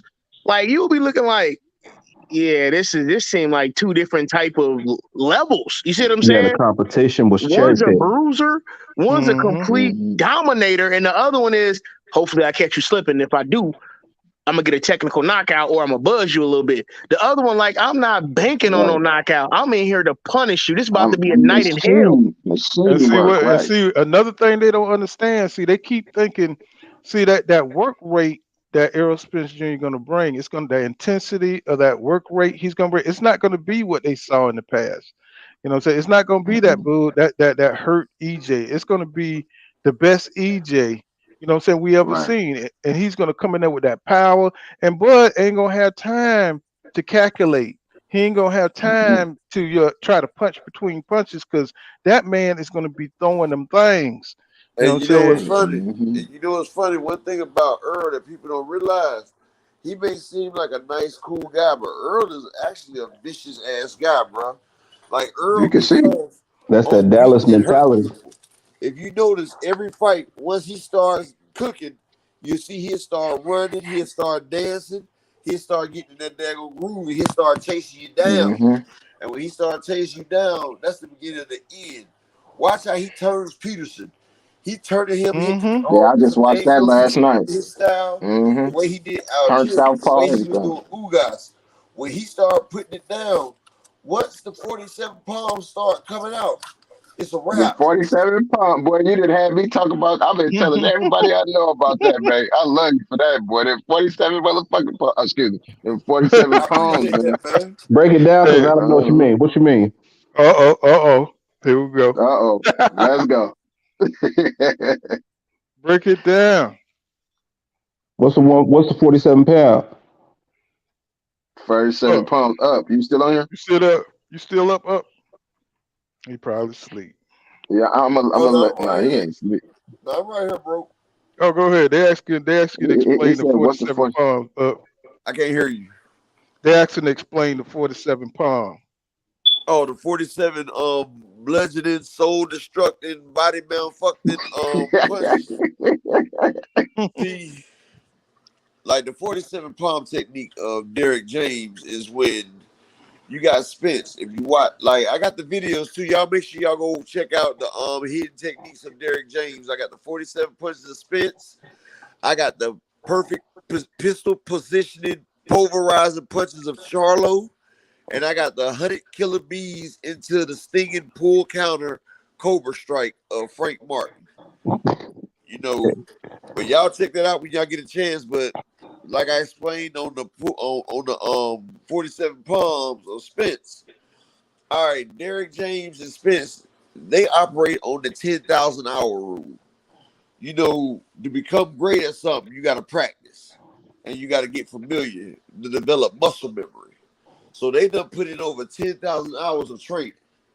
And see, in karate, in kung fu, you know, they have a thing called a kata, Kata. That's when you get out there and you know you do your kung fu, you do your manga. You know, when you working like shadow boxing, but it's shadow kung fu. If you watch Errol Spence and Derek James, they start off with the 2 to the body. They start off with the jab, then they go left hook, right hook to the body. And then it starts working from there. And as he's throwing his right, his left hand is up there answering the phone. As he's throwing the left, his right hand answering the phone. And see what they do, Earl gets into a motion. And once he gets into the motion, it's all muscle memory. And so he gets into a motion of beating you up with a combo. And his combo, every punch is decisive and is used to bludgeon your body. And as you're getting attacked, he's steady throwing. And when you get attacked, you don't know if you want to clinch up, you don't want to block, or if you want to throw a punch. So what you're doing, you have to think. And so to think about what you're going to do, that takes a few half a second. That takes a half a second or so for you to relay your brain to what you need to do. And when you're taking that punishment, he's still throwing because he has it already muscle memory. Like he's just putting the tape in and pressing play. And he's going through with his motions. And no matter you swing or not, he's still hitting you with the same shots. And if you watch all his shots, if you watch the pad work, him and Derrick James guy, or if you watch the heavy pad work, you can insert any fighter into that spot, just like I did in the movie. And it shows that he does the same technique. And he starts to go into that combo. And once he finishes breaking it off, then the person is down. He starts going. Most people don't make it to the 47th palm. They usually stop around the 27th through the 35th. But once he starts putting that combination on you, it's a wrap. And you can't block or throw with it because he has muscle memory. He keeps going. And he's willing to take the shot to keep delivering his shots. That's why he trains with light heavyweights and heavyweights as well.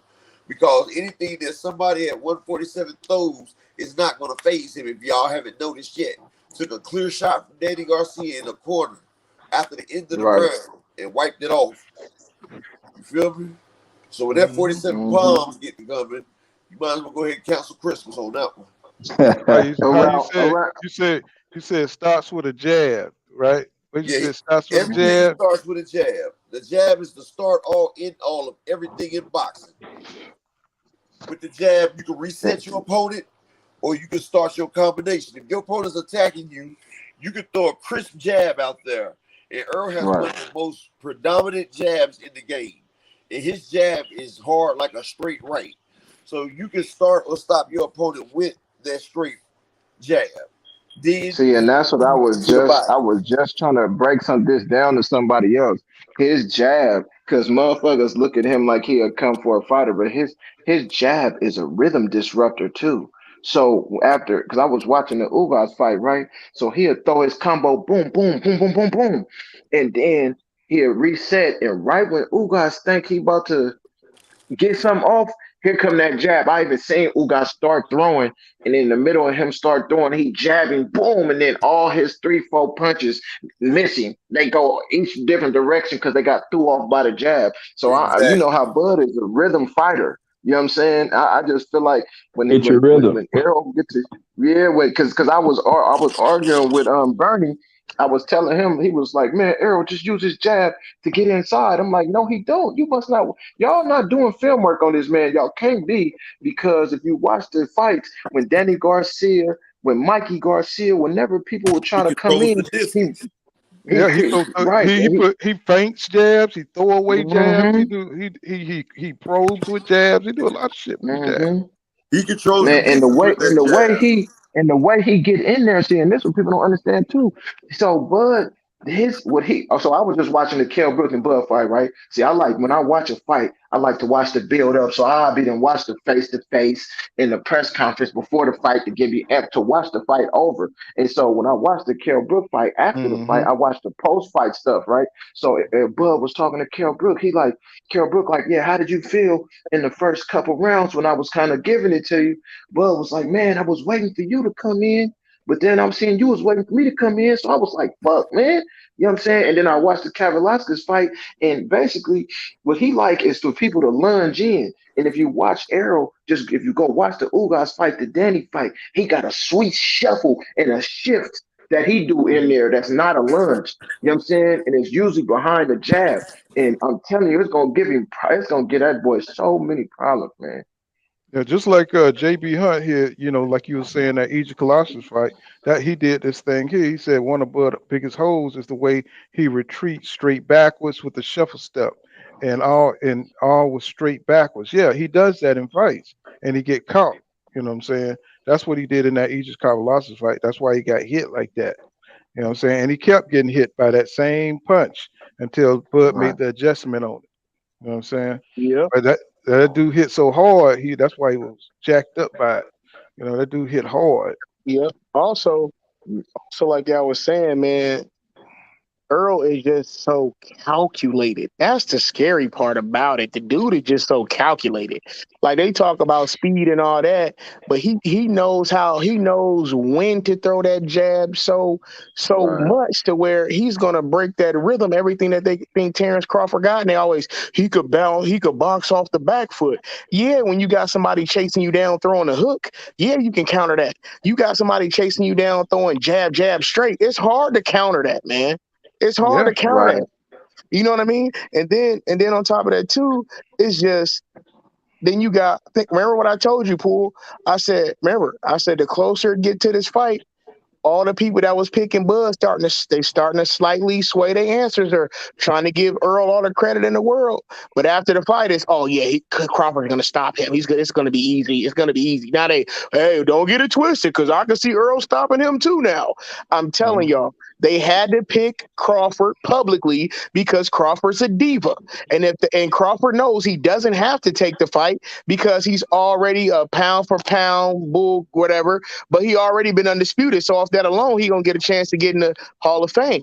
So Crawford don't have to take the fight. So for them to see the fight, they had to ride his coattail and make him seem like he this and like he that.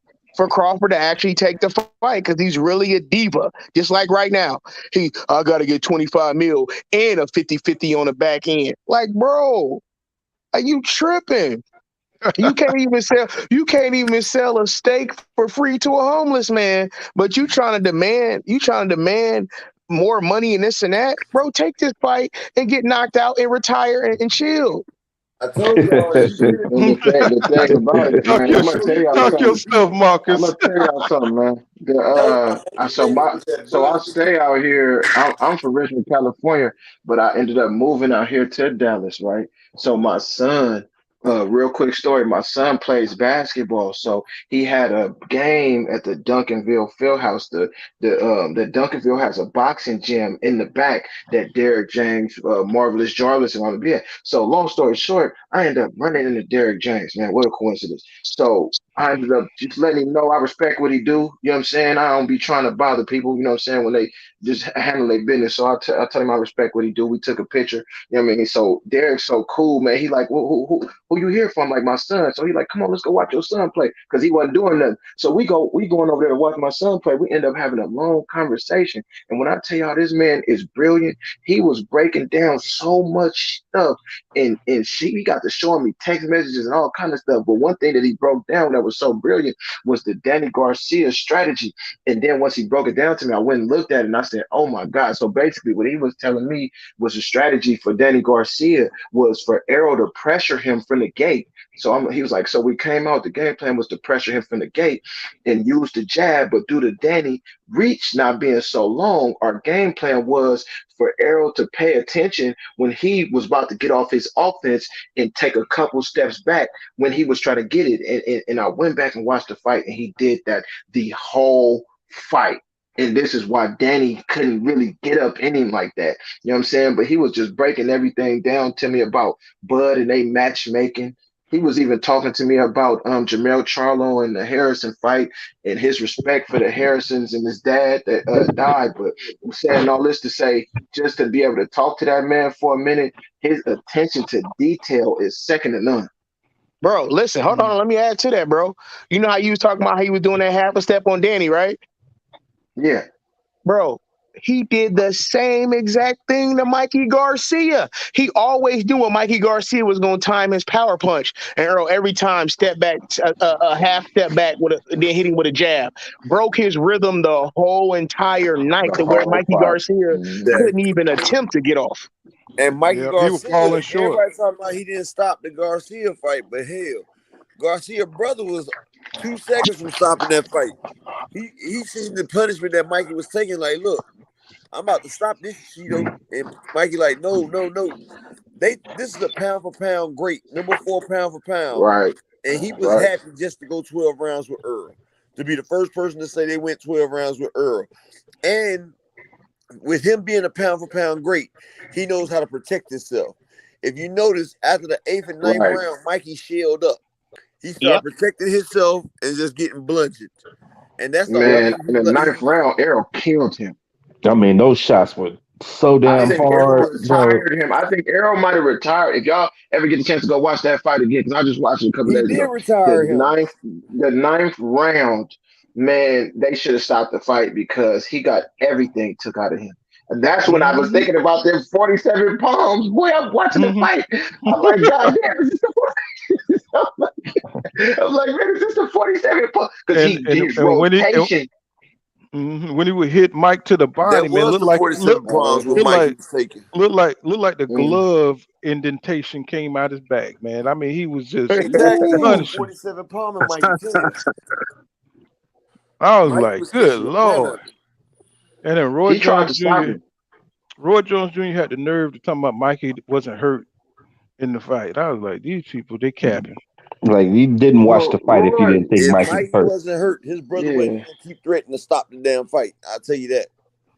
And I mean, I pay attention to what people his say, brother and I sat there can and tell when said somebody he should have stopped it earlier because after that fight right there, Mikey was never the same. Hell, Never the if you same. watch the interview after that, Mikey couldn't even speak correctly, dog. Like he had some right. brain damage and everything because you remember his speech was messed up for a while after that fight. That's And he kind No, of no, couldn't no, along it even the fully was. It formulate his really words was. correctly after that fight. that's And kind of along the same lines as Bradley talking about. Well, Bud will knock you out, but you know, EJ he just breaks your bones. Like, what is that? Like, what are you talking about, bro? He That's breaking you. worse. He Hey, breaking I exactly rather like he breaking you up Man, to get knocked down. Like, man, man, I'd rather get stopped on a flash knockout, as in that's what they were doing with a lot of Terence Crawford fights. Some of them, a decent amount of them, were just flash knockdowns, and they Yeah, called them he the overwhelmed him TKO with a guys, bunch of right? shots. I'd yeah. rather get a flash. I'd rather get a flash knockdown than to go 12 right. round with somebody just And get destroying beat down. every inch of my hmm body. hmm Jay Smith said, we're going to see EJ got his strengths. He said, but I believe TC can take advantage of him. You know what I'm saying? They really think that Bud is, he's going to be able to hold back and hit EJ with something to stop him. And that's why everybody is saying, Jay Smith, that That's what they Crawford, banking on. that's why everybody's saying Crawford got to punch his chance, bro. He don't throw that many punches, and he's definitely not going to throw that many punches with EJ with his work rate. He Exactly. Well, you know what my I'm saying? boy was I'm breaking agreeing. something down to me the other day. So I'm like, I'm explaining to my boy, and I love a real Crawford fan. You know what I'm saying? Because I was telling him, man, yeah, I was watching the Ugas fight, and I seen some holes that Bud could exploit. And my boy, he a fan of boxing, though. You know what I'm saying? And he like, but you got to understand this, Nardy.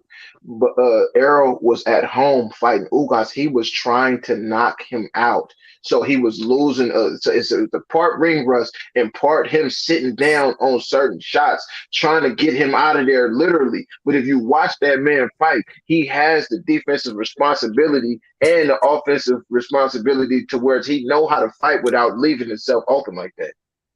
I Oh, let think me add to that. Oh, go ahead, bro. Go ahead. after the whole mouthpiece piece incident too, like I said earlier, it pissed him off so much that Ugas was gloating about it, added to the hmm fact that him wanting to get him out of there. It's like, okay, you want to try to disrespect like that, okay, let me show you what it's really about. And he broke him. He's like, now I'm gonna break you. Like I was good with just beating you on points and defensively. Now you want to gloat, I'm about to break you. That's why I say all the time, if you've talked any kind of mess, if your I team has feel, talked mess, if you get yeah. disrespectful any kind of way, he gonna break you. He just gonna break you. Hey, I Pool. look at his father, man. Mm-hmm. I look Hey, at What's so up, his Yeah, bro? check. I father. If feel you you. look at his father, if you look at his father as so I have a son that's like a prodigy in basketball. I've been training since he was 6, and sometimes I have to tell myself to get out of his way. And then I think about EJ and his dad, and I watch the resolve and the calmness that his dad come up in the middle of each round and just sit the ice pack on the back of his neck and don't say nothing. Now, if you're a grown man and you're a That's real how you man know you that's got a been through killer. shit, yes, thank you. That's where I'm That's how getting you at. know you That's how got a you know that killer. man is bringing a killer, boy. A real killer, boy. And I'm talking about this Hey, boy ain't like they, saying nothing to his son. To hey, his bro. son, man. I'm talking about even after Ugas clipped him in the sixth Yeah. round, because I study a bunch of shit. Man, Pops ain't said a word. And I'm like, man, them And boys that different shows the over there, man. respect that they have for Derrick James because Derrick James is in control the whole time. Like the whole Mm-hmm. situation, Derrick James controls all that. And that shows that they accept his power. Hey, and like you were just Mm-hmm. saying too, bro, it comes back. And me and Pool. Remember we talked about this, Pool. What I say? I said, remember this, Pool? I said, I feel so sorry for Terence Crawford. Yep. Because he Yep. got all these legends riding his coattail. And not only are they riding Right. his coattail, see, Earl a real one. He cool with that. But you got all these Mm-hmm. legends riding their coattail, but on the back side of it, dissing Earl. That's the wrong person to piss off. Listen, that's the wrong person to make mad. He's going to Right. truly hurt this man in there. And don't get me wrong, we see Derrick James quiet and all that. They're both are gonna take so much pride into really brutally hurting this dude. You see what I'm saying? Mm-hmm. I Because agree. they're disrespectful. It's beyond boxing. A drunk ain't it and all this, or he probably was drinking the night of this, and blah blah blah. And Bernie the boxer is the most annoying fan ever. Like Terence Crawford is around too many yes men. Terence Crawford is around too many. Terence Crawford is around too many yes men, and that alone is going to get him put down You see bad. Man, the resolve that EJ got. I don't know if you guys know how it is here in Texas right now in the summer, but it's hot as hell, it's bro. hot as And this hell, guy boy. is I out never here experienced running. anything like this in my life. He out here running in the damn heat on Right. highways, up mountains, bro. Like the resolve, like Terrence better get out of snack them and get outside, bro, and get some of that real training. Kind of like what you said about the whole Rocky thing, man. It's like when the Russian guy was in the gym and he doing all of that Drago. training, and Rocky went to the mountains, man, and he out there chopping wood and running them hills and running in that snow is a different kind of work ethic, man, that you're gonna need to beat this guy. And I just Man, don't know this if he's heat is committed enough real. to do it. It's serious, Man, bro. You I'm know who from was y'all California, know? bro. I've been out Yeah. here for 10 years. This heat, man, then you walk outside, this shit stick to you. You I can't get away still from ain't the got humidity. used, man. I You still ain't can't get got away used to it, from it. man. You cannot get Shit, away I from still it. ain't got used I to it. know what you're talking about. I'm in Dallas too, so shoot, I be feeling it too. I mean, JB Hunt says that shuffle step back is picture made for a southpaw with a jab. He said you steady get cracked by the 1-2, but never back up on angles. He's in trouble. Guaranteed he gets dropped in the fifth. Okay, JB, you be watching that film. I could tell. You know what Hey, I'm saying? y'all know who was supposed to have that actual comeback Rocky moment, being we talking about Rocky. You know who was supposed to have that Rocky moment and they fell short in the mud? That was supposed to be the Sean Porter. When he was Mm-hmm. training for Earl and all that, he was just had 18 trainers, 36 bodyguards. None of that worked, bro. What was that, Rocky 2? Cuz thought he was And, about to and, do and something. Sean caught Arrow at a time when if he was gonna get beat, that's when he was gonna get beat. You know what I'm saying? The focus Arrow, I don't see nobody from all the way to 160 even being able to deal with him, man. Goldie Jones says, "Yeah, don't piss off EJ. He passive aggressive. That's a dangerous personality for a boxer." What's going on, Goldie Jones? Welcome to the channel. And Have y'all Joshua, say what now? have y'all seen this? Is something that I picked up because I'm into psychology and stuff like that. So since Errol called Crawford out at the end of the Ugas fight, and I've been seeing Derrick James, like his energy towards the fight is just so like energized. You know what I'm saying? And Errol is so energized. They zeroed in on them boys. And make it seem like Crawford and them have shifted. Like they energy. He's a Twitter finger, Bo Mac, they some Twitter finger media talking dudes. And ever since Errol done zoomed in on them boys, they ain't really got nothing to say. And now all I hear about is him asking for a bunch of money and holding up the fight, really. You know what I'm saying? That's how I know they know what they in for, man. Hey, Pool. They don't want to give no more bulletin board material. Hey, Pool, remember I Right. told you. Remember I told you, and you said I don't want to believe it. Remember when I first got on here? We about 4 weeks out, about 3 to 4 weeks out now, right?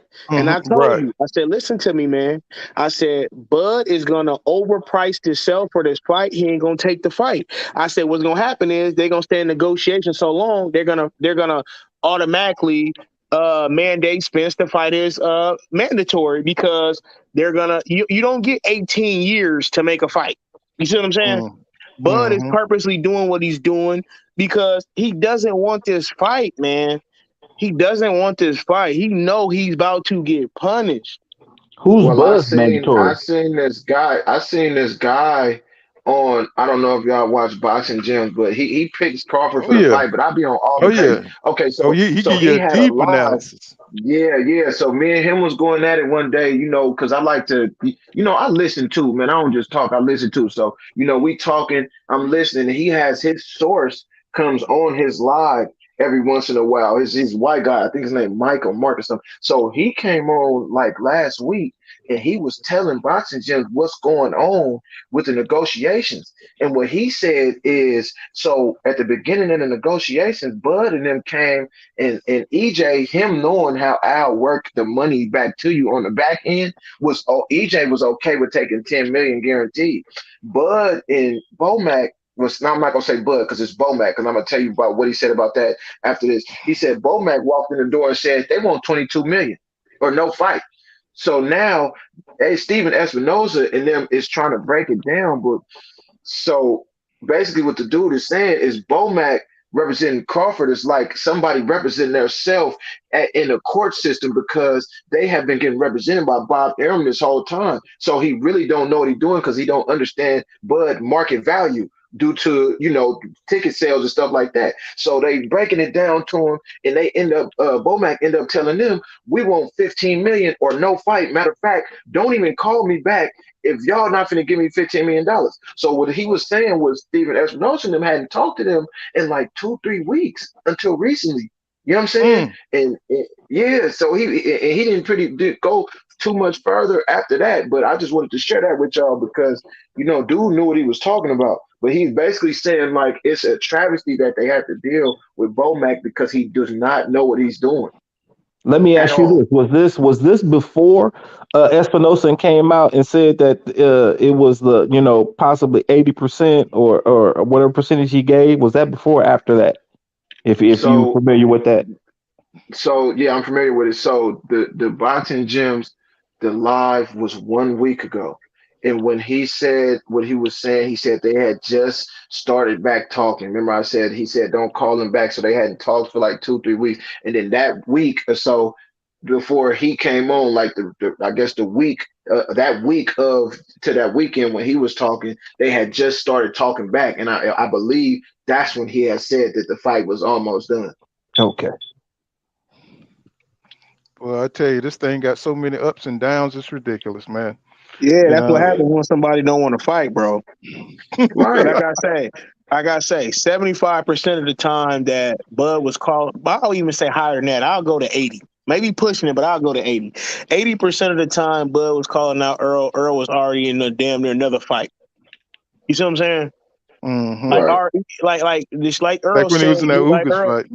yeah, like Earl said years ago, it's smoke and mirrors. Him and Bob. Like, come on, bro. What Bob say? Pool? They got the what? Best The best matchmakers in boxing. matchmakers. Best matchmakers, yeah. Best matchmakers in boxing. Right. Then when you look at his career, then you understand they got the best matchmakers in boxing. The man been fighting. The man been fighting soccer coaches his whole career. Yeah, Oh, because after that Jeff Horn fight, I said, okay, you know what I'm saying, Crawford, you know what I'm saying, he done made it up to 147. I said, man, he finna come in here and he's finna take out Keith Thurman, he's finna take out Danny Garcia, he finna take out, you know what I'm saying, some of the division. Then when he came up and stopped fighting Jose Benavidez, I was like, who the hell is this? You know what I'm saying? When I seen dude with a full knee brace on, that's when I was like, what the?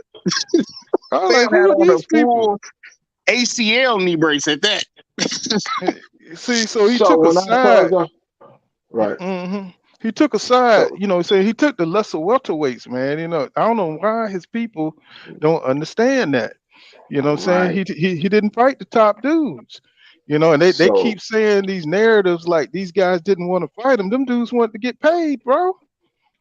Just like so Especially when Crawford after I you want to pay have get your the paid. team. Just like Yep. Crawford want to get paid, they want to get paid too.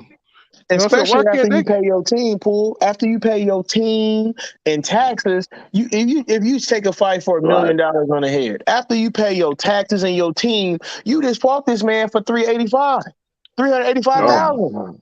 Hell, You see that's what Right. why I'm it'd be saying? better for him to have the fight in Dallas, bro, because you ain't gonna have none of that federal tax. You Ex- better come on over Not here. only that, I mean, not none of only that that, state tax. Excuse me. not only that, like my man K has said, uh, it's just that they don't understand what Al Heyman and them do over there. They give you a little money up front as in a guarantee, and you get all your money on the back end without all that bull Right. BS taxes and all that. You don't want them to tax 25 million. You want that on the Mm-hmm. back Right. end. Yeah. Mm-hmm. So Mm-hmm. Bud don't Man, realize Derek he messing James was himself telling over me. because he don't know. Derek James was telling me when I had the conversation with him. So I asked him about Bud, and we was talking, and you know how you talking to somebody, but we having a good conversation, but he trying not to say too Too much. much. So I'm asking Mm-hmm. about yeah. So I'm asking him about Bud because he didn't already show me text messages. He had text Danny after the fight, telling him good fight, and he was a warrior and stuff. But he was telling me how Danny fuck with him and Errol, but his daddy don't. You know what I'm saying? But anyways, he was testing. So we was talking about Bud. And he was like, if you look at his career and look at what they doing with him, he's a product of matchmaking. He was like, man, without going too far into detail, man, they know what he capable of and what he can't do because of sparring. He was like, man, between me, he's like, man, he gets hurt in sparring more than what people is telling y'all. You know what I'm saying? So when he told me that, you know what I'm saying, I took a mental note, and then I remember hearing about Brian Norman before the fight with Sean Porter. Did y'all hear about that? Yeah, Brian Norman. That's the one who be sparring Yeah, everybody. man, Brian Norman down there killed that man in there. You know what I'm saying? They said he wobbled him 2, 3 times to the point where they down there had to stop it. Because, Bud a dog, he going to keep fighting. But, you know what I'm saying? It's just everything that Derek James had told me just was coming into fruition, man. And Bud is just a match. And I'm not taking nothing away from him because I do feel like he's a very good fighter. But if you look how they have match made him with C-level fighters and fighters that's on the back end of their career, but what Kell Brook do after the Bud fight? He had like 2, 3 more fights and he retired. What Sean Porter did? He retired. You know what I'm saying? What did Indongo do after Bud? I just watched him get knocked out by Regis Probate. What did Victor Postol do after Bud? I just watched him get stopped by Gary Antoine Russell.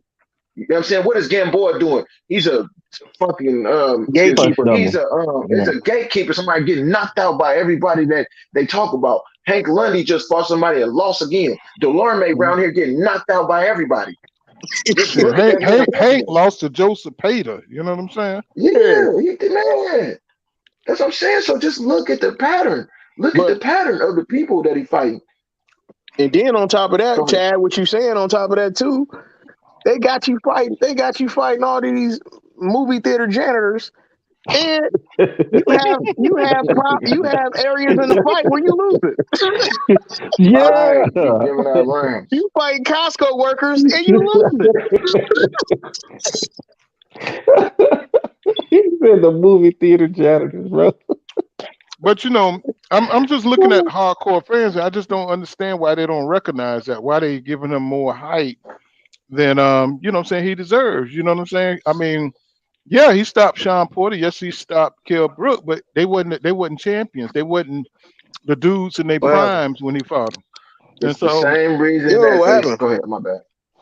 It's the same reason they say Arrow is the Tim Duncan of boxing Oh, there you go. because Yeah. when you look at them two, because my son is 13, he like Crawford because his hands is fast. You know what I'm saying? His feet fast. You know what I'm saying? hmm He to the naked eye, to a casual or somebody that's just watching.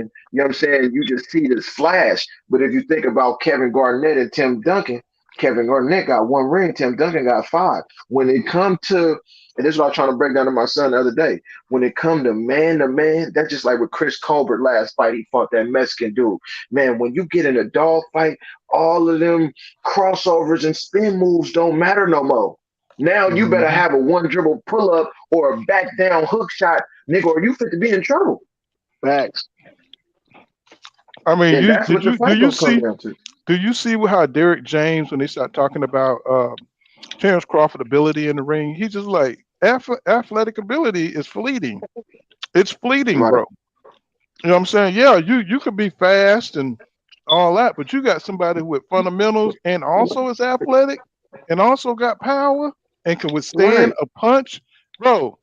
I'm trying to get these folks. I try to educate And them, but and education too, and man. But it I goes can't back do to it. like It's he talk rings, about Roy, yeah. like he talk about Roy Jones. Remember, and I like how Derek James based a lot of stuff around Roy Jones, and he say Roy Jones was one of the greatest. But I like how he used Roy Jones analogy with Crawford. Like Roy Mm-hmm. Jones was the fastest this and this, but if you ain't like, for example, he always compare Roy Jones to Bernard Hopkins. Bernard Hopkins was able to fight up into his 40s because he was so fundamentally sound and technical. Roy just was just flash and flare. He was just so much faster than everybody. But once that flash and flare wore down, he started losing all the time. And Mm-hmm. that's why I had a problem with, see, okay, you can pick whoever you want to for the fight. I don't care about that, bro. But when I listen to your reason why and I hear an agenda behind it, that's when I'm not even taking your response as credible. Because if you listen to so I'm listening to James Tony, he talking about he ain't gonna last 6 rounds. So he ain't gonna last 6 rounds, but Amir Khan can. Okay, so I'm not even listening to you. So boom, now let's go to Antonio Tarver. I'm listening to Antonio Tarver, and he talking about, oh, Bud gonna win because he just got more skills. The fighter that has more skills is gonna win the fight. So how did you beat Roy Jones then? Because you sure don't got more skills than him. They didn't So have what are you half the talking skills. about? They didn't have half the skills Roy had. Yeah, so what are you What he had talking was them about? damn long arms. He had them Yeah. long reach. You know what I'm Right, and saying? now you got But Roy even in Jones that talking fight, about Crawford resume is better and Crawford been in more tough fights. What are you talking? Okay, bro, y'all. As a matter of fact, all three of y'all was on the juice. You know what I mean? So I'm yeah. really about to boy. I don't want to hear nothing y'all talk about. Hey, but K, peep this though, to what you saying too though. In that actual fight with Tarver and Roy Jones, that was more of a Earl and Terence Crawford. It sure was Tarver that, was more brother. of the Thank technical you, fighter. That's why thank he you. was able to catch Roy Roy. with some straight, Mm-hmm. while And he Roy was a trying to southpaw throw against them Orthodox. fancy hooks. And you seen what Roy looked like, you know what I'm saying, after his athletic ability went when he fought Trinidad, how he had to fight Trinidad. Mm-hmm. You know what I'm saying? Mm-hmm. He had to put Yeah. the guard up and walk forward, just walk them down because he was the bigger man. He But didn't Mm-hmm. when have, you he watch, didn't, go ahead, go my ahead. bad. Poor touches down. Keep going, bro. Yeah, yeah, I was just gonna say, you know what I'm saying, he had to switch up his whole entire style. He had to use fundamentals to beat Yep, Trinidad. You see what I'm yep. saying? Mm-hmm. Because he didn't have none of that lateral movement. He had none of that fast 100-mile speed. You know what I'm saying? Left hook and all that shit. You know Mm-hmm. what I'm Right. saying? Yep, He had to put his hands up, move forward, and go for what you know. He took some punishment in that fight too. yep. And that's And, and also and why he then lost to Calzani too. yep. Hmm. And then when you watch it, and when you watch Crawford, if you go back and watch Crawford last 3-4 fights, his combinations is getting looser and slower and looser. Like Mm-hmm. when you really break it down on the analyst tip, like I'm telling you, the man, his combinations are getting looser and looser. Like, and that's going to hurt you fighting somebody that's so fundamentally sound, coming straight down a pipe. Right. Hmm. And see that's why I got Errol winning the fight because okay, for one, you start slow. I watched Kell Brook jump out on you, I watched Sean Porter jump out on you, washed up, both of them. Now you let Errol jump up on you. See, this is how I got the fight broke down without going throughout my whole explanation. The moment Bud decides to come forward, he's gonna get hurt bad. And he probably gonna get stopped at that very moment. And that moment is gonna come because Errol is going to come out and Errol has the ability to entice the judges with his work. You know what I'm Yep. saying? If you watch the Mm-hmm. Sean Porter fight, right? See, a lot of people like to be, oh, the Errol haters. Sean Porter won. No, he didn't. The fight was 8-4, 7-5 at the most. If you watch the rounds, yeah, a lot of them was close, but Errol landed the more cleaner shots, the more destructive shots, which won him the rounds. You know what I'm saying? So Yep. when they fight, you know what I'm saying? He gonna get out on that boy. The only action is to come out there like this, Hagler and Hearns. You know what I'm saying? No, And really I try had to, that fight. I'm with you. I had that fight 9-3 or 8-4 at the most. yeah, at Mm-hmm. the rounds that Porter won was clear. 4, 7, I had 9 and 11, but 9 and 11 was swing rounds, bro. No, not No, 11, excuse me. 9. Porter No, definitely he didn't didn't win win 11. 11. I'll take it back. No, he All didn't they win have to 11. I do is think look at the scorecards. I 4, mean, just 7, go and look 9. at. Yeah, all you have to do is look at the scorecards. You know what I'm Yeah, saying? 4, So 7, and 9. Yeah, No, 4, 7, and 9 they wasn't debatable. They really was clear. his rounds. Right. Everything else, yeah, he ain't doing enough, bro. But all I know is this, man. At the end of the day, Crawford is only taking so long because Crawford resume, even though he's undisputed, he has the worst undisputed resume out of everybody that's undisputed. As in, like, his resume, he doesn't have one big name on it, even out of Terence Right. Crawford mouth. Also, Yeah. imagine Earl going undisputed and your name is on his list. Like, bro, Right. like, Cuz doing everything in his power to prolong this fight. Next week he gonna be asked for 185 million.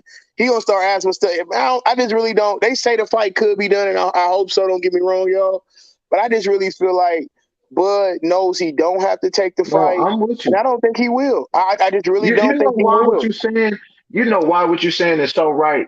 Because if you just pay attention, man, them people in Omaha and the people in Bud ear, they hold him to us to on a pedestal that they shouldn't, and it's not even good. It's not healthy for him. You know what I'm saying? Because when I'm listening to Bo Mac, oh, Bud gonna destroy that man. I'm listening to Bernie. Oh man, he just gonna pluck him in the forehead and then gonna drop. Y'all giving this man the wrong type of confidence to go into a fight where the man that he about to fight is number 3, 4 on the pound for pound list. You know what I'm saying? But if you look at how them people hold him to the on the pedestal that he owned, he got so much behind him. He got so much riding on this fight. I could see him not taking the fight because as a man with children, I got 3 sons. When you do something in front of your sons, man, you gotta be sharp. Like, you know, if I get in a fight and my son's there, bro, I gotta win. I gotta Yeah, stop at nothing to win, bro. And his yeah. sons is old enough to where they watching this shit, bro.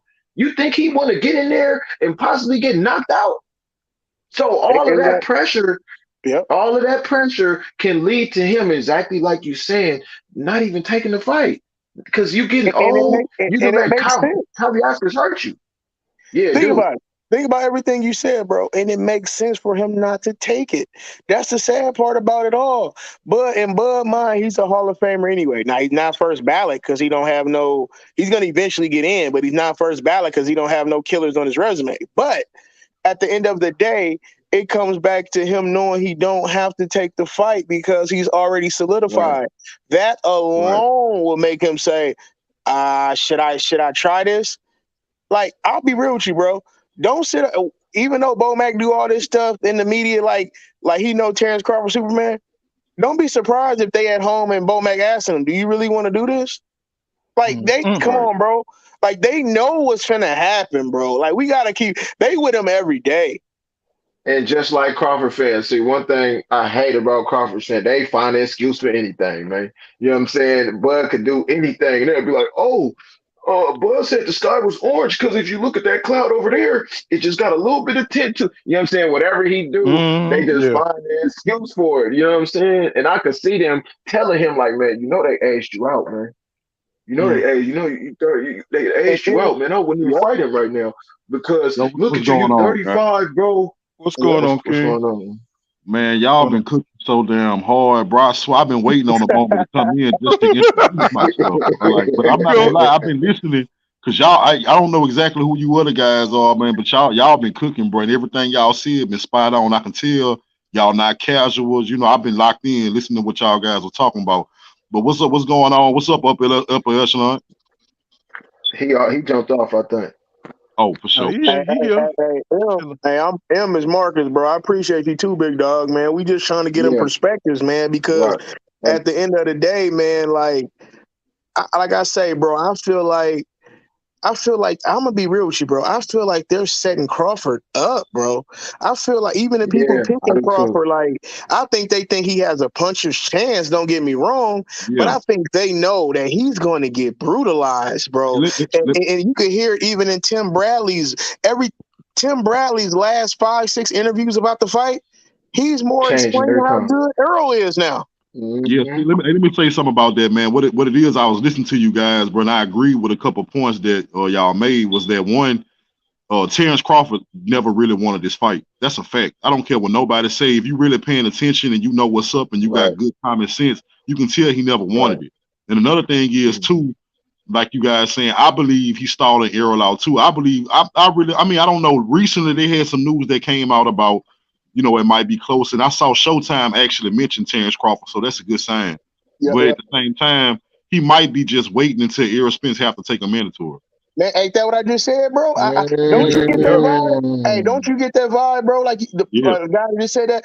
Don't you get that vibe, bro? Like Mm. he knows he only got so long, and they're going to activate his mandatory, bro. And then Right, they're gonna right. try to then Bud gonna put it in the media. Well, they ain't want to pay me what they was paying me. Shit, I was there for the fight.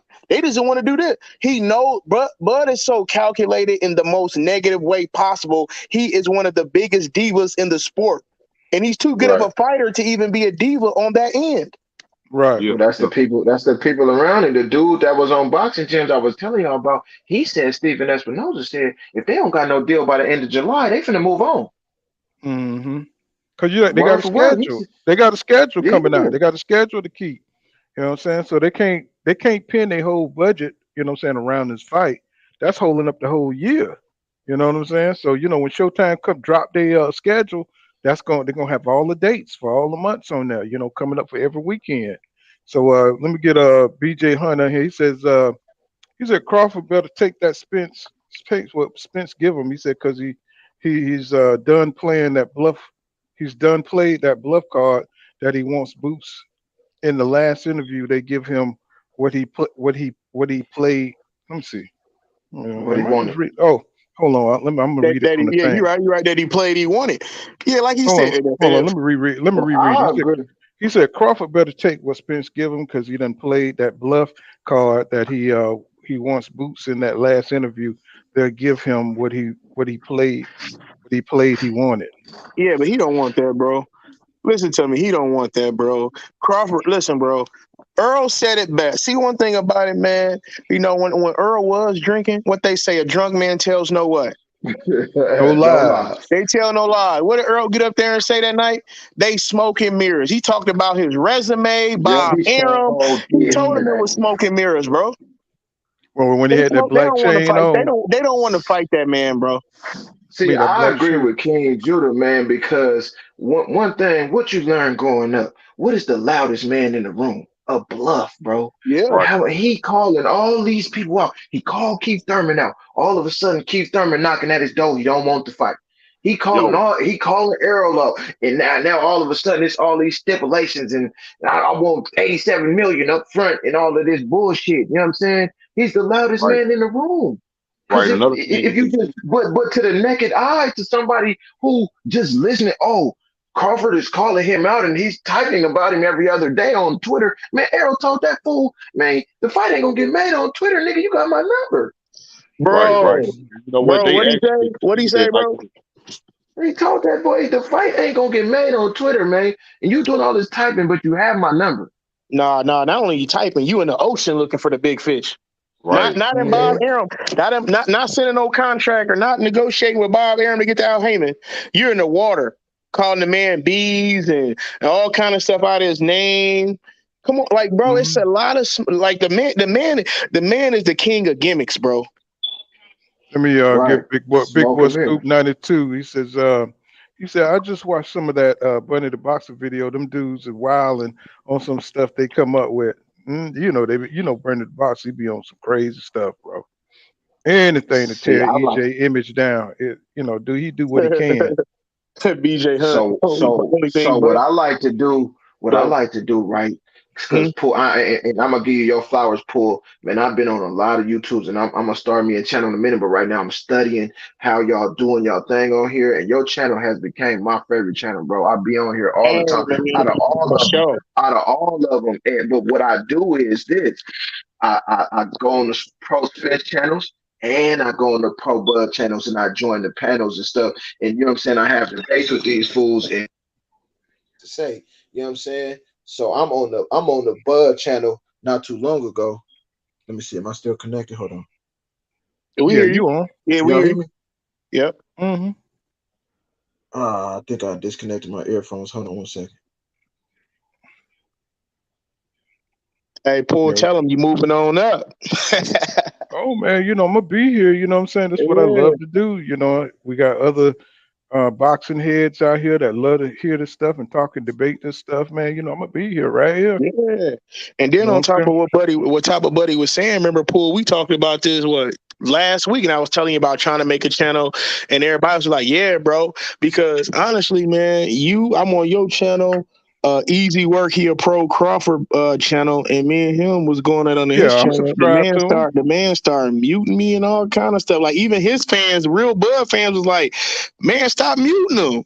Like let him say what he's saying." And it's just crazy, but it is what it is. But the thing is, when you talk to people who don't got no logic, everything he had to say was, "Well, they had to wait 5 years for the fight." I'm like, well, why didn't if everything's about waiting 5 years, why didn't Bob Arum never say nothing over? Like it's just things that don't make sense because now the fight getting made because of Errol and Al Heyman. And I'm gonna say one more thing. When Earl said that after he beat Ugas and Toad and said everything he said about Bud, man, that shit gave me chills, bro. Like he don't see he one of them dudes, fam. He ain't laughing if the joke ain't funny. Earl ain't the type. I ain't laughing if the joke ain't funny. You see what I'm saying? Mm-hmm. I don't scratch my head unless it itch. He one of them cats, right? So when he came and told him, like I said, I'm gonna get all these straps and I'm coming to take your ish. You see what I'm saying? And then he ended again. Man down, strap season. Bud, I'm coming for that belt. You see what I'm saying? Man, why you think Bud didn't show up on purpose, y'all?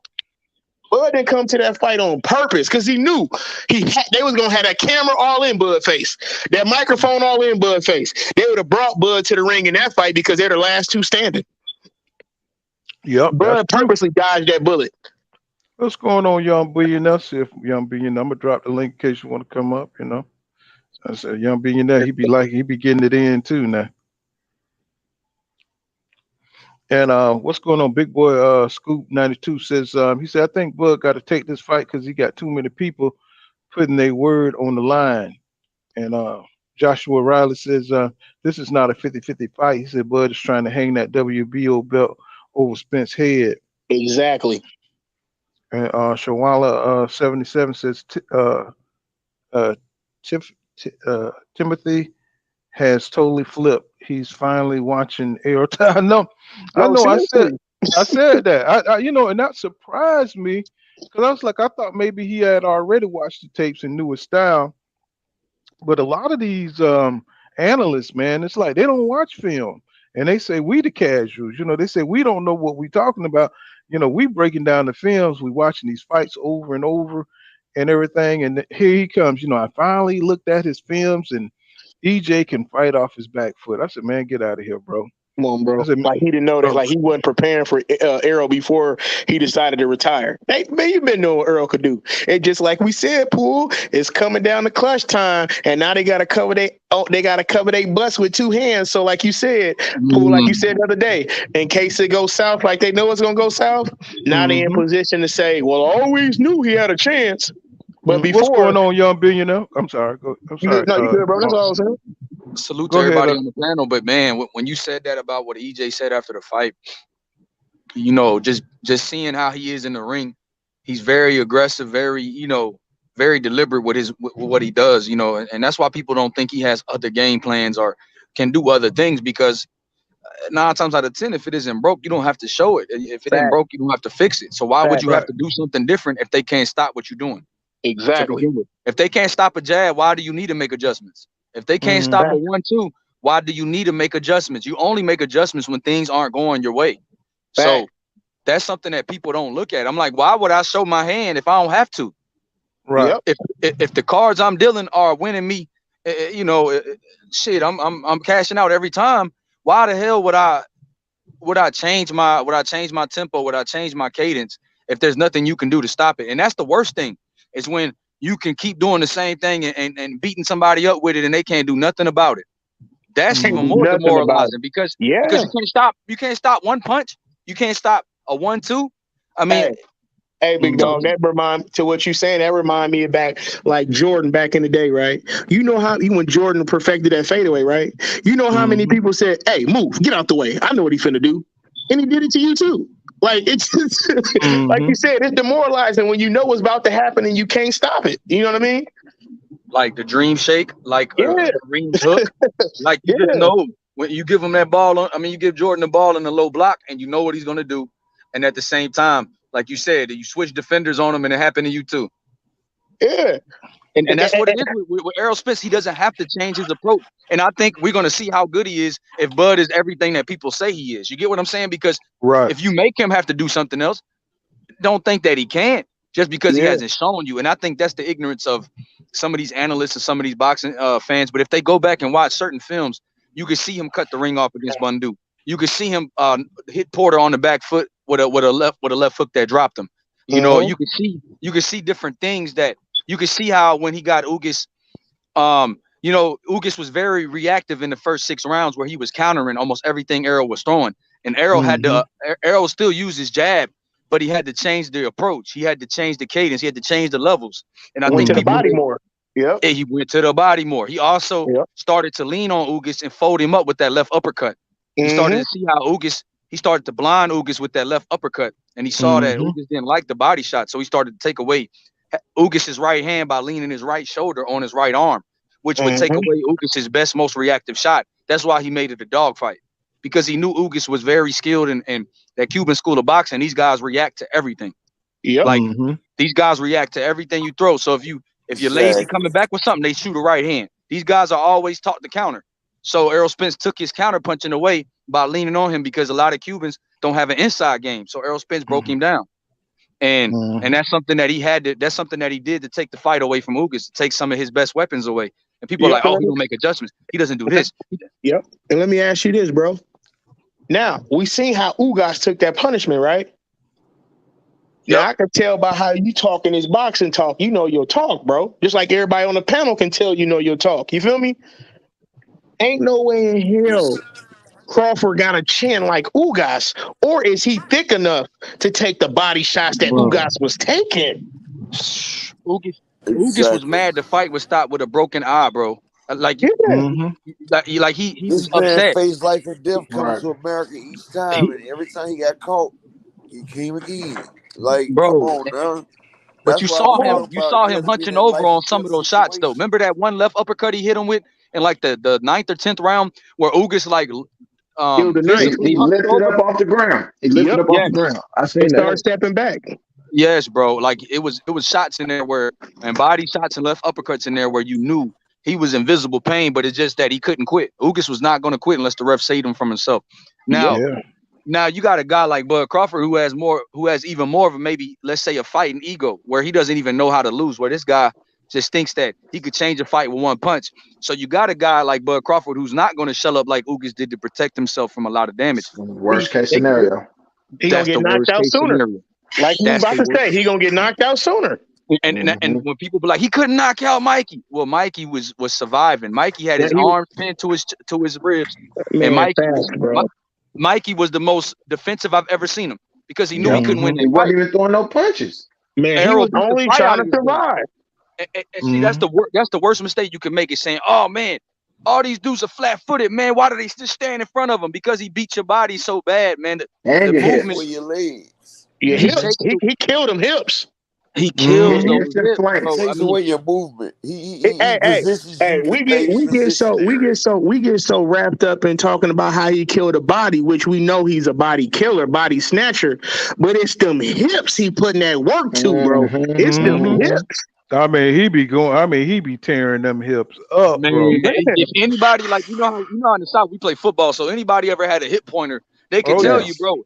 you're not as mobile when you have a hip pointer or a helmet hit you in the hip. So imagine Oh the yeah. guy beating on that same hip that's precise, that's accurate, that's deliberate, that's doing Them's it the on purpose. biggest muscles on your body. Yep. Bro, you're And gonna be a statue. when them muscles fatigue and start It's tightening over. up, you gotta sit there, man. And Yeah. again, hey, when it goes like we were saying a few minutes ago, don't be surprised, y'all, if Errol Spence and Derrick James coming out the gate first round, 1 second off the clock, they attacking that body even more, hitting him. They gonna make Terence Crawford. I'm telling you, by the 5th round, if it go that long, they're going to make Terence Crawford sit and fight. Watch what I tell you. Well, I think that's the part that Derrick James and Errol Spence, that's the most strategic part that they have to come to, because when you go to the body, you give up your head. So they're gonna have to figure out how to execute their body work without him getting caught flush in the midst of it. I don't know if it's gonna be And see, behind the jab. that's what you don't realize right It's the there. What you just said. And They and not for the about to do guys that. that Hold on for a second, brother. They not about to do that. They're gonna work that thing knowing that he might get hit. That's the difference. Yep. That's why he Especially if trains they hit him against with light something, he heavyweights walked and through it. heavyweights. Yep. Because they for the eventuality that you do sneak a punch in there, they build up his resistance to the And punches. 100%. Oh man, let me ask y'all this. So my son realized. So we was watching the Mikey fight the other day, and then we watched the Ugas fight. Man, Errol neck is noticeably way bigger than it was before the car crash. Oh yeah, It's he's doing that wider. waves. Just when y'all get a chance, just go check that out. Look at some of the pictures for the Ugas fight or the pictures for the Danny Garcia fight. His neck is huge right now. Yeah. look But at they his go. picture in the profile pic of mine, bro. He got Errol Spence neck is thick as his head. Pause. Bro, Yeah. Hmm. he got a Lamar Jackson, remember that football Yeah, player, yeah. Uh-huh. Jeremiah Trotter and Takeo Spikes in him? He got one of them. Hmm. Bro, he got a running back neck right now. Errol Spence is obviously putting in a lot of work. And that You know, nutritionist. strength and conditioning Hmm. wise. And I Hey, Yeah, listen. that was you who said you had saw EJ, didn't you? yeah, I saw him. Yeah. I saw him at Man, the Earl Frank look Martin like he fight. could take a 2x4 and smash him upside the neck with that thing, bro. He's Like, stupid. Look, I'm just hey, saying, Poole, that's the I way it asked look. Coach Derek. Like, I said, what y'all gonna do with Buzz movement? He started laughing like, bro, like he said, man. I said, what y'all gonna do about the southpaw stuff? He said, are you serious? And he was just like, man. He said, man, we can't wait to go to work for him. He said, we can't wait. Like Hey, peep this we've been too, bro. dying to work with Bud Crawford. Hey, listen too, bro. What's your name that we're just talking, bro? Oh, Nardi. yeah, Uh, that's Young Billy, Oh, man. They call me YB though. YB. Oh, YB, I'm Marcus, bro. Okay, look, right. To what you were saying too, right? Listen. I really think Derek James, this is I think out of all the people that Derek James done coach Earl to fight, he wants to see Earl punish. I'm talking about Cuz gonna put damn near $10,000 in just before the fight. Watching this, you know what I'm saying? Like they about to break Cuz spirit. And this is the thing, they don't want to. Hey, listen, bro, YB, they don't want to. Hey, Poole, they don't want to knock out Crawford. they They want want to to beat him take 12 Cuz rounds soul in the in ring. himself. They want to take hmm. Cuz soul in the ring. I believe And it. see, They, that's what they gonna make make him Earl. quit. They gonna make him quit. Watch what I tell you. They That's Hey, gonna what hey make make Marcus. Bomac. Earl such a Bomac gonna throw in the dangerous towel the fighter. same way Sean Porter dad did. Watch. And that's Hey what Terence That's Marcus. Crawford gonna blame it on. Hey that's Marcus. I why was listening Earl earlier. is Are you the one that? dangerous, bro. Because Earl will sit there and beat on you relentlessly. I'm talking relentlessly until you break. He has no remorse though. You see how he kept when he knew he hit Ugas, when he knew he messed up Ugas' eye in like that 5th round. Man, everything after that was eye shot, body. He soon go for the body, eye shot. Like, bro, he wants to have your eye pop out and land in the ring, bro. Like, ain't no like, Cuz is different, bro. Hey Marcus. Are you What up, the one bro? that you said you met Derek James at Duncanville?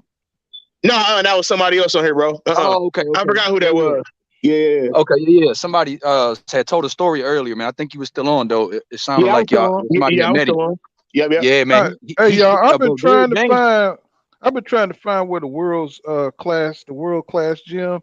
You know what I'm saying? I cannot find it. You know, every time I look it up, there's another world class gym pop up. On the internet trying to find Coach Derrick James' location. Yeah, that gym location is hard, man. It's kind of hidden on Google. I guess a lot of people trolls. You know, Derrick James was upset. A lot of trolls used to come to the gym at R&R when they were there. So I guess he wants to keep this gym kind of private, unless you have a personal invite. I think Yeah, it's that's where's cool. the okay, I ain't gonna say the name. I mean It somebody was a told me in the chat. YouTuber that used to try to come down there and act like he wanted to fight Earl. Like just used to pop up at the old gym. Like, you know what I mean? You talking about that Zetterman, that Charlie Zetterman dude used to always I don't know. It go was a black around. dude. He used to I always think try to make YouTube Oh videos. no! I'm oh gonna yeah, put yeah. the You talking weight about King Troy. bully, the weight bully You talking Spence. about I Troy think Yeah, that's King? him. him. Troy King. Troy King. I want Nah, to that's put not Troy hands on the King. weight Nah, it's bully. the other dude, man. His name, I know exactly who you talking No, about, I'm talking about the dude he said, bro, that always talk about the weight bully stuff. It's him. man. I used to watch his Yeah. Troy videos, bro. King. Troy No, King that's not talking about. Troy. That ain't Troy. That's the other No, dude from New that ain't York. Troy King. That's somebody else. Well, It's a Didn't Errol offer Troy King to come down to spar? yeah. He ain't want I no don't know smoke. about that one. Yeah, But he the did. weight He bully did. Spence, Mm-hmm. he a hater, bro. He the biggest hater, bro. Like, it's crazy. No, You Easy talking about Ralph Ish? Spence. No, Easy Ralph Spence, dude, the biggest hater, boy. Oh Oh, my I God. don't even go to that He bullshit. don't even make sense in his videos. No, he don't. He'll see somebody eating ice cream. Oh my God! They said Terence Crawford's gonna lick the head off of Errol. No pause. He be like, bro, where do you get any of this content from, bro? Like he say the stupidest stuff on his channel.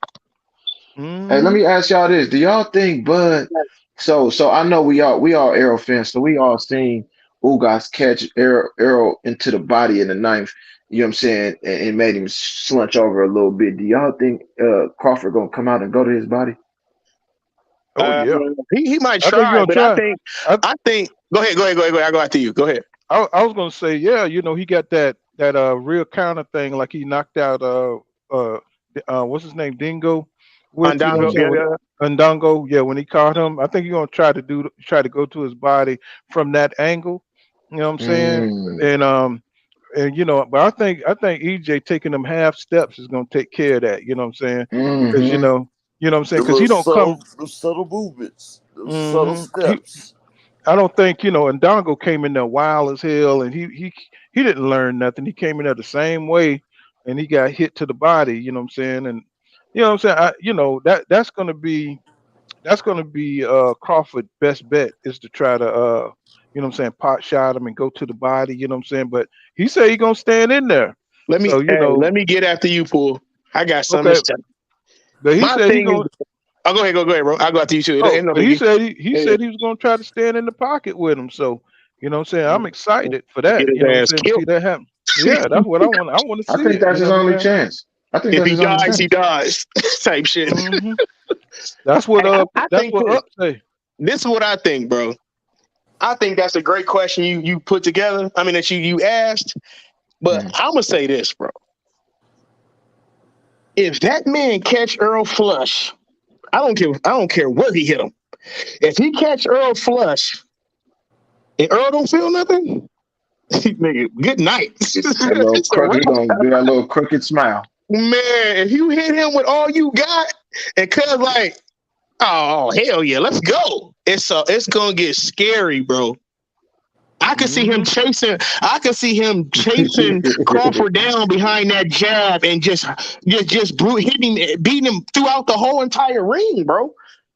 Like the This is Montez. personal. Every other fight for him been business. Even though him and Sean Porter talked a little crazy, this and that, he still told Porter, "I love you. I love your daddy." You see what I'm saying? Like they got history together.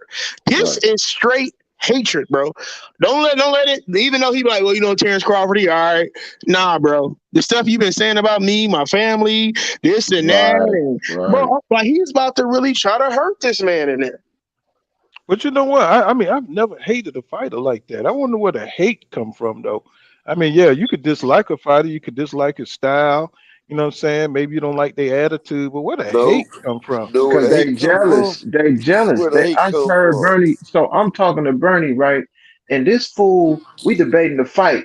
man, and I'm cooking this boy so hard about the fight, but I'm respectful. So, you know what I'm saying? It ain't no disrespect in there. So we have an open dialogue. And what he tried to veer off to is, oh yeah, Errol Spence, he only bigger than Crawford because of what do he say, propaganda, because that's who they wanted to put up there, this, that, and the other. And when I'm listening to him, like I said, I'm into psychology, man. You jealous, bro. They hate come from But that's what pure I said RD before. jealousy.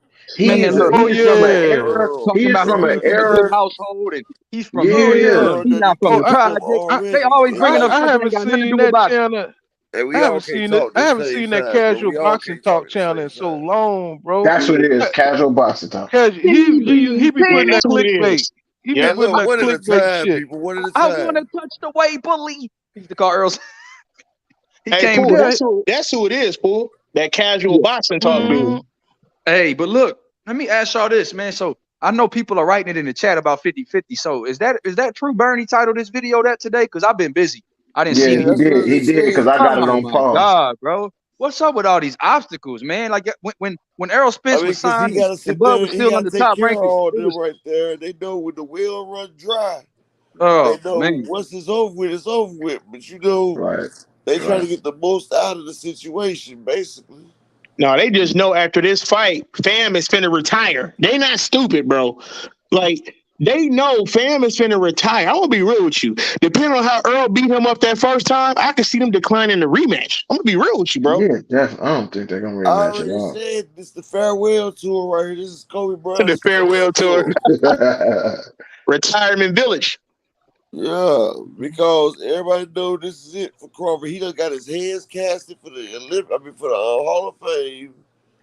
That man trying to add one more name to it or not, but Crawford coming out here. This is it for him, and we about to see the closing of an era right there. This is gonna be a closing of an era and the opening of a new chapter See, right and there. that's why they jealous because Errol came in the era after Bud, man.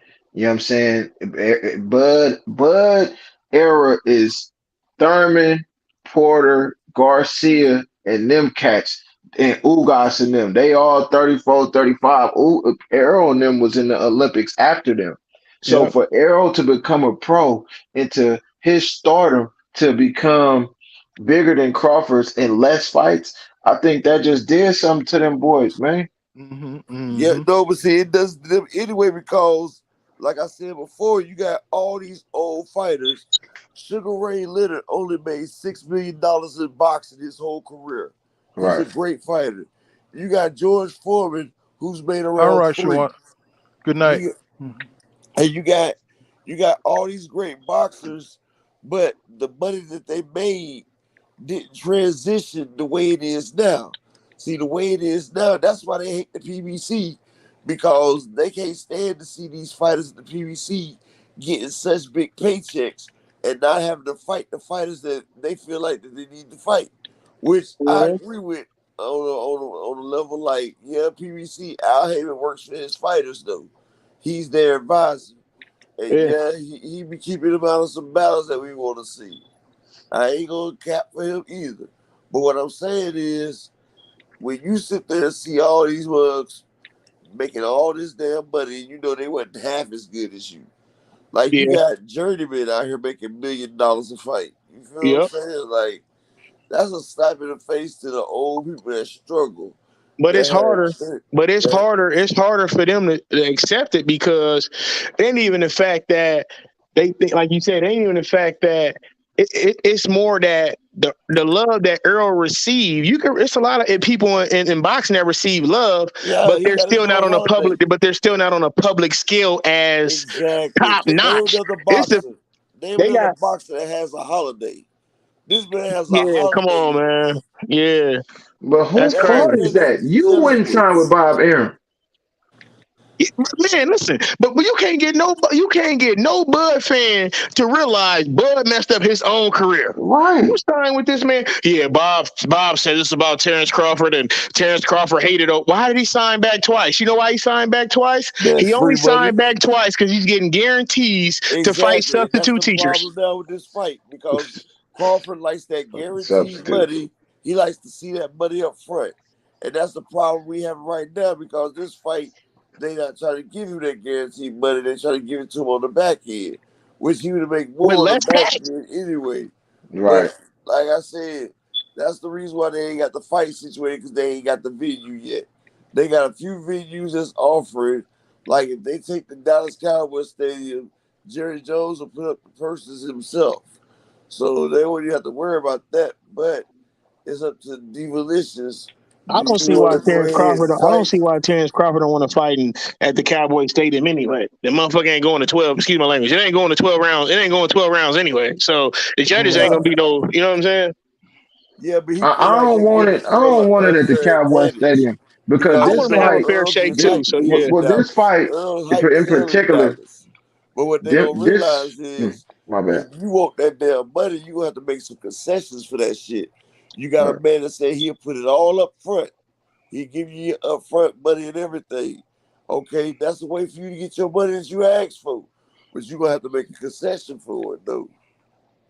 I just feel like I don't want to fight in Dallas or Omaha because just the information that I'm gathering from both sets of fans, Hmm. I don't want it to be like a gang war because this is one of the most particular fights where the fans is into it with each Yeah. other. It's You know That's a what like I'm fact. saying? Pac and Biggie. It's like Biggie and Pac.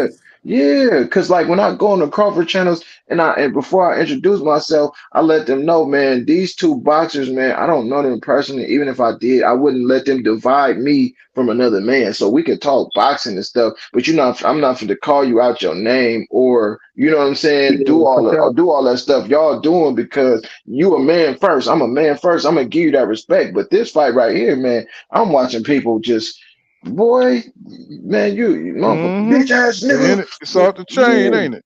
yeah, man, that shit is off the chain. And you would think, and it kills me because it's like, bro, how old are y'all, man?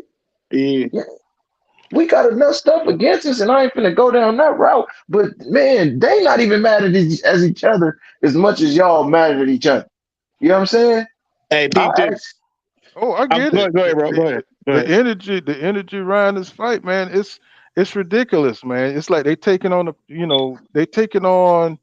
like some kind of beef or gang, budge, yeah. yeah, like it's like Hey, I I'm gonna mentioned it say enough. this.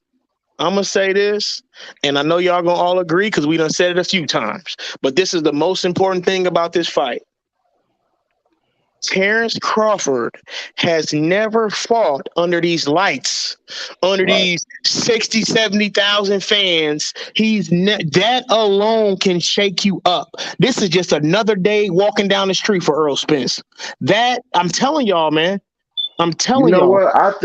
That's a huge difference, man. That's I a think it's huge, not gonna shake him and up. then the dude. Not only are you have never fought under them lights like that, you ain't never fought under them lights like that, and you going against a dude across the ring from you that got a Lamborghini engine in them. Come on, bro. That's a lot to deal with, even Lambo before the fight Diablo. starts. See, I don't think it's gonna shake him up. I think it's gonna put him into where he want his lick back. I think it's gonna send him down that lane where he Nah, gonna bro. want his lick back Nah, after I he can't get say that, cracked. bro. Because even when you go back and watch the Sean Porter fight, he was starstruck in a couple moments in the early rounds in that fight, bro. When the fight started off, I'm telling, he's never been in these big fights, bro. Yeah, he just happened to pull it off, and that's his best friend or whatever. Whether if they rob boxing or he just got a good, whatever the case may be. What I'm saying is, he's never been under the lights like that. When you fighting a fighter that you know in the back of your head has a great chance of beating you if you're not on point, blah, blah, blah, then I'm telling you, bro, everything is calculated in. And that's Everything. what he So, because pushing for. That's you true. coming I out even more I hesitant agree. now. Hold on. You coming out even more hesitant now, right? But then you got a person that's across the ring that you fighting. This man don't got a care in the world. He does this like a Monday through Friday. Right. Everything count when you under them lights, bro. And that's Yeah, how you Mitty make this G. stuff better. That's what we say.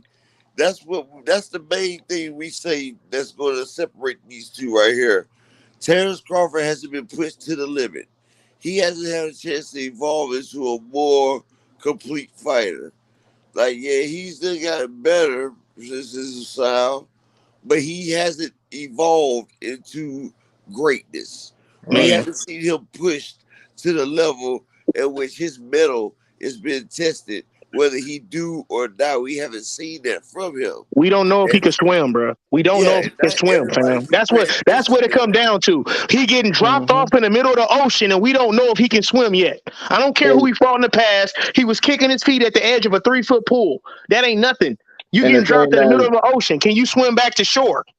And the That was a thing that big Lane fish. in is starting the direction is he want to put off this persona like, oh yeah, boy, I could swim, I could do. You know what I'm saying? A motherfucker who know that they could do something, they don't gotta put it out there like that. It's like, okay, try it if you want to. You know what I'm saying? But Mm-hmm. he want to push it off so hard. Oh, he calling this personality. Oh, it's this, that, and the other. Oh, I'm the best fighter in the world. Oh, this, that, and the other. You know what I'm saying? It to me, it's just like Errol said, man, smoke and mirrors, man. I can't wait to Right. see. Right. And You let me don't you add this. don't you don't Go call ahead, Paul. yourself. Yeah, go You ahead, don't Paul. Yeah, call yeah. yourself the best fighter in the world. You don't call Right. yourself the best. You let other people Somebody do it. everybody else call you the best fighter in the world.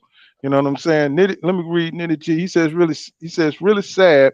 Fans are getting emotional and threatening each other over two boxes. That's true, 100%, man. Nitty. Yep. That's what's up, man. You know, it just is what it is, man. People are Yeah. passionate about boxing. It just brings it out in mugs, man. Hey, but think about this too, Pool. Remember when after he beat Ugas, remember him and Terence Crawford, they went back and forth for like 4 posts, right? On Instagram, right? Mm-hmm. Mm-hmm. Mm-hmm. If you read into the energy, bro, Terence Crawford would have kept replying back all day. Oh, he think everything is a game. And Right. he would have kept replying. Earl said, "All right, I'm done talking about it. We're gonna see when we fight."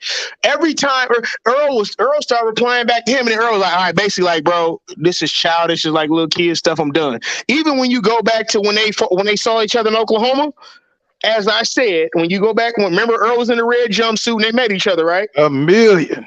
Hey, yeah, better minute. When you go back and watch that interview, and you go back and watch that, right? It was only one person serious, bro. Right. Listen how Crawford's talking. And Everything he he was saying laughing was and in all like a kind of joking yeah, manner. Earl wasn't yeah. laughing with him. Go back and watch. Earl wasn't laughing with him and And smiling with and him. and Bud let him check his partner. You not checking my partner. If we fit to chop it up, we fit to chop it up. You not fit to check my partner because he's still a man too. You know what I'm And then saying? what Bud gonna say, talk to me. No, like I said, tell your partner to shut up. Crawford, well, you talking to Yeah. me now. No, like I You said, know, tell your partner to shut up. You see what I'm saying? Like Earl, bro, that's what I'm telling you, everything, bro. Cuz like that, cuz. everything is about perception for Bud. It's Right. about what Right. Yeah. other people think. Don't talk from the side. Don't talk from the side. I was like, what is he saying, bro? You know, the Yeah. man is right here in your hood Yeah. talking to Right. you. Don't talk from the side. Don't talk from the side. I'm like, man, this dude is something else, man. You know, so it's all about perception for him. He don't want to be shown up by EJ Right. and nothing. Or And everything, nothing. is gimmicks though, Pool. Think about it. Hmm. What did he tell Earl? Earl was like, I knew you was gonna be down here. I came down here because I knew you was gonna be down here. And Terrence Crawford go like, I called you all day. I FaceTimed you. What did Earl say? I ain't got I your don't know number. your I'm number. not trying to play like we cool. I ain't got your number. Well, you got it now. Save it. Like everything was Man, a joke. It was only Right. one person being real. Like, he one let them know, one bro. Like, one I don't mark of a real man that my father taught me is a form of an apology. You know, them come in different forms.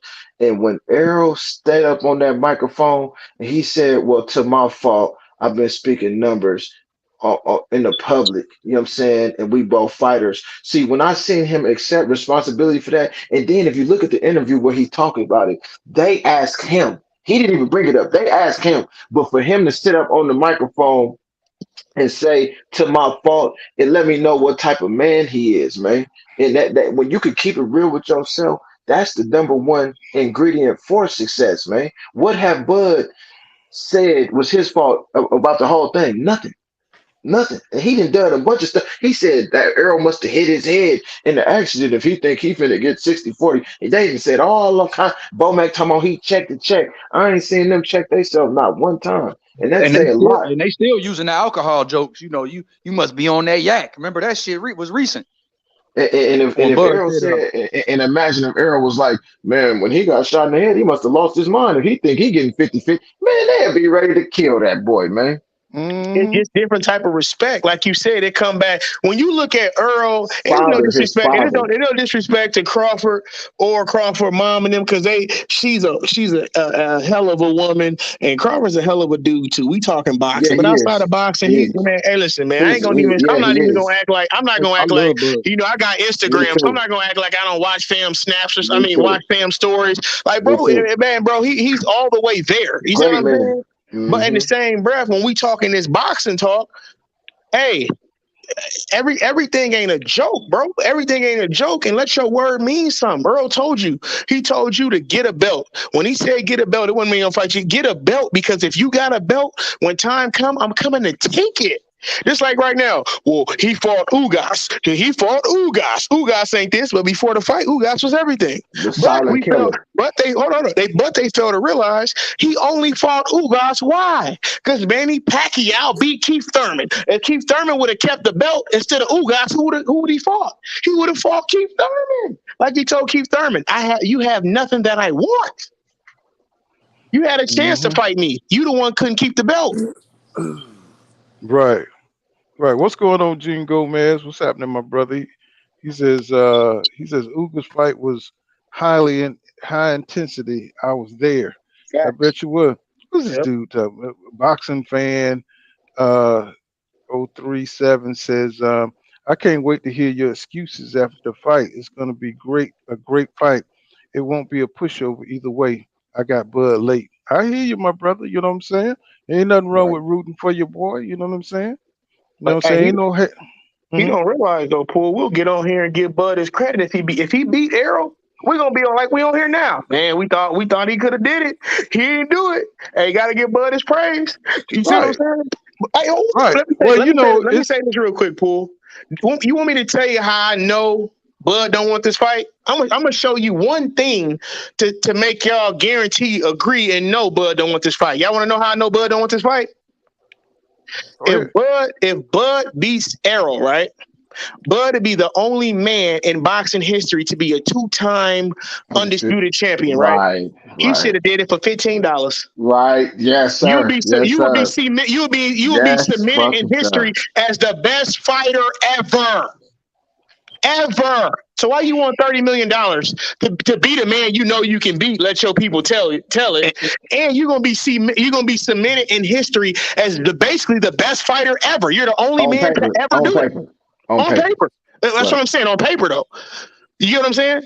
So why do you need $87 million to take a fight that's gonna put you in the history books forever? You want me to tell you why? Because Smoke and mirrors. Danny Garcia just now fighting after almost 2 years, and Ugas just getting out the hospital. You know what I'm No, saying? exactly. And Mikey Garcia retired. You gotta add that in there because they know why Mikey Garcia retiring too. Mikey Garcia couldn't bounce back. Mikey Garcia lost to somebody that everybody in the world know he should have beat. He just don't have those tools no more. Just like how when what's calling whoop Adrian Broner, and Adrian Broner was looking like the goods, and then after Adrian Broner suffered that crazy loss, then what happened? He don't even want to let his hands go. Like people don't realize it's real when you get in there. Sometimes them next fights don't always be the same. Man, I pay attention to patterns, and one thing I peep from Bud. Okay, it's time to fight Carol Brook. You basically tell them, man, you don't want to fight him, man. It's time to fight Sean Porter. Oh man, you don't want to fight him, man. So basically, you at a point in your career where you just want the money, man. You don't want no challenge, because at the Right. times, them was the biggest names on your resume. So Yep. and now it's time to fight EJ, and you want 2 billion up front and half of this boy farm. You know what I mean on the back end. Like, Right, come right, on, bro. Come on, man. I'm Hey, right. reading through all that. And you not to know, mention. Go ahead, Paul. Go ahead. no, I just want to tell, you know what I'm saying, the Bud Crawford fans, you know what I'm saying, y'all come in here, y'all can talk. You know what I'm Yeah, Yeah. saying? come on. It ain't no hate over here. Uh-uh. We just telling you why we think EJ is gonna win the fight. You know what I'm saying? You tell me how you think Bud Crawford is gonna win. It's just Yep. boxing talk. Y'all the Yeah, ones cool, who come cuz. in here with y'all come in here with that deep Emotions. emotional Yeah. thinking that somebody hate Bud. Y'all make up this victim Olympics crap against for Bud. You know Yeah. what I'm saying? Everybody hate Bud. You know what I'm saying? That's why people that make you really dislike Bud because y'all create this whole narrative that people hate Bud. Nobody hate that dude, man. He's just Yep. not as he's just not as super as y'all Yep. make him out to be. That's all And, it and Right, is. K, and right. K, We had P- to and have K, that P- conversation. and Well, K. cool, Remember, cool, like you cuz said with we the kid, don't like feel you said like with the Bud is Kell a Brook. nobody. We Oh, just go feel ahead. like how he move in the sport of boxing. Because the man just said, we all agreed, the man is a plus father and role model for us. How he carry Oh, himself for and sure. in the ring, he ain't no joke. But the way he move from fight to fight, bro, it's no He make us say this. right. It's no disguise. Like you can't Right. sugarcoat the way this man moving. Right. Right. You can't see another fighter who's pound for pound in history who moved the way Terence Crawford moved. He don't You go for can't. the best. He You don't can't. go for the best in each division. You know what I'm saying? He's not fighting the best dudes, you know what I'm saying? Not at Oh, 147. You know what I'm Right. saying? So yeah. that's the problem, bro. It's not hate.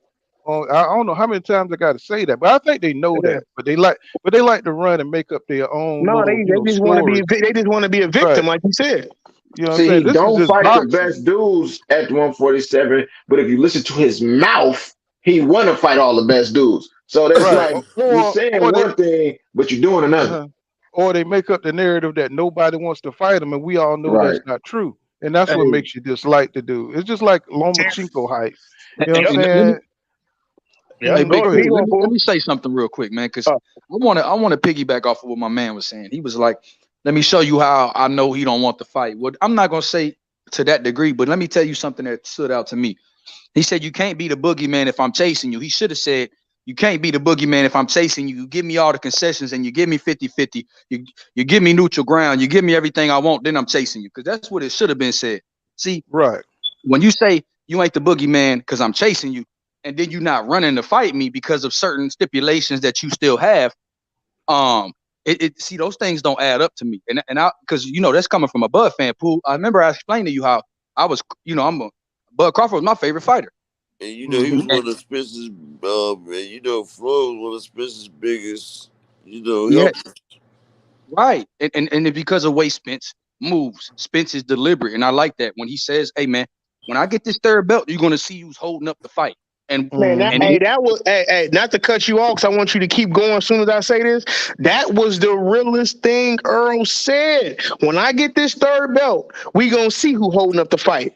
Go ahead, bro. Tell me that wasn't crazy when he said that. When you looking at it now, when I'm Right. looking at it now, if hindsight was 2020, I would have never been pushing for Bud the way I was. You get what I'm saying? And man. like you said, I look, bro. When I met Errol Spence, I said, bro, I used to criticize the movements because you weren't as vocal as Bud Crawford was. And I looked at him, I said, bro, I had to apologize to him because that shit was foul, bro. Because I was all the stuff that Bud was saying, I'm chasing you, you ain't the boogeyman. And now that you see Fights it, in and front of now that it played out, and you see this guy asking for all these different things, bro, you got your entourage, man. Why can't it be 50-50? Why can't this be this? Why we got to sign a multi-fight deal? Why we got to do, bro? If you wanted me so bad, I don't believe you that you wanted to fight me when you was with Come Top Rank. I on, don't believe facts, none of this bro. stuff now. trying to get the Facts, money, bro. not the danger. I said the same thing. I made a I video on don't it, man. believe it. That's Hmm. what Errol Spence meant by the easy route, because he knew this shit was gonna be like this. That's right. Hmm. Yep. And Exactly. now, let me say this too. To even what you saying, bro. Like we was talking about earlier, right? Terence Crawford and Canelo is the biggest ducks in the sport of boxing. Now, let me tell you why I say that, right? And now we know Canelo's a monster too, so don't get it twisted. But what I'm saying is when it comes to Bud, see, Bud played the leverage card when everybody had to go through Top Rank. What did he do? He lowballed the great fighters and paid the bums more, right? Right. Everybody knows Right. this, right? So now he's in the opposite role. So he ain't got nobody to lowball Errol. So what does he do? Overprice himself. Either way, he makes sure the fight don't happen. You see what I'm saying? Hmm. Now, Yeah. we don't know. It could be done. Hopefully it is. But what I'm saying is, like my man just said, ain't no way I can believe that you really wanted this man this many years and not a fight here. And you got to get 3 Lamborghinis and a Porsche to even decide you're going to do it. Then you got Floyd. Floyd is the most two-faced person in the boxing game, only because he only picking Crawford because he wants Crawford to sign with him because Crawford's a free agent and he know Earl ain't going nowhere. So he just want to get a piece of the pie, which is smart. He's a businessman. Don't get me wrong. But bro, come on, man. They know what Earl about to do to him. My brother is the biggest Bud Crawford fan. He don't even argue with me no more, bro. Because at the end of the day, my brother is a real man. He like, ain't no way in hell I can back what this dude is doing. I say the same thing, Marcus, man. As a super Bud fan, bro, I can't back what he doing, bro. And that's why I came Right. clean. I had to come clean to Pool. I pulled up on this panel. Everybody was like, bro, what made you think Bud? I had to go through and decipher why I even thought the way I did, bro. But I'm not gonna tuck and hide when I'm wrong. See, when I'm wrong, just like I was throwing stones at a Man, glass house. what's your name, brother? I'm gonna cut you off. Young What's Billy your Boxing, name? man. Young Billionaire Boxing. Man, I got the utmost respect for you. Go ahead, man. But bro, I I gotta was add you wrong too though, if you bro. got I'm a something you huge got Bud. going. Look, I'm a huge Bud fan, bro. I was wrong, and that's the thing because Errol Spence did everything he said he was going to damn do, and that's the problem I have. If you saying to me, in one breath, I'm chasing you, then you have the opportunity of a lifetime to be two-time undisputed with in the four-belt era, the only male to do this. You have the opportunity to do that, and now you saying I don't need you. You at the Hall of Fame getting your fist sized and shit, bro. I don't want to hear that. Come Bro, on, bro. Come on, brother. bro, this is not the time for that. You wasn't at the Errol Spence and Ugas fight, but you at the Hall of Fame getting your fist sized. Talking about, yeah, bro, I'm already cemented my legacy. Hey man, say that again. Say that again, bro. Bro, what are you talking about, bro? As a Bud fan, bro, what are you talking we about? breaking down the cult members one at a Bro, time. Coming what up are you full talking count about, boxing, bro? baby. Hey, billionaire, say that again, bro. Cause that was not people not getting. Listen, bro, what is you talking about, bro? Bud purposely dodged that fight, fam. He had nothing going on, like he said, because when it came down, the man said he was watching the fight at home with some guys, but before the fight, he was, I got some stuff I gotta do, I can't make it. He purposely dodged that fight because he knew them cameras was gonna be out in the face. It's gonna have him on a jumbotron and with a microphone in his face, and they probably would even have got him. They escorted him to the ring because they the last two standing. He dodged all that shit, bro. Well, hold on. Let me play devil's advocate to that. Let me play devil's advocate to that. Blocking the Spence fight, tweeting round by round, giving his opinion until the sixth round when Earl turned it up. Yeah, okay. All he said is the fight part. Watch the Spence fight. Well, let me say this though. All right, now this from Bud's standpoint because I like to keep it straight down the middle. Bud came to the Danny Garcia fight, right? After the fight, we all seen this Arrow City and blah blah blah blah blah. Like it could have been something after the fight, right? Right. We're seeing that now as a king, right? You moving and you got your people with you, then you put y'all in a situation where y'all at the Danny fight and y'all don't know how these brothers is finna react. Y'all just hear them barking. Now your job as a king, you know what I'm saying, is to get them out of there safely, right? Thanks. So with that being said, as a man, an intelligent man, I'm not finna put my people in that position again, bro. You know what I'm saying? Because I had to think about that shit. Because I was like, why he not at the fight? Why he not at the fight? But he tweeting about it. So now we could criticize him saying, oh, I got something else to do. But then you have to kick back, judging round for round. But far as him not going, I look at it like, okay, that could have ended up some shit right there, boy. You know what I'm saying? And because I remember he had his nephew with him. EJ saved him last time. He'd have saved him this time too. Nah, But I'm not banking. I'm not banking Last on time that we didn't as have a a king security with my issue. nephews and stuff, though. If I'm with my nephews and stuff, and I got them in a situation like that, and I know, all right, I'm a fighter, bro. I can bang my way up out of here. You know what I'm saying? But what about the people I'm with? I can't put them in that position. That's just, you know what I'm saying, a way to look at it too. All right, let me respond to that. Look, No, you're as far right. as that goes, the last time he was there, he wasn't trying to do business with them. They didn't even know. He bought a regular ticket for him and his crew. You get what I'm saying? It wasn't like Showtime was rolling out the red carpet and all that because they was thinking about making this fight. He was still an ESPN fighter. They wasn't showing his belt on there.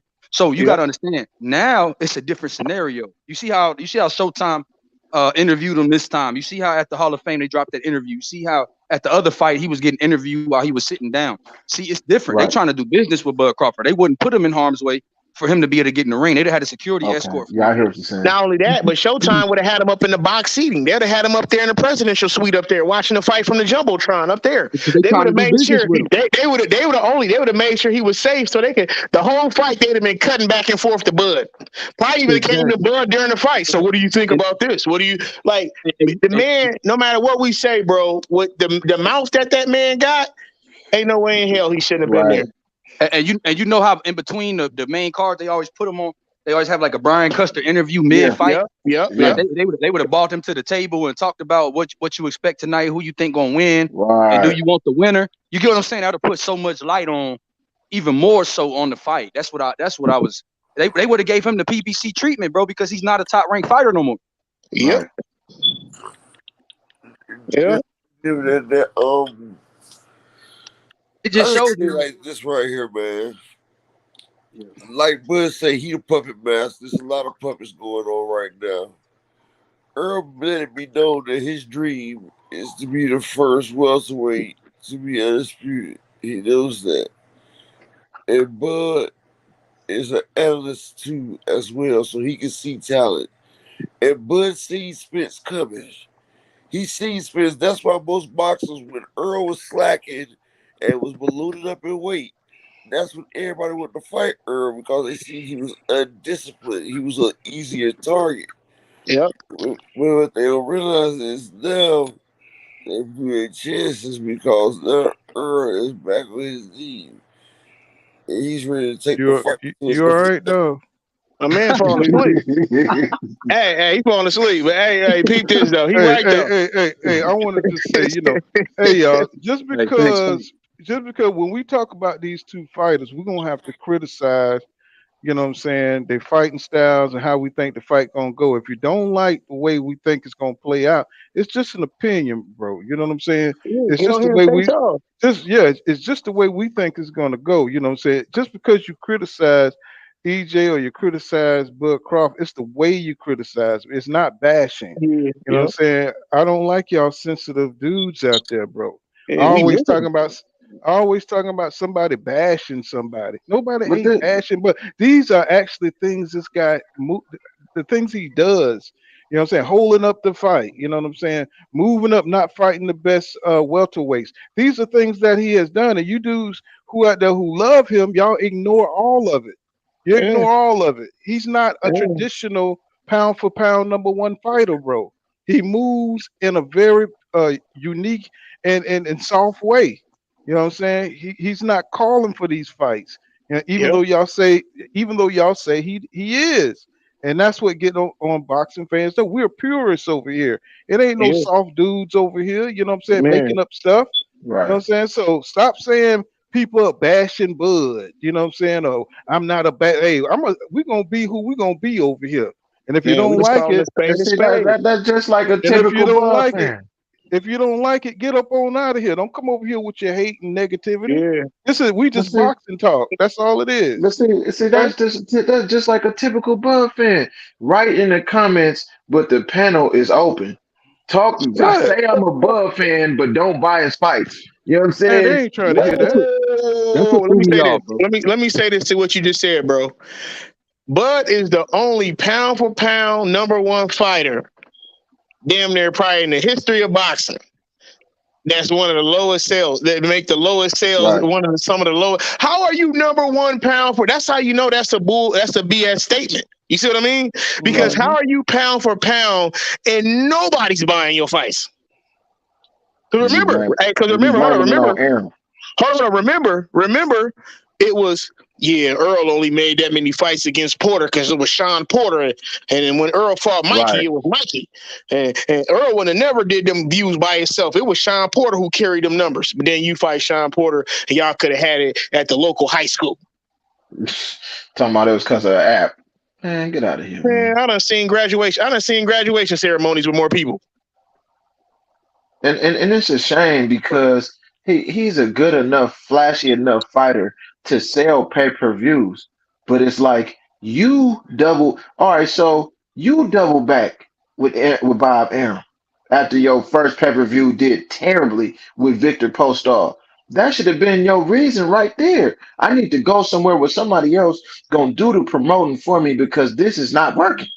No. Hmm. Keep this, bro. It's even bigger than that. It's even bigger than that. The LDBC came to Bud rescue first. Bud turned that down. See, that's what people don't realize. It's all these boxing channels, Pool, Knockout, Blue Blood. It's these channels that we doing right now that we having these discussions. It's just making these fights known and bigger. when everybody came to Bud's rescue, even before they came to Errol's, because Bud started before Errol, it was Bud who shot all that down. Bud would have been the biggest star and had his name bubbling through these same boxing channels. Bud shot that down to run with the, excuse my language, but the other people. You see what I'm Right. saying? See, I ain't want to go there, but yep. That's a fact, though. See, I'm going to talk it. You feel me? They came to Bud first because Bud was there first. Bud was flashier, and Bud had everything that they wanted to see at that time. Bud turned that down. I don't need this. I don't need that. Like they say, some people turn on their own people. And then when they don't realize that they people the one that's making these fights bigger, and now you see the man or the others on the top that makes the fight, they going off what we want to see. You get what I'm saying? Mm-hmm. Bud, you messed yourself over by not letting the LDBC and the other boxing people push you to the higher heights that they would have got you to. You the one did that, bro. And then you went with the others. And now off top of that, now you talking about, well, Bob Arum don't promote me right. Who is Errol's promoter? Man, you heard what Bob just said. They asked Bob about the fight. He said, man, it probably ain't getting made for the same problem I was having with him. It's just difficult to make fights. But what did he say? Difficult to work On with. Earl's side, Bob is cool with it because he know about what Earl can make. It keep coming back like he say. I could build a mansion in Beverly Hills with the money I lost off Bud. Do you know when Bud fought Sean Porter, they damn near literally just barely broke even off of all the money they paid out for the fight and the fighters. They barely broke even. This like you can look this stuff up. Like it's crazy how. And But then see, Bud got they the. ignore it. They ignore all that information, bro. But, I mean, hey, but it's Paul, how about can they? facts. Yeah. Because they, when you in the cult, they emotional. You know what I'm saying? Yeah. What is called Stockholm syndrome? You know what I'm saying? Yeah. Hey, you know what I'm saying? And they don't see nothing but what favors Bud, and anything that's negative towards Bud, they just cut it out. You know what I'm saying? They don't even think about it. Yeah, they do because they go from Bud supposed to get 50. This is the typical Bud fan. Bud supposed to get 50, blah blah blah. Then you break all the shit down. Man, we just want to fight. We just want to fight. Look, because I'm a big Bud fan, right? So I remember a live where Bud said, "Who care about 50-50? Who care about any of that? Just get it on." He said that one time. Bro, it's so many different things where Bud contradicted himself, and the Bud fans always bring up what Errol said. Errol said the easy route. Errol said, because I was a resident Bud fan, so I used to sit on the panels and be like, Errol said, go get a belt. I was one of them that defended that stupid shit. And so now I'm seeing it where Bud contradicted himself a million times. You say, one day y'all gonna know I'm the best. Remember, he just released a tweet recently. Yeah, he did. Yeah, just said that. He said one day. They just deny the facts. They just make up their own. Just make up. Go ahead. Hey, he said, one day y'all gonna know I'm the best. And one day, how they gonna know you the best if you retire, bro? If everybody want to see you fight Errol Spence and then you say you pull away because of money, but you gonna prove to everybody you the best. How is that? In what sane mind and what logical mind does those two things go together? You gonna retire before you fight the guy that everybody. You know why he want to fight? You know why he want to fight Charlo? Y'all want to really know why he want to fight Charlo? Talk it. He only want to fight Charlo because he has nothing to lose fighting Charlo. He goes up, and now with him going up, that still puts Errol at a disadvantage. Now Errol can't be undisputed, and he goes up to fight Charlo. And if he wins, great. But if he loses, oh well. But he rather lose to Charlo than lose to Errol because now he's on Errol's Mount Rushmore, as in a negative way of being undisputed. So your undisputed list ain't nothing if you're on somebody else's, as in with them getting the belt from you. See, the thing is, Crawford think he's smart. Crawford out here think he playing chess, but he's really playing checkers. You see what I'm saying? He out here really he out here really trying to make chess moves, but he keep getting stalemated. You see what I'm saying? He think the fans are stupid. Check this comment out now. Charles Pickett, he said, why is it that both fighters retired right now? Bud would be a Hall of Famer and Spence won't, while Spence have the better resume. Spence is a Hall of Famer, dog. You know what I'm saying? Spence gonna get it for the bounce back. What are you talking about, bro? This is the stuff we're talking about. If you're a hardcore boxing fan, and you love this boxing talk, and you're a boxing aficionado, you would know that EJ is going into the Hall of Fame, bro, just Yeah, on he what got he got 3 right belts. now. He got 3 of the 4 I mean, belts. what are you talking about, bro? Do Yeah. you hate EJ that bad that you willing to sit up here and cap with all these fans right here that know they boxing, and you Yeah. sitting up here talking nonsense? Man, You I'm see what gonna I'm tell you, saying? boxing is boxing is a specific And sport. then It's unlike football and basketball because it sort of show what kind of man you are by Go read how the book. you Yeah. yeah by how you pick sides and choose to defend certain stuff like that. You know what I'm saying? We got a grown man up here sitting up telling us he was listening to Bud at first, but then when the facts came out, he seen what it was and he had to you know what I'm saying, understand what he understand. But then you got people in the comments talking about he could retire and be a Hall of Famer right now, Hey, man. let me right, say but this to would what you you go ahead, Paul. Go ahead, Paul. Yep. would you as a champion, would you want to go into the Hall of Fame on that weak resume? No, Would you that's want to go? all right, Would Paul. you That's what I'm want to about to go say. into the Yep. hall? I mean, if you was to go into they're gonna put it behind a water heater. That's what they're gonna do. They're gonna put his plaque behind a water heater because nobody gonna know anybody who he fought. Now, What, peep this. Gamboa? Big pull. Huh? I would tell No, you no, no, like no, no, no, this. no, no, no. Let me say this. He Let me say this, Paul, to what you said, bro. That's a fact. That's why I was waiting for. Listen, bro. he When ain't you gonna be a really go first down ballot the Hall of list, Famer. I tell you that. of Hall of Famers, He as ain't in gonna be Hall a of first Famers ballot. undisputed, Bud got one of the weakest resumes of anybody. One Bud's not a first one ballot of Hall of Famer. That's why He's I going just to said he's eventually not get gonna be a in. first ballot Hall of Famer. He He's needs definitely this not a fight to first be a ballot. first ballot. He needs this fight to be first ballot Hall of Fame. Exactly, bro. Yep. I mean, who wants to Hey, go in cool there cuz, over won't you hop who on the who panel? who wants to go to the Hall of Fame for beating Jeff Horn, for beating Ndongo? I mean, And who And one wants to of see, them go into fought, the and Hall one that of of them goes Fame for fought back that? for to a what I vacant was title. saying. One of them before that fought for a vacant title. So it wasn't even, you know what I'm saying? Like, man, Exactly. But see, yeah. that's Bro, why he needed that Pacquiao on his resume. And the So with thing that is, you if know he would what? have Pacquiao, fought Pacquiao, y'all, he was gonna say F Errol Spence because he already had his legend on his He was resume yeah, already now. he was trying gonna to. But Yeah, resign. he see, was but see, trying let me to. He let, was let gonna me tell y'all resign. this. This is Oh why man. accolades. This is why accolades are starting to get lessened. This is why they starting to. This is why they don't mean as much no more because these fighters like Canelo. You know what I'm saying? He strategically picked. You know what I'm saying? Weak Yep, opponent to beat. yep, You know what I'm saying? To get into the Hall of Fame. He You know, was yep. you're trying to looking get at Macaboo. right. Hey man, can So y'all imagine what Bud Crawford would ask for if he to beat Pacquiao in this fight? Oh my God. Hey, right. Bill. Good point, billionaire. Hey, can That y'all man imagine probably, what? Hey, would have brother, demanded 50 million. He big bro, can no, y'all he imagine was what gonna be Bud like Crawford De would have La thought of Hoya. himself if he beat Manny Pacquiao? Oh my God. And But I'm a see, Bud, you they know, see they I fuck with weakening the Bud, but this is accolades. not right, bro. Bud Crawford would have been asking for the moon and the stars.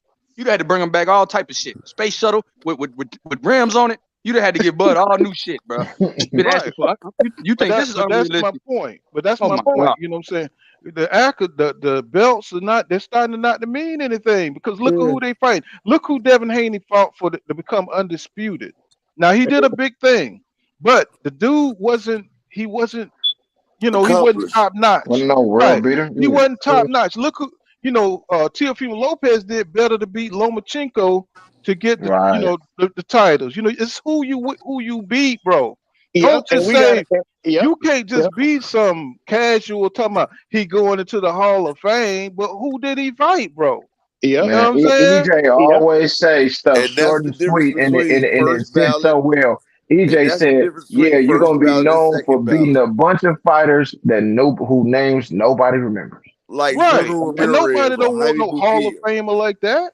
You know what I'm Ricky Like saying? you Get got out of Burns. here, Zerto bro. Ramirez and Jaime Munguia. Both of them got Zerto got 42 wins. You can't name one person Zerto Ramirez unbeat. Jaime Munguia got 40 wins. He got like two C-class fighters on his resume. And see, they ain't gonna make it to the Hall of Fame, but they got the numbers. See, Yep. that's the point. Crawford is a second ballot Hall of Famer, if best, because he was I say undisputed. third. Now He I about a think, Hmm. third. yeah, probably about He's a really third. a third. Cause they can't, I give cause him what he did second at because 147, cause he gonna lose to Earl when they make the fight. So that but see, alone I gonna put give him him a at third. second. I give him second because he's an undisputed champion. Doesn't And matter, bro. They and really if go he And off of who another loses you fought. to thing, Earl, and if he loses another to thing. Earl, bro, hold on, look. If he loses to Earl, that's still gonna give his Hall of Fame shot credit because you know why? What we say about Sean Porter, what's Sean Porter's claim to fame for the Hall of Fame? Is He that he fought top. fought He top everybody, fought top even though fighter. he lost, right? Right, but he's not. It's going to be a while for he get in there too, if he even get in there, Yeah, because that's what I'm he saying. really So looked at it as the Bud gatekeeper. losing, Sean Porter might not even get in there, even as a 2-time champion, because he lost to all the top names. I know that's what I'm saying, but Bud understands that even the losing the Spence, even the fact that you lose the Spence, the fact that you fought him, that's going to give you even more credit. Even though you lost to him, the fact that Hey, you now you fought got to him, play devil's. You got to play devil's advocate to that too, because they can look at it as you beat a lot of bums, and then when you had your first real fight, you got stopped. yeah. And look at this. And look at this. Shit. I almost forgot my damn point I was gonna make. Shit. I done lost it. God damn it. I'm Go about to ahead. start remembering your points, bro, because you keep forgetting. Hey, billionaire. Yes, Mm-hmm. sir. You on? Yes, sir. Hey, I'm with you, bro. Like I said, bro, my brother is the biggest, bro. If you could understand in the last 5 years, bro, no exaggerations, we probably done had probably 7,000 arguments about, not arguments, but like just debates, right, about this, right? Now, bro, I could say whatever. I could walk up to him and say, Bud suck. He ain't even gonna say nothing back. He be like, listen, bro, and to do show me some, fam, I am not a Bud fan, bro. You know why? My brother, like, I got kids that look up to me, bro. I'm a man, fam. I can't ride with somebody who ain't riding for themselves. You see what I'm saying? Like, bro, and Mm-hmm. I'm talking about, bro, was a crazy, like, fanatic Bud fan. But at the end of the day, it's like, bro, I can't respect no. He's like, I can't even respect my own family if they move like that. Facts. Look, Oh, I'm gonna but be honest with you. this what I was gonna say. I was gonna say, you can't be threatening. You can't. That's a stupid talking point. You know what I'm Yeah, saying? I can go into the Hall of Fame right now. You only talk about the Hall of Fame after your career, bro. You don't yeah, start talking Right. about the Hall of Fame before your career is over. You know what yep. I'm Right. saying? For his fans that see, they keep trying to put Terence Crawford over EJ like it's some kind of ego thing. You got to get in the ring and beat this man. You know what I'm saying? You got to beat this man. You know what I'm saying? That's the problem with Terence Crawford. You want him to go, you want to give him the credit before he do anything. You know what I'm saying? That's the problem, bro. You know what I'm saying? You want to put him into the Hall of Fame before he do anything. You know what I'm saying? Nobody hates Bud, but you make people hate Bud because you keep on pushing this propaganda. You know what I'm Yep. saying? That's Nobody like, don't go go ahead, ahead, bro. go ahead.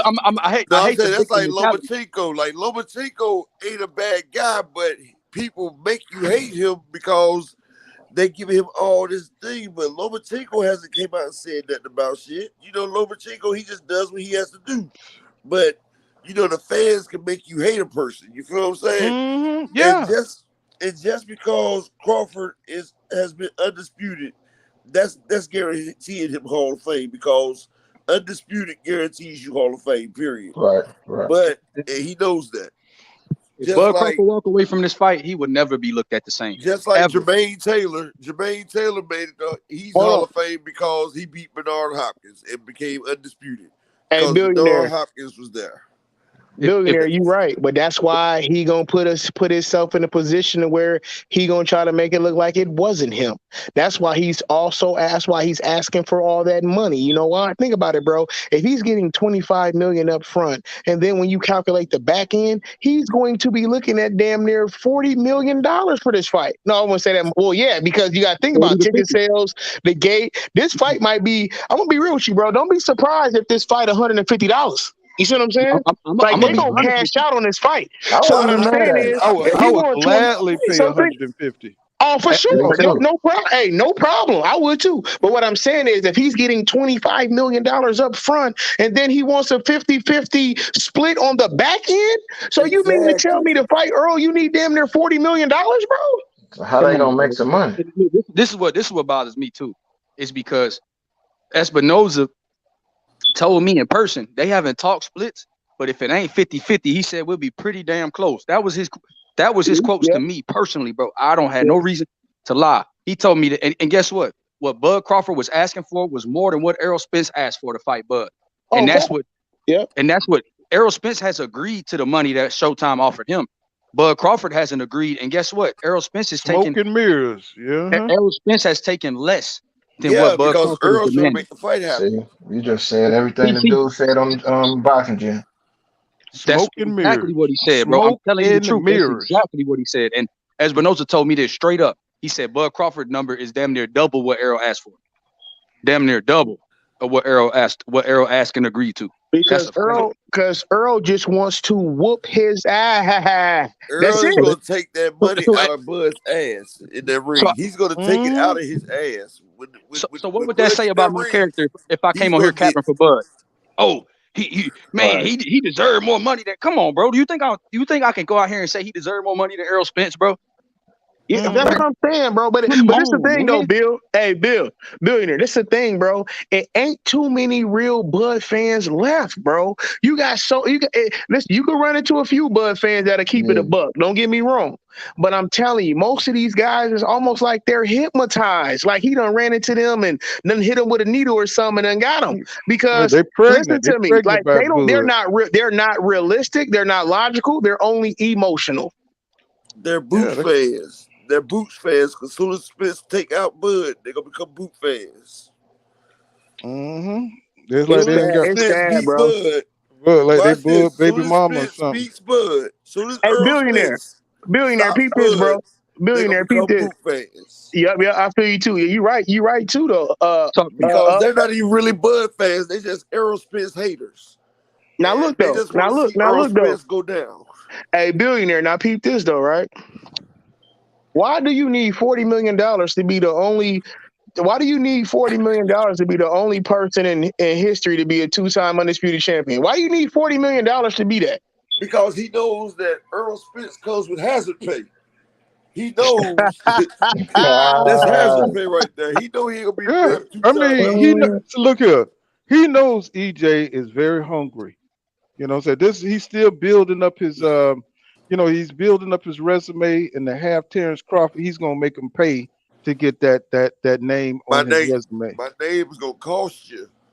Man, everybody Errol just demolished is part of his era. Mikey Garcia, Sean Porter, Ugas, Danny Garcia. Look how they came. Mikey and Sean are retired. Danny is taking his first fight after a hiatus.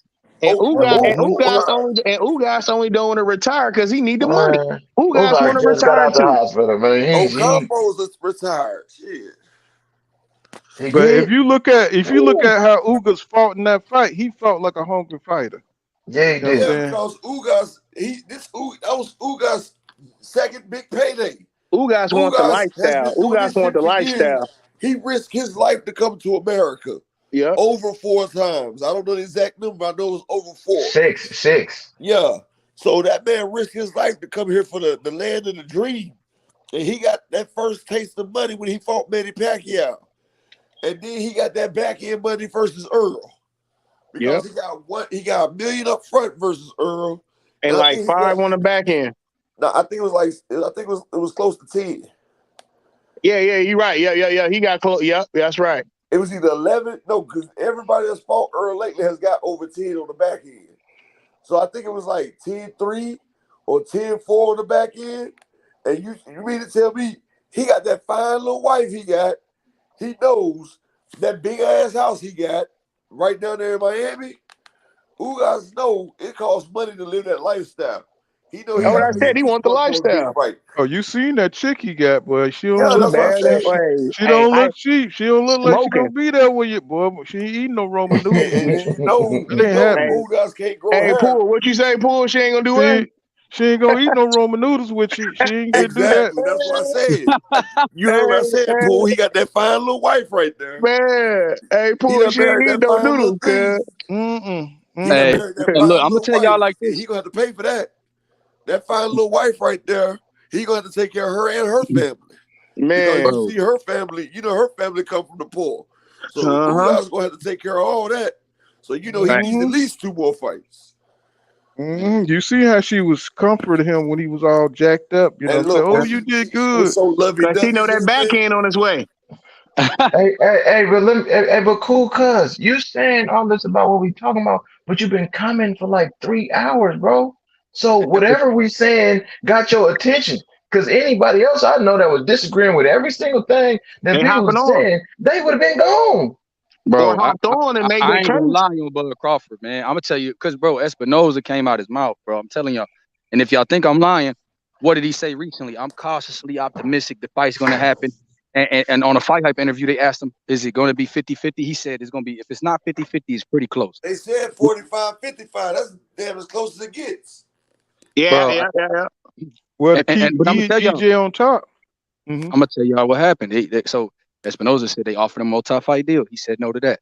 So then they offered him a one-off, but then he's asking for crazy money. And they like, yo, man, you gonna have to bring it down. Cause if you get 15, 20, 30 million, Errol Spence got to get that too, because he the draw. So what he Yep. agreed on, we gonna have to increase his. And then Yep. y'all gonna have to, and then you still want 50-50 on the back end. Like, what do you think this is? You know? That's why I said they need to go ahead and make it in dollars. But Jerry Jones look said though, hold he'll on, hold on, take hold care on. of the Is that upfront. billionaire? Yeah, that's me. Yeah. Okay, now look to what you said, right? Now, like you said, that's a fact. Now, if they pay Crawford 20 million, they gotta pay Spence 20 million. Now, if they both got a 50-50 back end, right? Now Right. you don't pay both of them almost $40 million for this fight, $35 million But for this fight. they make their money. You know, the promoters and stuff make their money off the sponsors and all that stuff right there. You know, the Oh, fighters. they still get a cut within the fight too. Yeah. I'm saying I know that they get theirs off the top though. They get Yeah, theirs right, off the top, exactly. Yeah. and they get theirs with the sponsors and all that crap right there. But like I had said earlier, Jerry Jones said he will cover the purses, the 25 million guaranteed for both of them. You feel me? But But see, Bud That's Crawford ain't why. coming to Dallas. But even though Yeah. Errol Spence ain't from Texas. Remember he said Errol Spence ain't from Texas? Yeah, right. That was sucker to me too, because I'm a big Bud fan. And So when you see, say since you Bud you sat ain't there from and Dallas, said but Earl then Spence is from New York, right? yeah, but you from New What's the York, but I problem with won't coming fight to you. Texas? But what's wrong with coming to Texas if he ain't Yeah, from here? If he ain't exactly. from here, see And you plus, can't say if you shit asking and for then put all your that foot in your money, mouth. if you That's want what I all don't that like as a money, Bud fan. That's what pissed me off. I'm like, bro, how you gonna say that and then put your foot in your mouth and be like, it's no way, no scenario I'm willing to go to Texas. I said, well, but he ain't see, from there. That's what you told me. So look, you want all that damn money. Hey, You Rondo, I ask agree for with you in the unreal chat. type of money and stuff. If you ask for all this money, okay, that's why they haven't picked the venue yet, because they trying to figure out how they gonna make this daggone fight. Now, if And you not only want, that, let me hold go on, ahead, bro, Paul. hold on. Yeah, I'm If you gonna sit there go ahead. and ask for all this money, Jerry Jones said he'll put the money up. He ain't got no problem with it. Now, if you sit there, you really decide that you really want this money, then sign the contract and let's do this shit in dollars and you can get your money. Right. That's the only way I see it happening like that. That's the only way he gonna get his 25 up front plus the back end. Also, and then when you're thinking about Espinoza and them, bro, see, the thing is with Espinoza and the top guys, see, they already got their money to where they're going to get already, like, they already know how much they want, like, after taxes. Like, if they say they want $8 million for this fight, as in Espinoza, he's after taxes. So it got to even be higher than that to come out after taxes is what he's taking home. You see what I mean? Like, the big heads, they know what they want take home already. So if they can't even get close to what they want for take home, why should we pay you and you a person that can't even sell a free hot dog to a homeless man? Like, you get what I'm saying? Like, bro, you have no, like they say, it ain't up when you go for a job, it ain't about what you gonna do for us. It's what did you do before you got here. So I don't want to hear that this fight gonna do 87 million views. We going off what did you do? What was your portion of what you done before you got here? The only reason it's even going this far is because the relationship they have with Spence, and they know Yep. how bad Spence wants this fight. Hey, bro, Anybody else, this shit is 100%. shut down. I asked Yep. Espinoza, I said, man, he said, we really want this for Errol because that's the only fight he want right now. He said, I haven't even been in the talk playing B's to him because he don't want to hear it. He said, man, make it happen. That's why I said, if it wasn't for Earl, this shit would have been shut down, period. Errol Spence is like content. He said it's the most he ever wanted to fight. You know, he said, Espinoza said, I don't want to hear no He's plan. going to take everything out on Crawford. The He harder told me, Crawford man, makes look, I this, asked him, I said, what's the plan B? He said, Errol Spence don't want to hear it. But if this fight don't get made by the end of July, we're gonna have to start thinking of options to put, because Errol Spence has to fight this year, and we're gonna get him a fight. But he said it, like, he was like, man, he told me Errol Spence don't want to hear about no fucking plan Bs. That's what he told me. Errol Spence ain't fighting nobody else but that. Yeah, you're right. Yeah, you're right, bro. So as a They Bud can't fan, make how? him fight. They can't make him fight. But and that's what I'm telling y'all. If, as a Bud fan, if I heard a man that okay, the president Showtime tell me to my face, Bud Crawford, I mean Errol Spence want this fight more than anything, and he willing to do whatever it take. He took this. He guaranteed already. He already agreed to what we were willing to guarantee him without no hassle. We just trying to get Bud to walk back his demands a little bit so we can meet somewhere in the middle. Hey, hold on, billionaire. Hold on, billionaire. I want you to jump right back in. I only got to say this to what you said. Remember, y'all, when Errol went to the tank fight, and they asked Errol in the hallway, what did he say? If this fight don't happen, it ain't because of me. Remember that, y'all? Y'all remember that? Why you think he said that? That goes back to what you're saying right now, billionaire. This is the only fight I wanted. I already basically signed for this, or this is what I'm ready to sign for. I already agreed to this, blah, blah. So if this fight don't happen, it ain't because of me. Earl been putting that, if you think about it, Earl been putting that out a lot lately, saying if it don't do this, it ain't because of me. When we get down to the nitty gritty, we get down to the witching hours, it might come to a point where Earl might give up part of his money to make Bud happy. It might fuck around, like you said, up. It might be 60-40 Terence when it all get boiled down. Yeah, that's what I'm saying. It might be that way just because Earl want to fight. And ain't that sad? What's going on, Leon Dasher? What you got to say? What's up, man? And I was just gonna agree to that. If it was the go 60-40 in Bud's favor, his fans ain't gonna say nothing about it. They gonna let it be all cool. They ain't gonna say that Spence deserves 50-50, knowing he the A side, bro. But I tell ain't that sad though, L? Ain't that sad, L? Hey, Big L, they gonna be like Bud Crawford got finesse. They gonna be like Bud Crawford finesse Errol Spence. They gonna be bragging about it. But guess what, y'all? He won't enjoy that 60-40. Hey, this Rondo if he goes to the by the point way, where too, Earl has y'all. to give up the 60-40. Okay, Rondo, for sure. I just gave you props in the chat holding it down. You know what I'm saying? I see. Get in here, bro, because y'all telling But the he truth, will though, not enjoy that 60-40. If Earl has to give up that and Bud gets it 60-40, I guarantee you he won't enjoy that 60-40. That'll be the worst 60-40 he ever took in his life. Because Earl gonna take it all out of his ass in that damn ring. Look, y'all should have heard Burning the Boxer today, man. They was cooking his ass in his own chat. Like, he couldn't say nothing to why this fight would not happen, bro. Like, they made every excuse. And his number one thing was he deserved 50-50. Why? He can't even explain it. They telling him it's clear cut that Spence is the A side. You can't just have everything your way. You don't want to fight in Dallas. You want 50-50 split.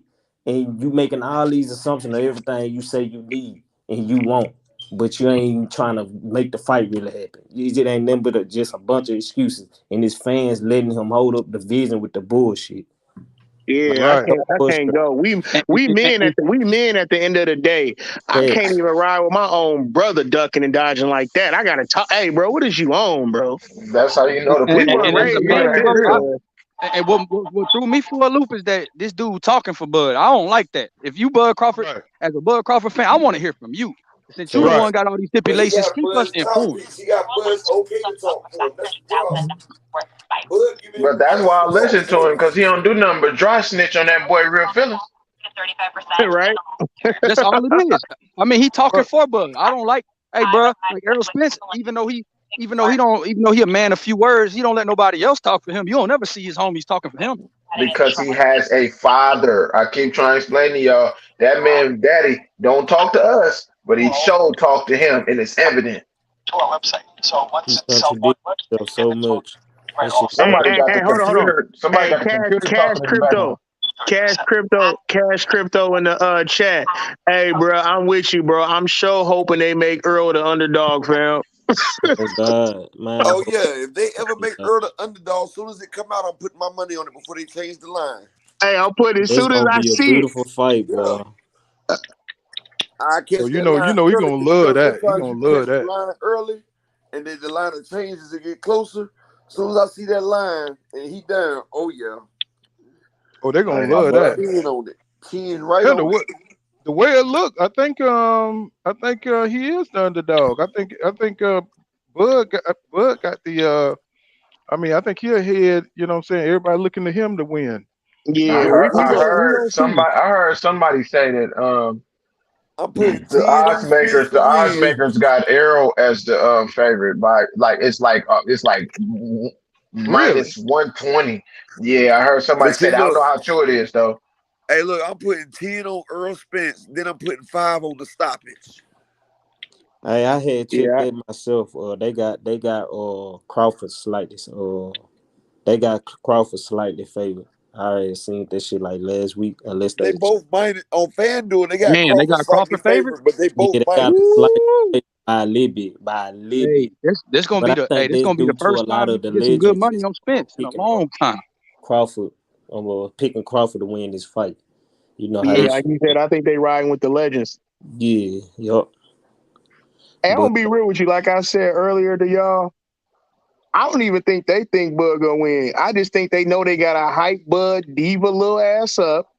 You oh, you know, must put him some believe nice little Vegas earrings and a pearl necklace on him to make him Vegas feel do shit good to like take that, this bro. fight. I think they think he gonna win because from what it looked like he got more of a relationship with them than Nah, Arrow bruh. do. That's what. No, I don't think that. I don't think that because if you listen to them now, they explain how good Earl is now in all the interviews. Only Tim Bradley Vegas doing that. Nah, Vegas is a go gambling listen to city, Roy bro. Y'all Jones gotta and Tarver. understand it. Tarver giving Spence all kind of credit now. Look, What's this, a new y'all gotta episode or something? understand how Vegas work and shit. Hey, It's a betting city, bro. They gonna put out the favors and say this who they think gonna win. But they honest opinion is the total opposite. They know how to win big money, man. hey, Like look, and I ain't trying to toot my own horn, but you know, I did the Why They Hate Spence series. I did it to Roy Jones, Tarver, and all them, and I made sure they all seen it. I tagged them on it, and Tarver seen it, Jones seen it. I let them see and showed them the foolishness of their folly. yeah. Because I'm coming at Jay the Smith, you right? over 30,000 views on it. But I'm just like, come on, man, y'all gotta stop this. Y'all taking this a great fight. And when y'all doing that, y'all pushing this man's money down. Don't be doing that. Hey, Mm-hmm. for the people that's really in this chat that's tripping on everything, saying everybody hate Crawford. Most of us like just pure fans of boxing I like label Crawford. Crawford I as the like Crawford too. king. How could we hate? How can you explain it? Like, you know what I'm saying? These dudes just be talking out their neck saying anything, bro. We don't hate Right. Crawford. We just hate the fact that Crawford is He holding full up of the shit, biggest and How then he fight. you can see move. the bullshit. Like he's Right. He holding up the biggest bullshit fight, going and on. we hate the fact that he's been moving like a diva. Like he's been moving like Yeah, a diva throughout the trenches. Like right. it's like he done got that O and he's afraid to let it go. Like Facts. Right. he moving the same way Keith Thurman moved as soon as he got that green belt. Remember Keith Yup. Thurman? Before Keith Thurman got a belt, he was willing to fight anybody. He was a dog, It and he seemed was like trying to to fight me. anybody. But then when he got that second belt, Is that King Judah in here? Yeah. King Oh, Judah. what's good, bro? But Man, yeah, what's good? How you doing, brother? Nothing King chill. Judah. Oh yeah, Just shout out at to you, you man. too, King Judah. I ain't said that to you yet. It But like seemed I like to me Bud but holding hold on, that bro. last belt for hostage. Let me finish what I was Like saying. like Mm-hmm. oh I Bro, got let me this finish what belt. I was You know what saying, I'm bro. saying? You can't Bro, can I become finish what I undisputed was without saying, this bro? motherfucker. Bro, can I finish what I was saying? Go ahead, bro. Yeah, but what I was saying is the same way that you almost made me lose my thought. But the same way Thurman did when as soon as he got the daggone belts, they start moving differently because now they ain't got that hunger no more. Like when before a fighter get that belt, and before they really know that they got somewhere, they not recognizing it because okay, they trying to get there. Soon as Thurman got that second belt, he started getting overly cautious of I might lose this belt or I might lose the fight. That's when he started ducking Spence and stuff. And when Right. Crawford was up there, Crawford was thinking, okay, look, I done got this wins right here, and I'm undisputed, and I got this belt. I'm just gonna sit back because this man already told me what he was gonna do. He already said he collected all the belts that he gonna get with me. So I'm not about to mess this bag up because it's easy to mess up the bag because in boxing anything can happen. And see, the shit about that is he hasn't tested himself. He hasn't pushed himself to the limit.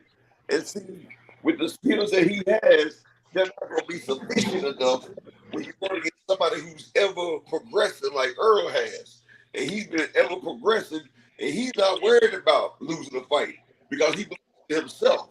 So when him and Crawford get together, it's going to be a great vast chasm of differences. Like you're gonna see the difference in skill level between the two. Yeah, I gotta shed light on this here too, though. To it kind of relate to what you was like when Crawford got his one belt, just chilled that instead of trying to collect and make it, so he can even get some type of leverage. As long as he would have got two belt, he got a little argument of trying to get, force the 50-50 and get, make the fight our overall 50-50. But when you ask the Crawford fans or the Errol Spence detractors, okay, why he didn't get them belts, they will tell you that he ducked. I mean, everybody ducked him. Like, but then at the same breath, they'll tell you that Bob Arum won't get him the same fight. You like why couldn't he? Like you can't have it both ways. Like they Ugas literally called him out. both ways. Ugas called for him. I know it. Yeah, But Ugas you know told him and Crawford. Yugas got a history with him in the He beat amateurs. him twice. Beat He him beat him twice twice. in amateurs. But the fans, like his fans will tell you that Yugas ducked him, just like everybody else And is. Ugas was It's telling Crawford to come on. unbelievable the shit they say and believe because how much love they put into this one boxer. Like, That's called a habitual liar. When you believe your own freaking lie, yeah, like when you lie so it's much you believe crazy, it man. yourself. Crazy. A habitual liar. You believe in your own lies, man. Like, come on, bro. What's crazy is I think there's gonna be a really good fight. I think Crawford gonna give him a good run for his money, but I still got Spence edging for the win because I know how good of a fighter Crawford is, and I'm cool with anybody who do think that Crawford, will win. Like I've been in the chat with dudes just like super Crawford fan, like they won't even let you Mm-hmm. check, but it was all good and all because the dudes were cool, but at the end of the day we can agree to disagree, like what I'm Right. Yeah. That's how I am. That's how I am over here. I don't care, what I'm saying, that if you got Crawford winning, I don't care if you think Crawford gonna dominate. But don't come here with that propaganda shit. You know what I'm saying? saying? Don't come over here with the, everybody hate Bud and all that casual Nobody fan needs talk, to. bro. You know what I'm No, saying? nobody. We're hardcore boxing Like, fans here, bro. We Yeah, watch I'm a boxing. fan of Bud We as well. watch. We cover boxing every day, bro. So it ain't nothing personal. The dude move weird. You know what I'm saying? To be a pound for pound number one fighter. We never had a pound for pound number one fighter move the way he do. You know what I'm saying? Yeah. And he ain't going. One thing about Sugar Ray Robinson, he did used to be flaky on certain deals, but he fought the best. You know what I'm saying? He did go out there and fight the best, and he fought the best 2 and 3 times. You see what I'm saying? Yeah, 117 wins. right. You know what I'm saying? So, we looking for Crawford spirit, and he don't seem to have it, bro. You know what I'm right. saying? He don't seem to have that kind of that pound for pound number one mentality or legacy. He don't seem to care that he don't have the legacy fights. He keep Mhm. bragging that he's going into the Hall of Fame. Nobody don't want to hear a pound for pound number one fighter who haven't fought nobody talk about he's going to go to the Hall of Fame. That's not Exactly. hate. That's not hate, bro. That's just That's being a spit. hardcore And boxing that's you fan. spit That's us all in that the is. face. I Like, made a comment in the chat about how they remind me of how the Chavez fan bring up. Okay, he went 8 or 9 and 0. When you say something about Floyd Mayweather going 50, when you look at the records and see who they fought, it'll shut them the fuck up. Like, cause you know what I'm saying. There's the reality of what happened is we see who beat who. You know what I'm saying? We see exactly. who dominated who was the greater boxer. Mm-hmm. You look at And see, Chavez, he beat a bunch of fucking trash cans. Like and the thing about it, until he got to Pernell Whitaker and he lost that fight, which they really robbed Pernell Whitaker. yeah. Mm-hmm. But you know what? We put so much stock in Bud because we like Bud as a fighter as well. Yeah, But yeah, I fuck with Bud. Bud, I fuck with but Bud. see, I fucks But with Bud. his But fans make it so yeah, easy to I hate ain't him. talking about the fans. Though. I'm talking about like I would love to see Bud versus Keith Thurman, or I would Me love to see too. Bud versus Me too. like Alexis Roses. I want to see Bud fight. Like I like watching I Bud. would Like like I to see him love when fight Bud. Danny. I loved it. I love Bud versus Gamboa. That was a great fight because Gamboa used to be my dude. Until he Yeah, lost to mine Bud. too. Gamboa, he was the Cyclone de Guantanamo. And when he lost to Bud, Bud became my guy because he took out my guy. Because Right. Gamboa was my dude. And I was like, you know something? That dude took Gamboa's shot, and Gamboa was so quick and light and fast and had that power. And when Bud took that and put him down, I said, oh, that man is a man to be messed with. But then, he ran through the 140 division. I'm like, yeah, I rock with Cuz. But then he get to 147, he become gunshot and shit. I'm like, yo, what's up with some of these good fights right here? Like, come on, bro. Like, And they what's try to up? say won't nobody fighting. Yeah, like, Right. what's up with And this? that Look, start making you that's pissed you off right there. No, Mm-hmm. everybody avoiding, but like, everybody bro, avoiding please. and ducking him, but Bob Arum not But giving they him fight Spence. But they the same fighting time. You can't Spence. have Like, it both you ain't ways. more dangerous than Spence. Like, bro, but Spence was an A-class boogeyman. If he can get fights, you can get him too. And then you and Bob, y'all trying to lowball people and shit. Come on, bro. See, Man, Like, that's why they say he It's always the cap, contradicting bro. himself. He one but minute they people won't fight you, the stupid. next It's minute you crazy. suing Bob because he won't get you to like. Which one is it, bro? and see, I would have gave him all faith back if he would have took the Keith Thurman fight. And because look, he could have been fighting that fight now, and we still waiting on the daggone other fight because look, it's still the same amount of time that passed. He could have made that fight with Keith Thurman, fought Thurman, had an extra daggone body under his belt, and he would have got more experience because he's fighting the top class fighter. He And would I have and I think I Thurman. think they go ahead. My bad. Go ahead, bro. No, what I'm saying is Thurman is not no slouch. Thurman is a great fighter. And he would have got another great fighter under his resume. Plus, he would have built his experience up and he would have built his pay-per-view up because if they put Bud versus Keith Thurman, I would have bought that. I would have bought that on pay-per-view. And that would have been Me PBC. too. They would have built it up. And that would have been PBC building him up for the Spence fight. And then it would have been a lot better Bud versus Spence after the Thurman fight. Like, I that would feel I And feel that would like have gave him somebody that Errol haven't fought yet. yeah. I think Bud and them had a plan because if you really look at it, like we were saying, they kings at pushing the narrative. I think they whole won't nobody fight Bud is because they was trying to sit back and let Errol gather all the belts and deal with the punishment that come with doing that That's so what they I could said. catch him on the back end. That's what right. I said. I said he wanted to be a puppet master.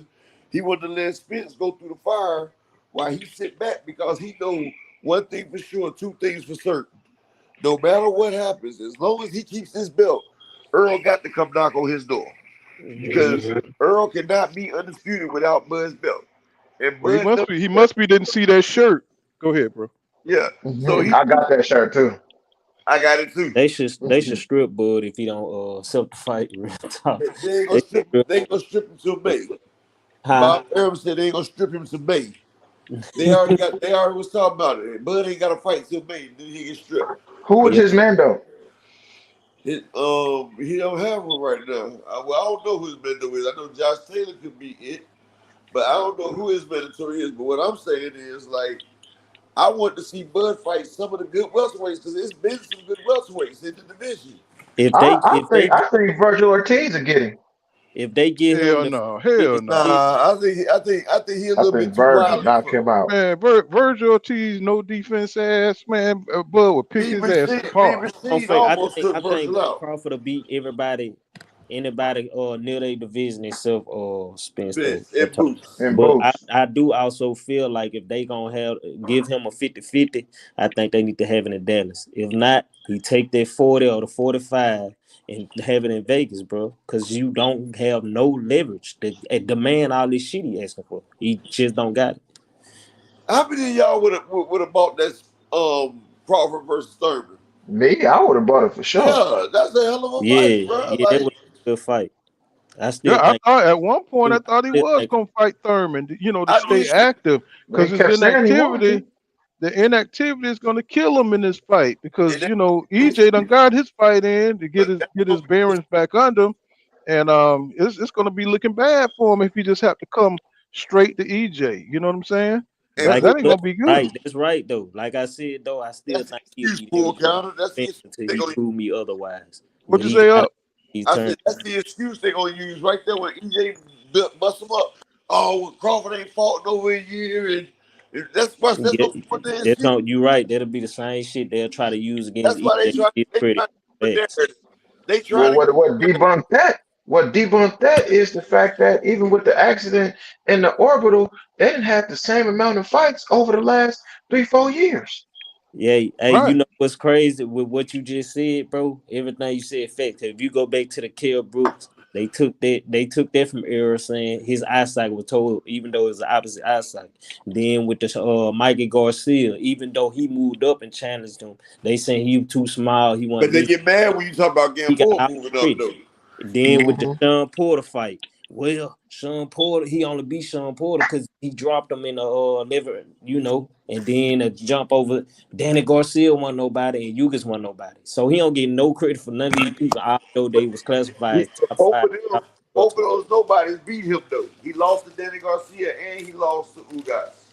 Who that? Crawford did. Crawford in the amateur. Yeah, in And the then, amateur. Yeah. I think yeah, I but the think thing is, him and anybody Danny. on EJ resume is I better think him than and Danny went. all of anybody on Crawford resume. Right. You know what I'm saying? Especially the last 4, 5 fights. Hey, him and I Danny mean, you went could one take. I'm amateurs, sorry, and I bro. think Yugas beat him twice. Yugas beat him twice, and I think him and Danny went 1-1. Hmm. You could take Mikey Garcia. Ain't nobody accomplished as accomplished as Mikey Garcia. You know what I'm saying on Bud's resume than Mikey Garcia. You know what I'm saying? That's just him. He's the weakest one, the weakest link. You know what I'm Mike saying? So, everybody on Bud's record, even the welterweights, except for Porter. mhm, right. You know what I'm saying? So I don't know why they always bring up Mikey Garcia. And I think Why Mike did Garcia might have would have beat Porter because they around the same size. Man, that you nigga know what Floyd I'm saying? I Mayweather don't fucked it up for everybody. Everybody scared to lose. Everybody go on war. Oh, they be on Florida about the money Mayweather, boy. I tell you what, Man, boy. Lord fucked He it up for everybody. They scared to lose, bro. uh, They you scared know, to and they need to stop because it ain't gonna be no more Floyd. Floyd was a special lose. dude, man. His defense was allowing him to fight different weight classes because of And you that know what's crazy defense. about that? Mm-hmm. Floyd was a special dude. Earl got in there when he was younger and kicked that special dude ass. That's what people not realizing. Yup. You know what I'm saying? But What's the guy it's name fighting Jake Paul again? What's the heavyweight? What's his name? cool. The heavyweight that's fighting Jake Paul. I You seen know how Robinson. Yeah, How he told the story about that. About about Spence. his dad, Hassan Rockman. Nah, not his dad. I'm talking about the son. I'm No, the talking about son, the Yeah, dad he a told the junior. story about He a Junior. junior. Yeah, he a junior. The one Rockman I'm He Jr. talking told about, the story about Errol and he Floyd. told, That's what he said. son told the Yeah. story about Spence putting them punches on Mayweather, black in his eye, because Mayweather fight different in sparring or whatever. The But doghouse. that's what The kind of doghouse, he gave fights Spencer right. extra buzz on his name after his And just think about this. Motherfucking Crawford made his name sparring Timothy Bradley, and Errol made his name sparring Floyd. What right that tell you right there? facts. Facts. That's right. That Speaks a lot. Timothy and Bradley. You know what I'm saying? He Hey, just an and that ain't the average only dude. one either. He fucked over Broner too. oh yeah, guess Knocked him what? Yeah, out. fucked over Oh, he Broner. knocked He out fucked bro. over Broner. He Broner, knocked out Broner. bro. Man, they even said Jamel Charlo got Yeah, to a Jamel point where Charlo. when it was time to spar Errol before fights, he was coming in there with rib pads on. Yeah, Jamel Charlo wears the rear protector when he's spar with Earl now. For Yeah. real. That's real talk. Real Look at this protection. comment, y'all, from 93 Octane. Talking about let y'all tell it, Bud ain't shit. Why even bother to have the fight? Man, come on, Not man. They true. gotta take Not away That, from true. that, that, that Crawford. that's what. I mean, they hear it, bro. It's They just that's hear what they all the We hear. just praise sat we there and give. That's what said they that hear. we just told you we like Bud and we wanted to see him fight. What the hell, dude? Shut up. I even it said that I think that he gonna give Spence his toughest fight. Like he gonna I They give him don't. can't a toughest hear it. fight, They bro. can't God hear damn, it, bro. you want I'm me to say trying to tell you. you Well, want me to lie anytime, and we 93 gonna just Octane build was up on some anytime you beta say female stuff. anything, hey, Beta anytime female. you say it's anything crazy. against Bud, all they hear is that y'all hate Bud. That's all they hear. It's that beta It's crazy. female. He acting like a beta female. These, Yes, 93 Octane, these you acting dudes like be a beta grown though. female. That would be crazy. They got that childish mindset. They too old for that shit. Like it's Hey crazy. man. Well, boxing is a poor they man's cheer for sport, blood so with you their gotta. They being feelings. raised by women, dog. That's what Boxing happened is when a women poor raise man's men. sport. You know what I'm saying? Yup. So you got a lot of idiots out there. When You a know what I'm woman saying? A raised a lot of man, idiots this is with a what you bunch get. of excuses, man, because they know they see the bullshit, but that's why boxing the Mm-hmm. way it is, bro. That's why it's hard to see these big fights get made because you got motherfuckers who don't call motherfuckers out for their bullshit. They let this shit prolong. Just like Right, I right. this man in Crawford Camp. They know this man the B side, but they giving him the motherfucking A side privileges and shit. He Like get calling. Jamal Charlo, that's my dude. But I've been on his ass. Like Exactly. Cause he You get Charlo, know, you know, anybody he else, get if it was punished. anybody else, they would be saying they pricing themselves out. Right, You know, right. Keith Thurman asked for $10 million to fight Bud. He priced himself out. Danny Mhm. Garcia wanted more money to fight Bud. He's priced. He don't know. so They look, don't deserve. They don't know what they deserve. You so can't Keith say Thurman, what a fighter. Can I finish, bro? He said. Right. He said. You know, what I'm saying these fighters. These fighters, you know, like we were saying for Bud, you can't say what he deserved. But in Keith Thurman case, you know what I'm saying, he don't deserve $10 million to fight Bud, or Danny Garcia, he don't deserve what he want. You know what I'm saying? They price themselves out. Why Bud Only ain't Bud pricing get to call themselves the out? shots. Right, Only Bud get to call the shots of what he want to do. Like he the ace, right, man. It's crazy. exactly. If it was 50-50, man, we can't argue it. But it's not a 50-50 purse split, like at all. It's not even close. And Like they Yeah, act so like Errol gonna get the Bud undisputed belts if he beat him. He not hell getting nothing yeah, but one like belt. his accomplishment just gonna disagree. He'll still be a great fighter, just like Spence said. You'll still look good at 38-1. That what he said, 38 and Hmm. 1. Yeah. yeah, you know what I'm saying? But that it's just the double standards for me. That's all it is. You know what I'm saying? I hate the double standards, you know what I'm saying? And they just ignore it, man. They just ignore everything that he contradict himself on. Right. They don't even say nothing about it, bro. They just let it Even roll. even if he do beat Spence, I'll credit to him, bro. Like salute. That's what's up. Shit, you proved everybody wrong. But Yeah, shit, all and talking and that's excuses that bullshit. Not what's up. that's where the real hate at. You know, the real hate is on the EJ side. You know what I'm saying? They do Yeah. not want this man to succeed. You know what I'm saying? They That- were cheering when the man crashed. They was hoping the man's career was over. You know what I'm saying? You had people out there celebrating that EJ was like his whole career was over. You know what I'm saying? This Right. man had to look on the internet and see people celebrating, you know what I'm saying, that he may not be able to Right, box again. You see what I'm right. saying? He So not. so you know, but you don't see EJ fans, you know what I'm saying, holding that, you know what I'm saying, and using that some kind of victim Olympics. This man came back from the car crash and beat Danny Garcia. He came back from an eye surgery and he beat Ugas. So, you know, that's all you need right there. That's just reality. You know what I'm saying? I So, you really know just what? I think that Yugas fight really scared Crawford because Yes, he was sir. barking real loud before that fight. After that fight, he Hmm. got quiet and it been you got to put an ABP out on him now. You got to Well, his team talking for him. He won't speak on shit or nothing to do with the fight no more. Like now he just went AWOL. well, the energy Uh, definitely has changed. man, You it know what I'm changed. saying? You know, and they don't acknowledge that shit either. Let's Right. see. It's because Errol did some real grown man type stuff where, you know what I'm saying, you He don't talk. talk about it until it's Yeah. time. And when it's time, you zero all the way in. See, they wasn't used to his energy. I even caught Bernie said, man, where he get all this confidence from?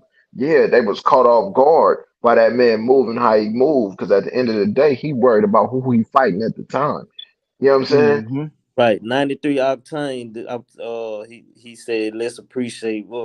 My bad. I'm trying to read your shit, but I'm No, trying you to good. highlight what he on. Talking about no matter who wins or loses, much respect. We like okay. We gave both dudes their respect, but we calling out one we can see clear as day. That's full of shit right now. We see past the bullshit. Right. That's the Mm-hmm. only thing, you know what I'm saying? I feel like Crawford, you know what I'm saying, he kind of shaking up, but I still ain't finna take away that he's a great fighter, man. At the end of the day, Right. the dude, he legit, but still, Man, you he know my problem, bro? I think he great, but I want to know. I don't know because of his lack of competition. Like anybody gonna look good fighting the dudes he fought. We just said Errol last 4 opponents would do the same thing to Bud whole resume. So while I do think he passes the eye test, it's like okay, it's not nothing that let me know for sure that he is who y'all trying to say he is. Right. Mm-hmm. And I Mm-hmm. also did say that I think he'll beat everybody in their division is suspense. Like, damn, what Yeah. you want Yeah, I me? think He so want too. me to just say this nigga beat everybody in the world. He want me to say he'll beat Deontay Wilder, Tyson Fury, and everybody else here. He shit.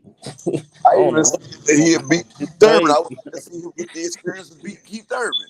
And Keith Shit. Thurman's a top notch welterweight, but I Yeah, said yep. I would like to see him beat Keith Thurman and get that experience because I would love to see that fight.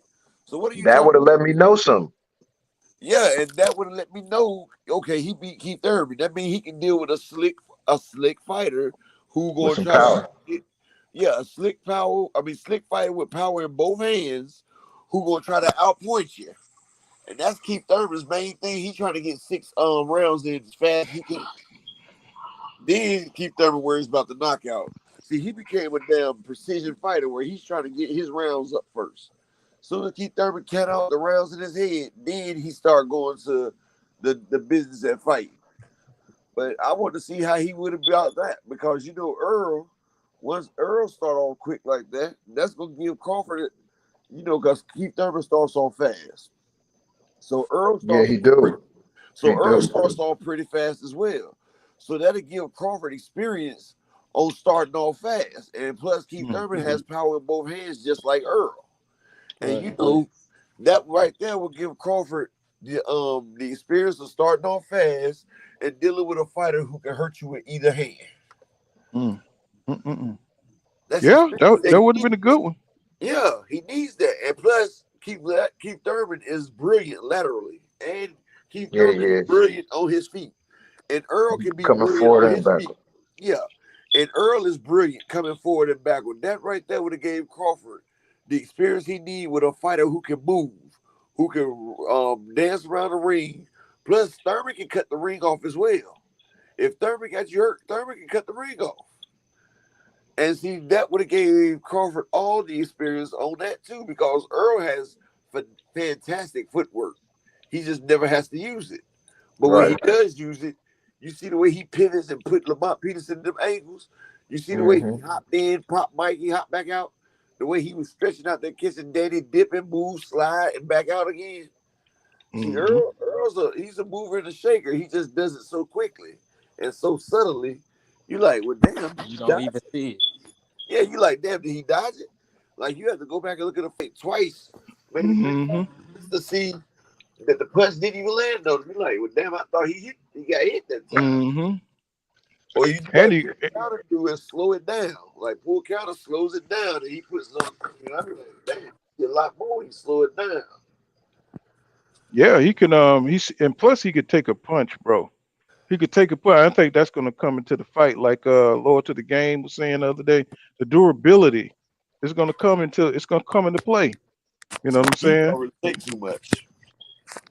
Say what now? I said, I don't think Keith would take that much. Who Yeah, that? EJ? I agree Nah, with I was Neville. talking about Keith. Keith Thurman. I agree, Keith No, Neville. no, Thurman no. don't I'm talking take. about Spence EJ. Spence Oh yeah, step back Spence. is Yeah, elite.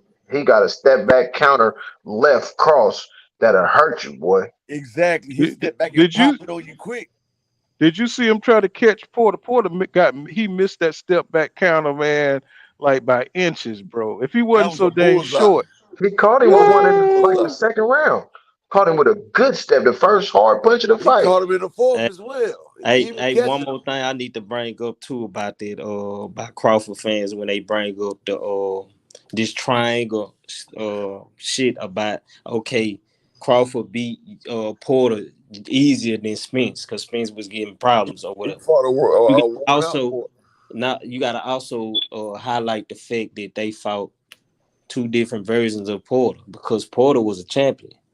Uh, um, even the Kell Brook was a champion when And Spence Right. fought. Carol was Like a young Bronco bull. these weren't nobody who had nothing to defend. They just was trying to take his shit.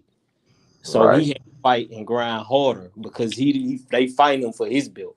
So with 2 belts on the line, both of them grinding it out together instead of one. I heard a fighter say, I don't know how true it was because I never fought professionally. I heard a fighter say when you got a belt, you 20 to 30% better just Yeah, based on your everybody. It confidence and is because prestige. you got to think about it. You the Both champ. fighters got it on their mind. I'm not gonna let this motherfucker take my shit. Right. Shit, Vince Yeah, told Porter, and I'm gonna take your Spence shit. wasn't the champion when he fought Everybody, Brooke. Brooke was his first champion belt, bro. yes, in and fact, and Kell Brook didn't have Dominique Ingle in his corner, bro. He didn't have his people with him. Nah, he did. You know what I'm saying? He didn't have that. They didn't train him for that fight. You know And what he I'm didn't saying? have fans, and Crawford didn't have fans hitting him with brownies when he was coming out the fight either. Nah, bro. Hey, hey, hey, It hey, was a hey, brownie and everything. EJ took one of those brownies and ate it. You know what I'm EJ saying? At liked one of that the shit. at the post press conference, he took one of hmm, the brownies and ate it. Yeah, he That was liked it. funny as him. I ain't talking about. I'm talking. He really did that. He took a Yeah, I brownie know. and ate They it. was throwing the boys in England was throwing brownies at Earl because Kill said he was gonna hit him with the chocolate brownie. He named his fist the chocolate brownie. He said that he was gonna give it to Errol Spence fresh out the oven. I sure wanted to see that Brook and Crawford fight go further though. I I wanted to want to see see what the was old finna Kill happen. Brook, I wanted to see but see Porter Earl broke or that man, dog. uh Earl broke that man, bro. Bud fight. He That broke. we got robbed. We got robbed with this shit. I don't care what nobody On say. which one? The Porter and Crawford, we don't know what would have happened at the end because Porter was not done, bro. He wasn't knocked out. Like they tell you, Nah, he he, threw the fight. Oh, he he was wasn't. done. He had to made his money. Cha-ching. He was out of Yeah, there. Yeah, he as said far that's as what that, he yes, said. like as far as retirement, but the actual fight, Kenny Porter robbed us, bro. Like he, When Porter started beating on the daggone thing, that was the signal, bro. Everybody know that. What? In all these And years, we never seen Porter beating on the daggone. Come on, man. even that's He deep. wasted the time even to get if up. Crawford would have just really knocked him out cold, where he was unconscious, I would have been fine with the fight ending like that. Don't end the fight. Well, at the same time though, I can't speak on it because that is his son too though. But But But this like my I thing. said, This my thing about it though. you This train my thing correctly about for it. him. Everybody say he would have knocked him unconscious. Who he done knocked unconscious before? He's not knocked out nobody unconscious though. He always swarmed him with a bunch of punches, and the ref stops it. right. Like that's why he's a good finisher because he'll come in there and hit you with 10 unanswered shots, and they're gonna stop it. If he had that type of He power, can be he'll pity be a patting you. He be if pity Crawford patting had that type sometimes, of power, he'll be a sellout or a megastar. Like facts. Just like Tank, like like Tank. Javante Davis, Like bro. Tank, yep, Javante yep, Davis That's a what I like big said, like bro. Tank. People Tank come is to a see because he knockouts, knocking more. He literally knocking motherfuckers and unconscious. that's why If people come to Crawford see had that Wilder. same thing, And he'll see, that's what he'll people be an don't easy road. realize.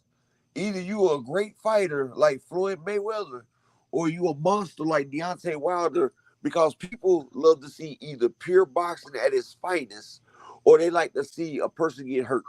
And Facts. But at the same time, though, if you you gotta come to a remember Deontay that Wilder Pretty Boy fight, Floyd was that knockout artist. I Pretty yeah, Boy he agree was with was. that. No, knockout. I said that. I said Right. that, but he made the most money as Money made instead of Yeah, Pretty that's Boy though. facts. Facts. I agree. But I see, agree. I'm with but you. see, that's what I'm saying. When you heavyweight and shit, people want to see somebody get hurt.